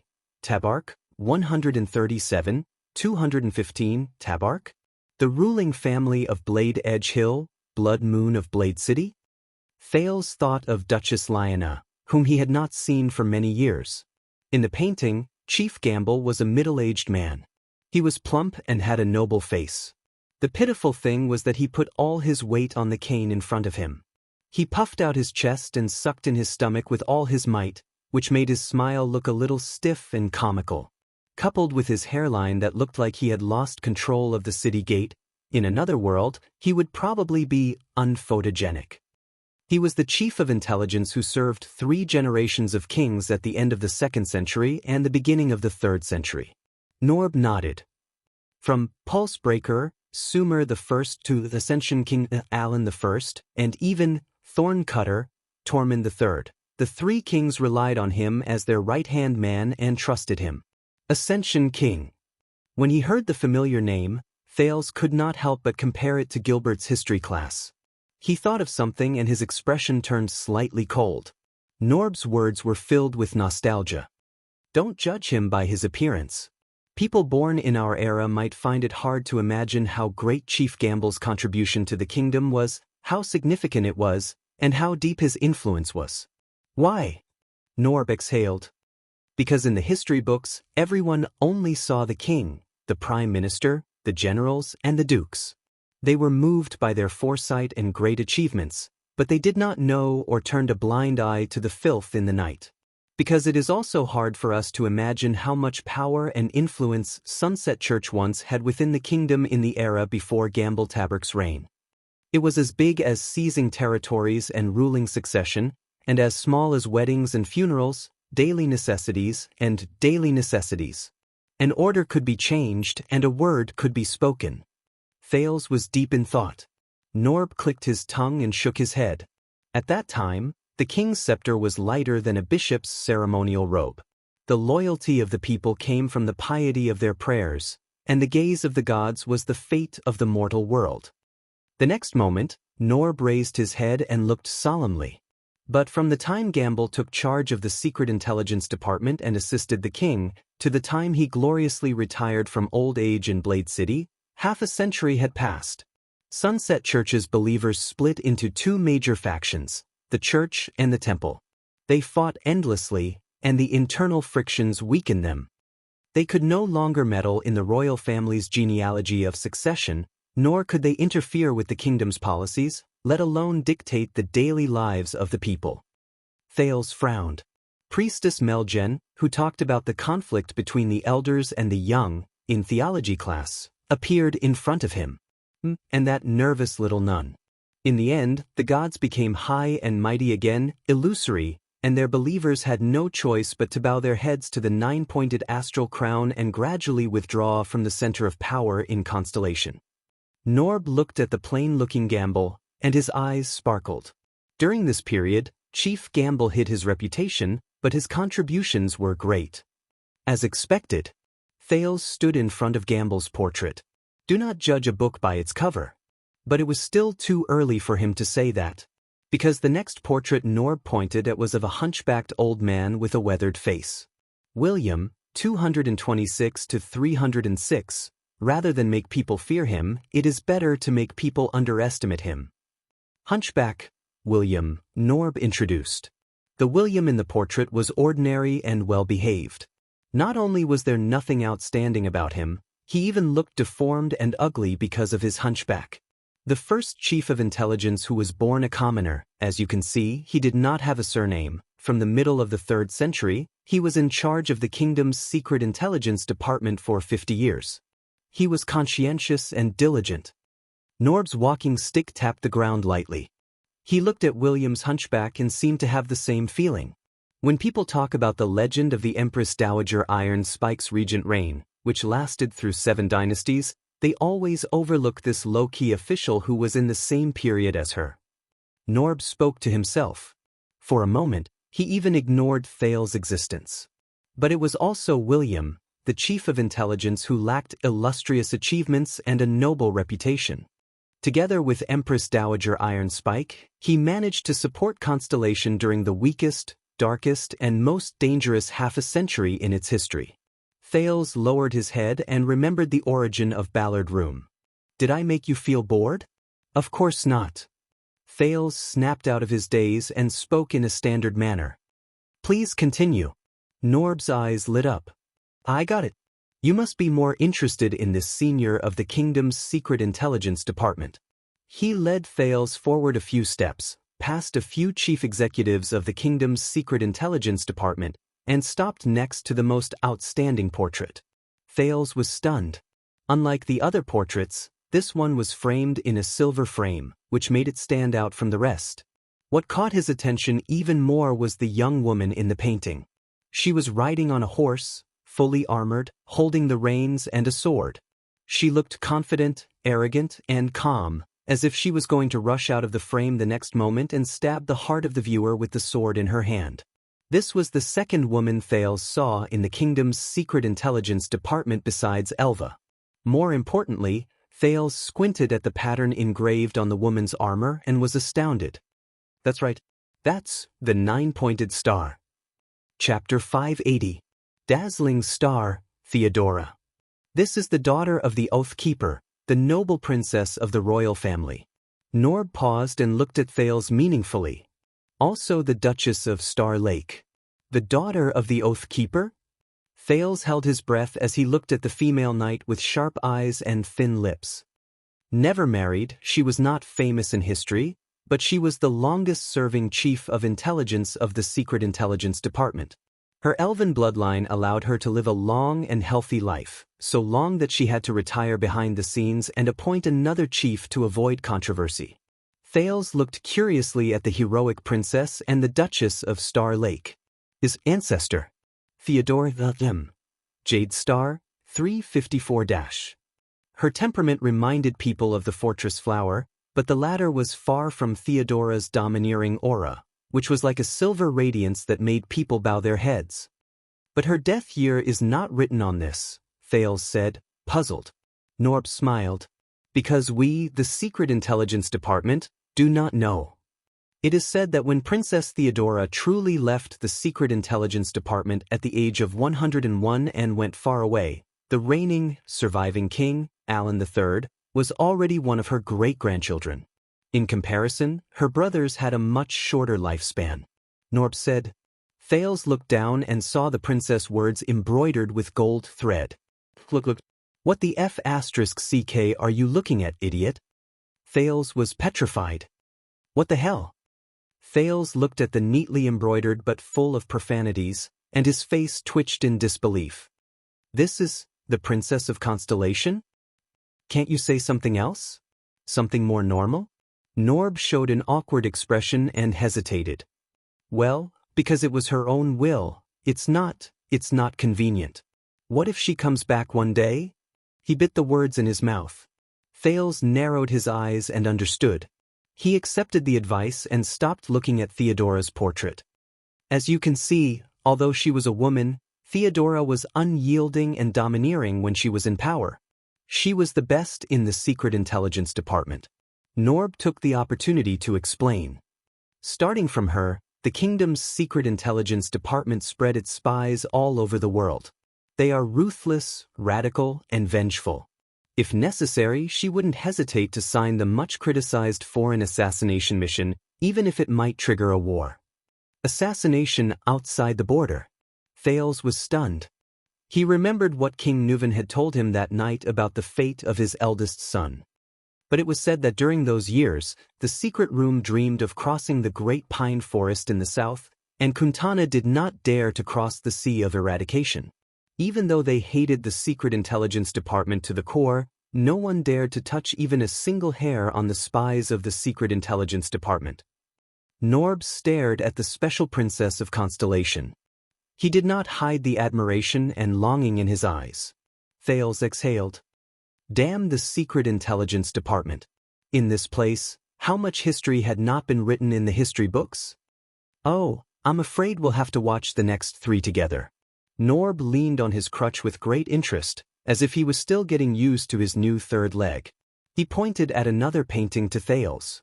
In the painting was a tall, handsome man. Noaseek P. Almond, 434 to 462, Lone Sail, Noah Almond. Rumor has it that he was one of the lovers of the Conqueror of the North, Queen Erica. The Queen's lover, so this is the Queen's man? Norb lowered his head and blinked. His previous solemnity was gone.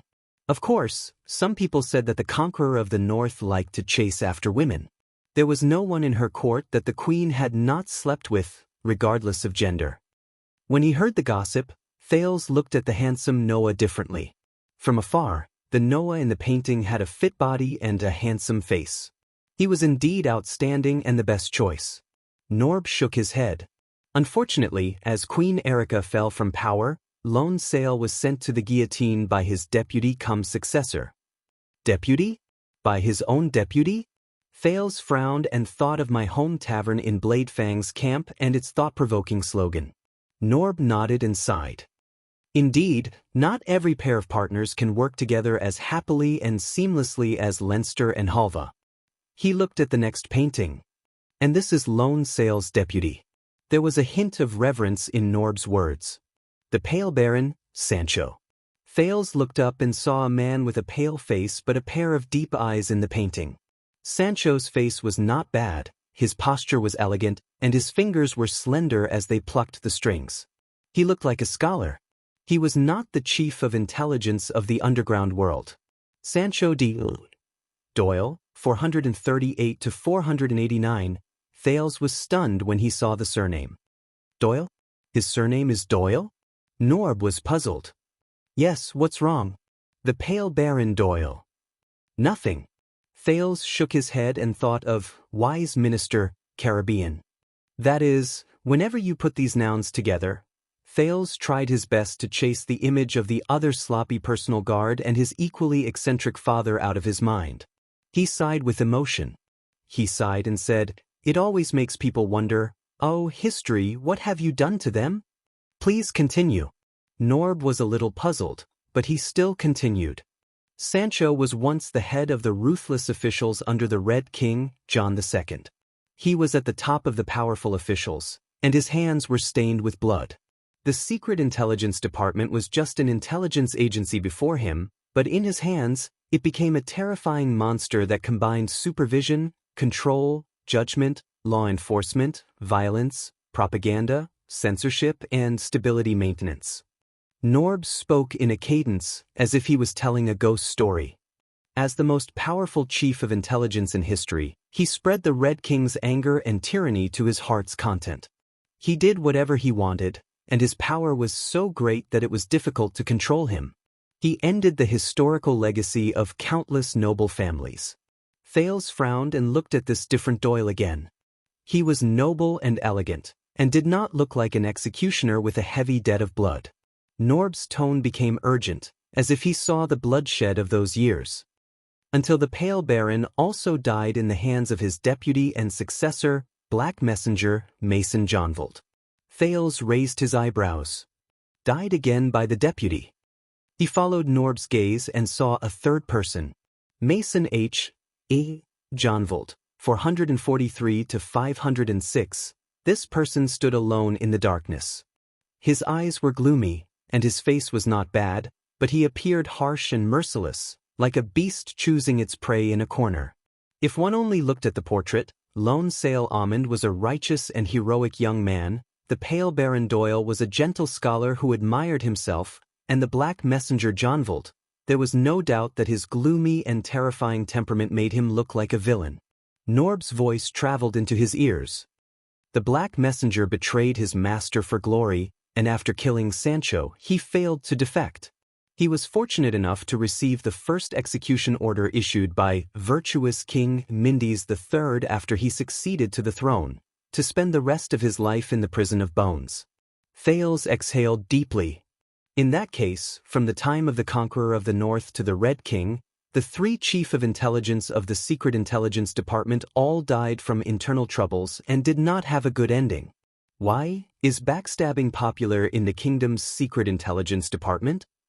As if sensing the Duke's sentiments, Norb said slowly, "During that time, the kingdom was in chaos." Thales nodded. "A little gossip." Perhaps to liven up the atmosphere, Norb lowered his voice and smiled faintly. "It is said that these three chief of intelligence slept with Queen Erica, or rather, were slept with by the Queen. Slept with by the Queen."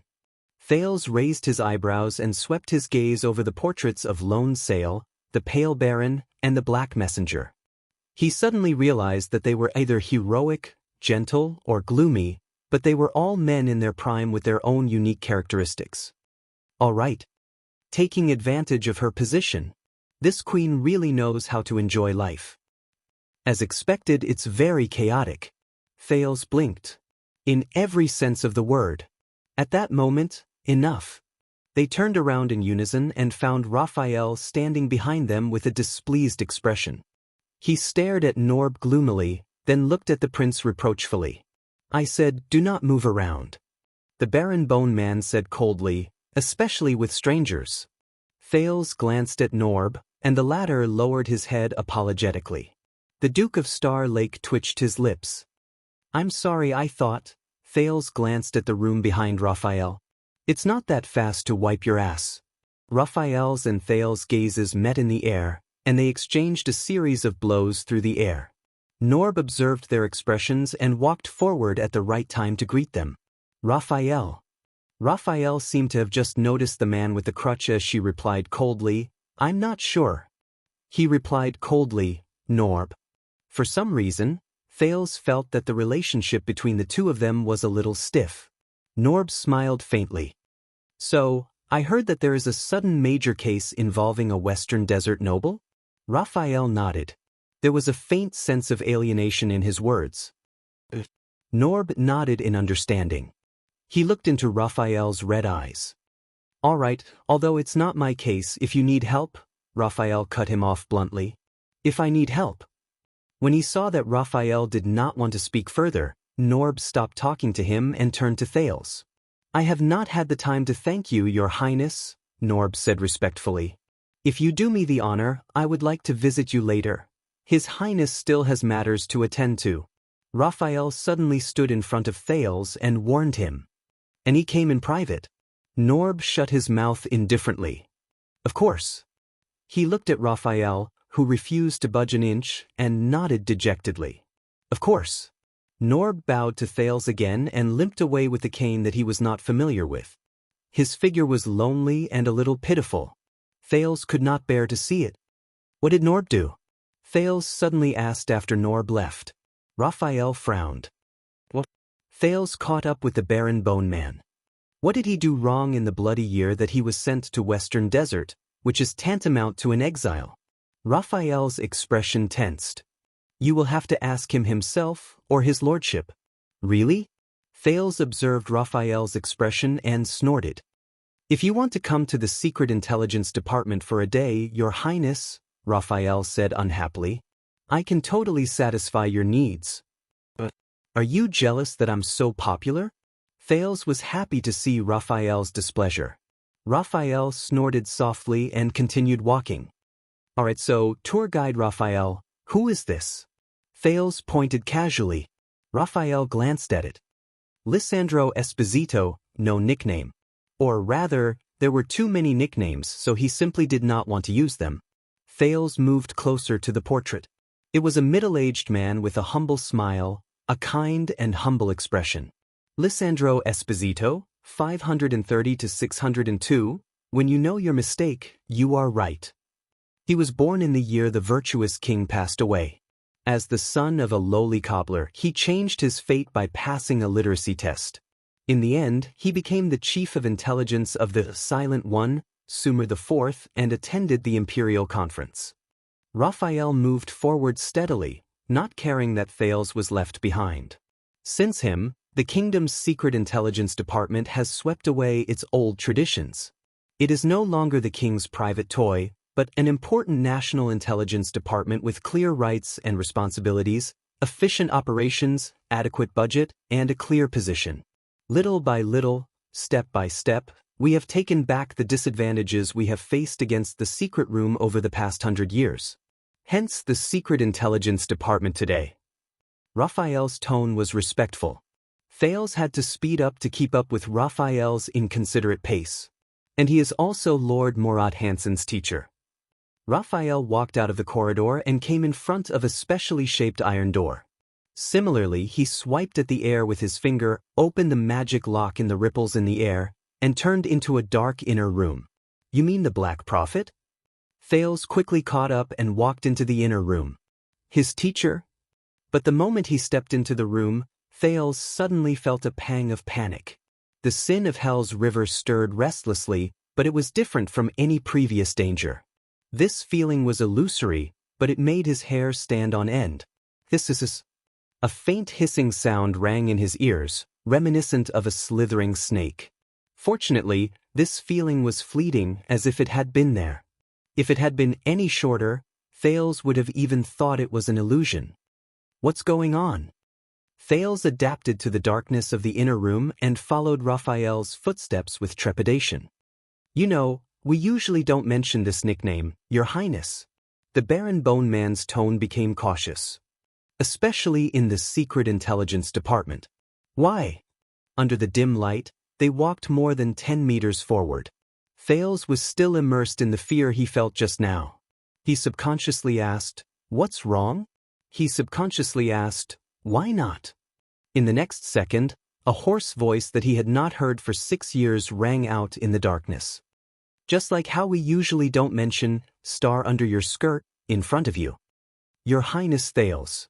This is... Hearing this voice, the prince stopped in his tracks. He did not even have time to understand the ridicule in the other party's words. The feeling of panic attacked him again, even more so than before. The sin of Hell's river was restless. Raphael stopped a few steps in front of him and turned around, revealing the person behind him. Thales' eyes widened. He had expected this to happen, but, Lord Hansen. Thales stared at the thin black figure in front of him. Long time no see. In front of him was King Kessel's current chief of intelligence, the head of the secret intelligence department, the Black Prophet, Lord Murat Hansen, who had been out of sight for many years. He was sitting in a dark wheelchair facing him. The old man in front of him panted painfully while raising his repulsive face, which was only skin and bones, and gave Thales a frightening smile. Thales looked at Murat in surprise. How? He remembered 6 years ago, although the Black Prophet was old, he was hale and hearty, imposing, and could still threaten Gilbert and Gines with a cane. But now, Thales stared at the wheelchair under the other party. Why does he look like he's about to die? But Thales soon realized that something was wrong. Hiss. Hell's senses fed him countless hair-raising hissing sounds, which came from the dark and colorless wheelchair. The sin of Hell's river spread to Thales' eyes, allowing him to see the dark room clearly. Thales instinctively looked down and saw that the Black Prophet's wheelchair was wrapped in countless sticky, moist black veins, like muscle veins, which also wrapped around Murat's legs. It even squirmed, contracted, and breathed from time to time. That's not a wheelchair. At that moment, Thales' hair really stood on end. That's a living thing, like branches, vines, tentacles. Its back extended to the walls of the room, covering half of the room like vines, all the way to the ceiling. And Murat, sitting in the wheelchair, seemed to have grown out of these vines. Thales breathed blankly and suddenly thought of the blood mystic. This is... Don't be afraid, Murat breathed with difficulty, raised his skinny arm, and connected it to the thousands of black-veined vines that were squirming like thousands of snakes. Some necessary means like taking medicine to cure a disease. Raphael stood by the side, his expression unchanged. Taking medicine to cure a disease? It took Thales a few seconds to calm down. Your Grace, what's wrong with you? Marat laughed, causing the black-veined vines around him to sway. I'm old. Your Grace. The Black Prophet's voice was a little ethereal, but it still chilled one's heart. Time has caught me. Just like how it captured teacher Lysandro and King Adi. Just like it will eventually catch everyone. The Black Prophet's gaze froze, revealing a yearning look. Of course, except for the elves. Thales breathed in a daze. At that moment, he did not know how he should face the monster-like man. I believe you have seen, Your Highness, the kingdom's secret intelligence department has gone through 57 chief stewards. Marat came back to his senses. They are all closely related to Constellation, sharing honor and disgrace. Inseparable. We are not your enemy, Thales. Marat looked at the disgusting living thing wrapped around half of his body, and called out the Duke's name. In fact, we are struggling just like you. Thales stared at the black-veined vines and felt his eyebrows twitch. The Black Prophet raised his hand and did something. The black-veined vines that covered half of his body trembled and broke away from the back of his wheelchair, releasing Marat. Hiss! The sound of the vines contracting made one shudder. Only the part that was still wrapped around the wheelchair was still moving back and forth, like maggots surging and pupae twitching. Watching this scene, Thales felt a little uncomfortable in his abdomen. Marat closed his eyes and took a few deep breaths before opening them weakly and nodding at Raphael. Let's begin. The Baron Bone Man bowed his head respectfully, turned to open another door, and disappeared into the darkness behind it. Seeing Raphael leave, Thales suddenly realized that only he, the Black Prophet, and those black things were left in the room. This thought made him uneasy. Mind giving me a push, Your Highness? Marat stretched out his skinny hand towards Thales, opened his deformed mouth, and smiled like a dead man in a coffin. Don't worry, I won't read your mind this time. Chapter 581. In the dim corridor, Thales put his hands on Marat's wheelchair, which was covered in black-veined vines. It took him a lot of effort to struggle with his thoughts before he reluctantly touched it. Following the Black Prophet's instructions, Thales reluctantly became Marat's means of transportation and pushed him forward. The black-veined vines seemed to have sensed his approach. They immediately wriggled and, courteously, made space on the back of the chair to accommodate a pair of hands. This only made Thales feel weirder and more hesitant. Don't worry, it doesn't bite. The Black Prophet chuckled as if he had seen the Duke's expression behind him. It only eats people. The old chief of intelligence murmured leisurely. Thales twitched the corner of his mouth and continued forward. It was not that he had not thought of refusing, but since a week, with one foot in the grave, he had no choice but to comply. Since the crippled old man had made such a request, he had no choice but to comply. But, are the people of the Secret Intelligence Department all dead? The teenager complained silently. So much so that a newcomer is needed to help with chores. Shouldn't this job be done by the kind-looking, black-hearted, sharp-tongued Raphael? The wheels covered in strange vines rolled on the ground, but strangely, they did not make any sound. Raphael's figure was hidden in the darkness ahead. Only the faint sound of his footsteps could be heard, barely pointing the way for Thales. They moved forward in silence. Facing the back of Marat's bald skull, Thales felt more and more uncomfortable. Despite the gloves, the inexplicable touch on his hands was still uncomfortable. The places covered by the vines were moist and warm, with a strange stickiness. But Thales still tried to find a gap on the back of the chair as a landing spot for his hands to avoid touching the disgusting black vines, even though it was difficult. This made it even more inconvenient for him to exert force. Is it alive? Does it have its own consciousness? The Black Prophet did not turn his head. Are you alive? Thales frowned. Most people in the world are muddle-headed. It makes no difference whether they are alive or dead, Marat said indifferently. Does it matter whether it is alive or not, and whether it has its own consciousness? Thales sighed helplessly. He had also pushed the wheelchair of Gleeward, a veteran from Dragon Cloud City. In truth, the roads in Shield District at night were bumpy and uneven. There were many twists and turns, and it was difficult to walk. The old cripple from Northland kept cursing and swearing, which left a deep impression on the teenager who needed his help, and he suffered a lot. But now, Thales would rather bear the burden, beat, scold, and push Gleeward's wheelchair for another year than stay with Morat for even a second longer. What the hell is this thing? Oh, Your Highness. The Black Prophet shook his head and sneered silently. You have seen it. More than once. Thales exhaled a long breath through his nose, as if he wanted to expel the man's nagging words along with the anxiety in his heart. Ruffo? Thales turned his head away unnaturally.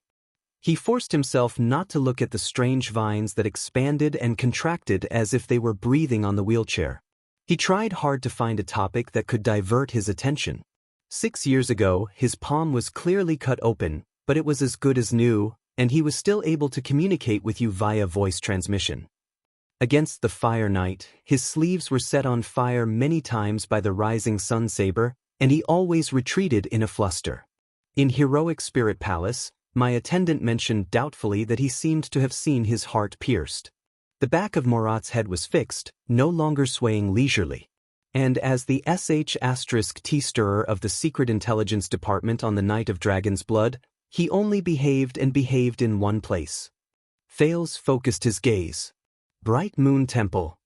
They did not change their speed. The road ahead was still dark. There was a slight change in Morat's tone of reply. So. Thales slowed down a little. Devil. The vines on the wheelchair were still wriggling. From time to time, they would change angles and entangle other parts of the wheelchair. The Duke of Star Lake remembered what Zacriel said and said absent-mindedly, flesh and blood for food, souls for hunting. Revealed in the fire, vanquished before the gods. Thales stared at the vines. This is the flesh of a devil. Morat tilted his head slightly and glanced at the prince. Thales came back to his senses and remembered the other party's identity. Vigilance crept into his heart. He quickly added, I heard it. That's what I heard. When I was a hostage in the north. There was a moment of silence in the corridor. Only the strange rustling of the black-veined vines could be heard. Sometimes, it sounded like the crackling of flames, and sometimes, it sounded like the gurgling of water. Heh, you can always find the answer yourself. Morat turned his head and smiled. As always. So, devils in hell. Thales ignored the other party's sarcasm. They exist here, in the Secret Intelligence Department. And developed by you into, Thales glanced at Morat's disgusting wheelchair. Medical prosthetics? Morat seemed to be interested by Thales' words. He shook his head and clicked his tongue. Not us, Your Highness. Not us. We are just inheriting and imitating. We are far from the first batch of people in the world who are unscrupulous and covet the mysterious taboo. Unscrupulous and covet the mysterious taboo. Thales narrowed his eyes. Magic. The prince said quietly. He picked up his pace again and caught up with the faint footsteps ahead. Another legacy left behind by wizards, is it? He said sarcastically. It seems that the kingdom's Secret Intelligence Department is the rightful heir to the magic tower. This time, Morat's tone was cold. I thought Priestess Melgen had already reminded you, Your Highness. Hearing the familiar name, Thales was slightly surprised. Priestess Melgen, you know her? The Black Prophet snorted coldly and did not answer his question. Believe me, Your Highness. Magic is not as magical, interesting, and fascinating as it sounds. Its gorgeous appearance is on par with the sins it has committed. But you have a clear conscience in inheriting your predecessor's legacy. The prince looked at the living creature wrapped around the wheelchair and continued with a frown. Whether it is the prison of bones, the magic lock outside, or... Morat shook his head. Perhaps it is not yet time for you to understand. But let me put it this way. The Secret Intelligence Department is like a lock, locking the door to the world's self-destruction. He was slightly emotional. Just like all the obsessions in this world, going too far is as bad as falling short. Pursuing too deeply will eventually backfire on you. Pursuing too deeply. Backfire on you. Thales raised his eyebrows. He suddenly remembered what his 2 teachers had mentioned to him. The 3 major covenants of mystics. Do not delve into each other. Stay true to yourself. As he thought of this, he probed. For example, mystics?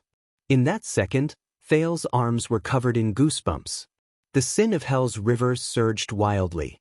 The next moment, the vines on the wheelchair suddenly sped up and contracted violently. Terrified, Thales instinctively let go of the wheelchair and stopped in his tracks. He was on full alert. The Black Prophet's figure trembled in the wheelchair, undulating. He let out a low and strange guttural sound, like dissatisfaction, but also like an instinct when he was deep in thought. Like an asthma patient. Thales frowned as he watched. What's going on? A few minutes later, the black-veined vines returned to their original form and became docile again. Are you all right? Thales asked tentatively. After a while, Murat, who looked like he had just recovered from a serious illness, panted a few times and said faintly, I won't die. For the time being. Let's keep going. We're not there yet. Thales put away his uneasiness, put his wheelchair back on and started walking. Look at this thing carefully, Your Highness. Murat said with a sickly voice. Do you think it's something beautiful? Our good neighbors in hell are beyond imagination. They're even more different than the power of eradication, the head of the kingdom's secret intelligence department said weakly. Even the pieces of meat that are cut off from their bodies look different. Thales stared at the wriggling vines and became even more suspicious. And this one? It appears to be extraordinarily energetic and adaptable to its host. It's a surprise gift for doctors when they're at their wits' end. Murat's tone tightened. But it proliferates endlessly in the dark and corrupts its host. It's an unclean thing that the priests abhor. Just like this world, fascinating and deadly. Thales was silent for a while. So it can help you get through this temporarily, but will eventually kill you? Murat laughed. It's worse, child. The Black Prophet's words seemed to be rueful. It's worse than that. Thales subconsciously looked forward. But Raphael's figure had already disappeared in front of him. Don't worry. Murat noticed where Thales was looking and snorted. He's not me. He's still young. He can handle it. The Black Prophet's tone fell silent. He's still young. He can handle it. Thales frowned. Just to save his hands that were maimed by Duca Rund? The Black Prophet silently looked at the black vines on his legs and shook his head. It saved more than just his hands, child. The devil is always there, but the devil does not speak. For some reason, Thales suddenly thought of this sentence. The former Crown Prince Midir. For some reason, Thales suddenly remembered something. As the creator of Project Dragon's Blood, he used to lead the secret intelligence department, or at least worked with you, right? Murat looked up, his gaze sharp. Did he use it? Thales looked at the black-veined vines tightly wrapped around the Black Prophet's legs. Using this thing to treat his crippled legs? This time, the silence lasted for a long time. It's not that no one suggested it. It was rare for Murat to express his emotions. He spoke in a nostalgic tone. But Prince Midir, he refused with a smile. Murat stared at his skinny hands, then at the vines on his legs. Without these legs, he can still stand up and be a complete and healthy person. Thales' eyes lit up. As expected of him. It's thought-provoking. He said sincerely. Of course. Murat hunched his chest and could not help but lament. Most of the defects that people need to fill are not in their bodies. Looking at Murat in this state, Thales suddenly had an illusion. In his state of being wrapped in vines, Murat, who was weak and in pain, had lost his once terrifying appearance as the Black Prophet. He now behaved like a sentimental, ordinary old man. Perhaps, facing this Murat, he could gain more. With a thought, he patted the wheelchair and the vines on it shook. Then how did you get this thing? Don't tell me you have a mind that leads straight to hell? Murat was silent for a while. Just when Thales thought he was not going to answer. According to the agreement, the leader of Blood Whistle should be standing here now to continue talking about our cooperation. Murat sighed. But unfortunately, he missed the appointment. Thales was stunned at first, then his eyes widened. Who, did you say? Murat chuckled. You know, child, his frail body trembled in the wheelchair. I can read minds. Thales' expression changed. This again? That's right, I know Ricky, I know the disaster swords, and I also know that you spent at least a few hours together, the old man in the wheelchair said flatly. Ricky. Thinking of the strange disaster swords Crassus, Thales put away the surprise in his heart. Continue talking about our cooperation. The Duke of Star Lake remembered Ricky's words in the dungeon. Our relationship with Constellation's Secret Intelligence Department is closer than you think. Disaster Swords and the Kingdom's Secret Intelligence Department. He was just trying, but he actually managed to get some information out of him? I thought you said you wouldn't read minds today. Thales leaned forward slightly and carefully observed the Black Prophet's expression. No, Thales understood. It's Norb. It's him. He came to report to you about Western Desert. That's how he knew I met Ricky. Marat raised his head and met Thales' gaze. Compared to 6 years ago, you've become sharper, Your Highness. He said softly, even their fear of me has dissipated quite a bit. You're really impressive. Thales pursed his lips. Is that so?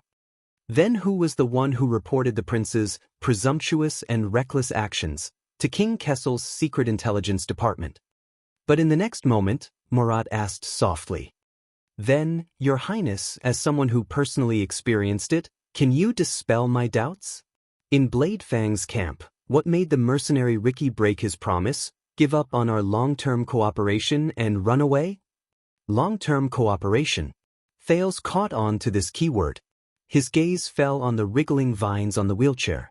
The flesh of demons. For some reason, Thales suddenly remembered what Murat had said earlier about the flesh cut from their bodies. I see. That's their cooperation. The Black Prophet's words pulled him back to reality. Do you know? Thales came back to his senses. What made Ricky break his promise and run away? At that moment, he thought of Zacriel in the prison of bones, of the blade of purification drawn on the paper, of the former king who was the enemy of the world, according to the night of judgment. No, I don't know. Thales really wanted to answer that. But he couldn't. Because he knew. Thales remembered Yodel's reminder. He could not lie to Murat. Yes. Thales answered naturally, calmly and smoothly. Williams.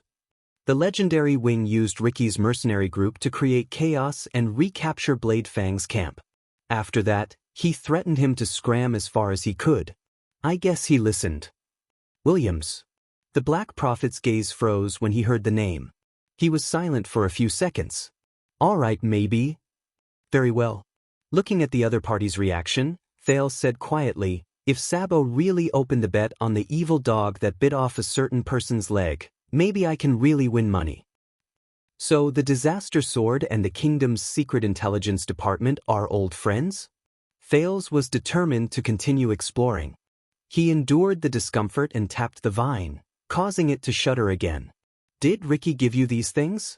The black texture on Ricky's face, Raphael's arm, the Black Prophet's wheelchair. Not just this. The Disaster Sword from 100 years ago, Crassus and the Red King, mercenaries and the Kingdom's Secret Intelligence Department. It all adds up. Murat was silent for a while as well. But this time, he answered Thales with a low, sinister laugh. It made the second prince flustered.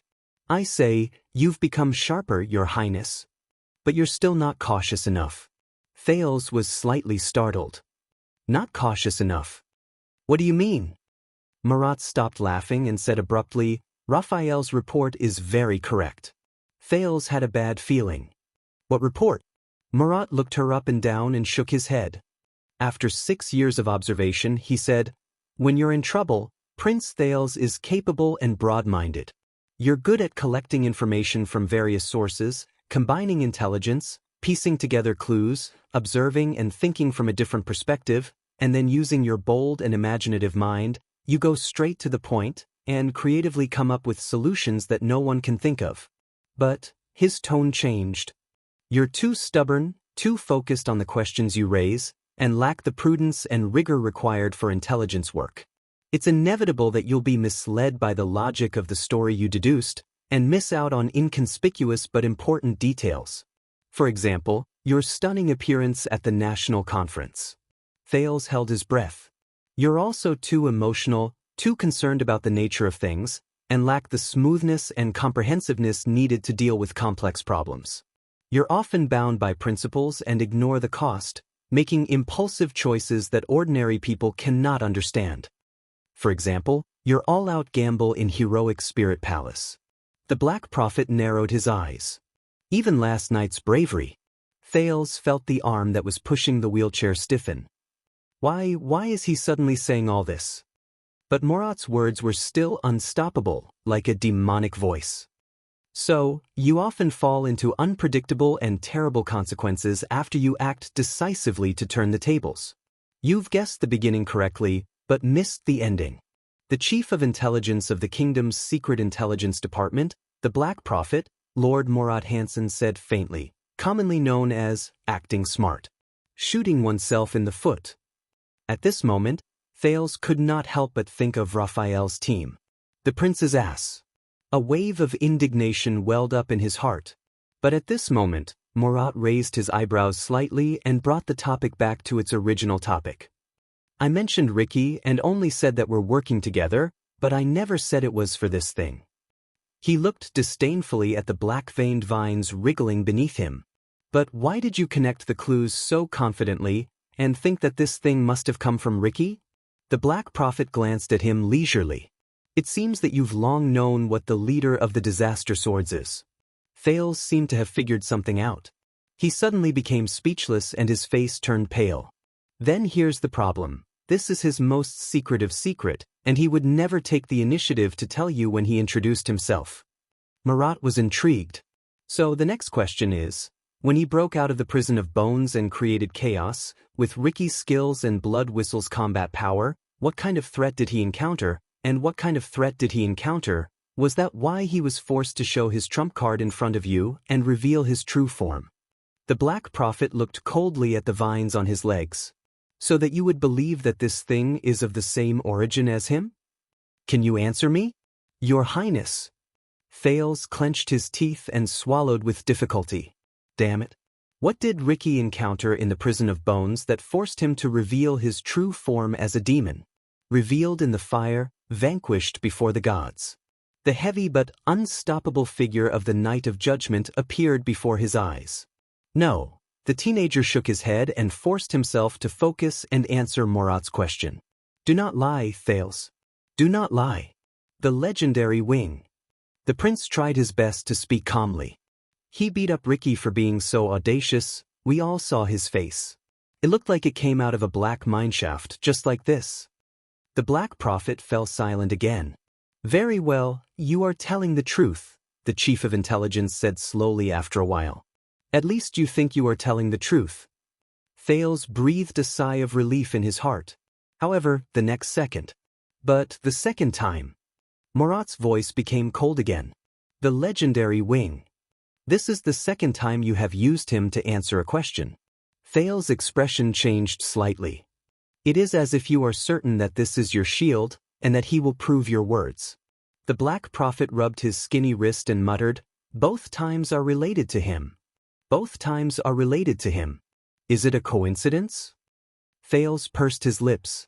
Or, Your Highness, is it because you do not want to talk about the situation when Ricky revealed his true form, and because you do not want to talk about what happened in the prison of bones, you would rather send a troublesome busybody like me to ask Williams and throw all the troublesome details to the fiend who is brimming with murderous aura? The encounter in the prison of bones. At that moment, Thales heard his own breathing. The black-veined vines on the wheelchair began to surge again, making Thales increasingly uncomfortable. But he had no time to care about it.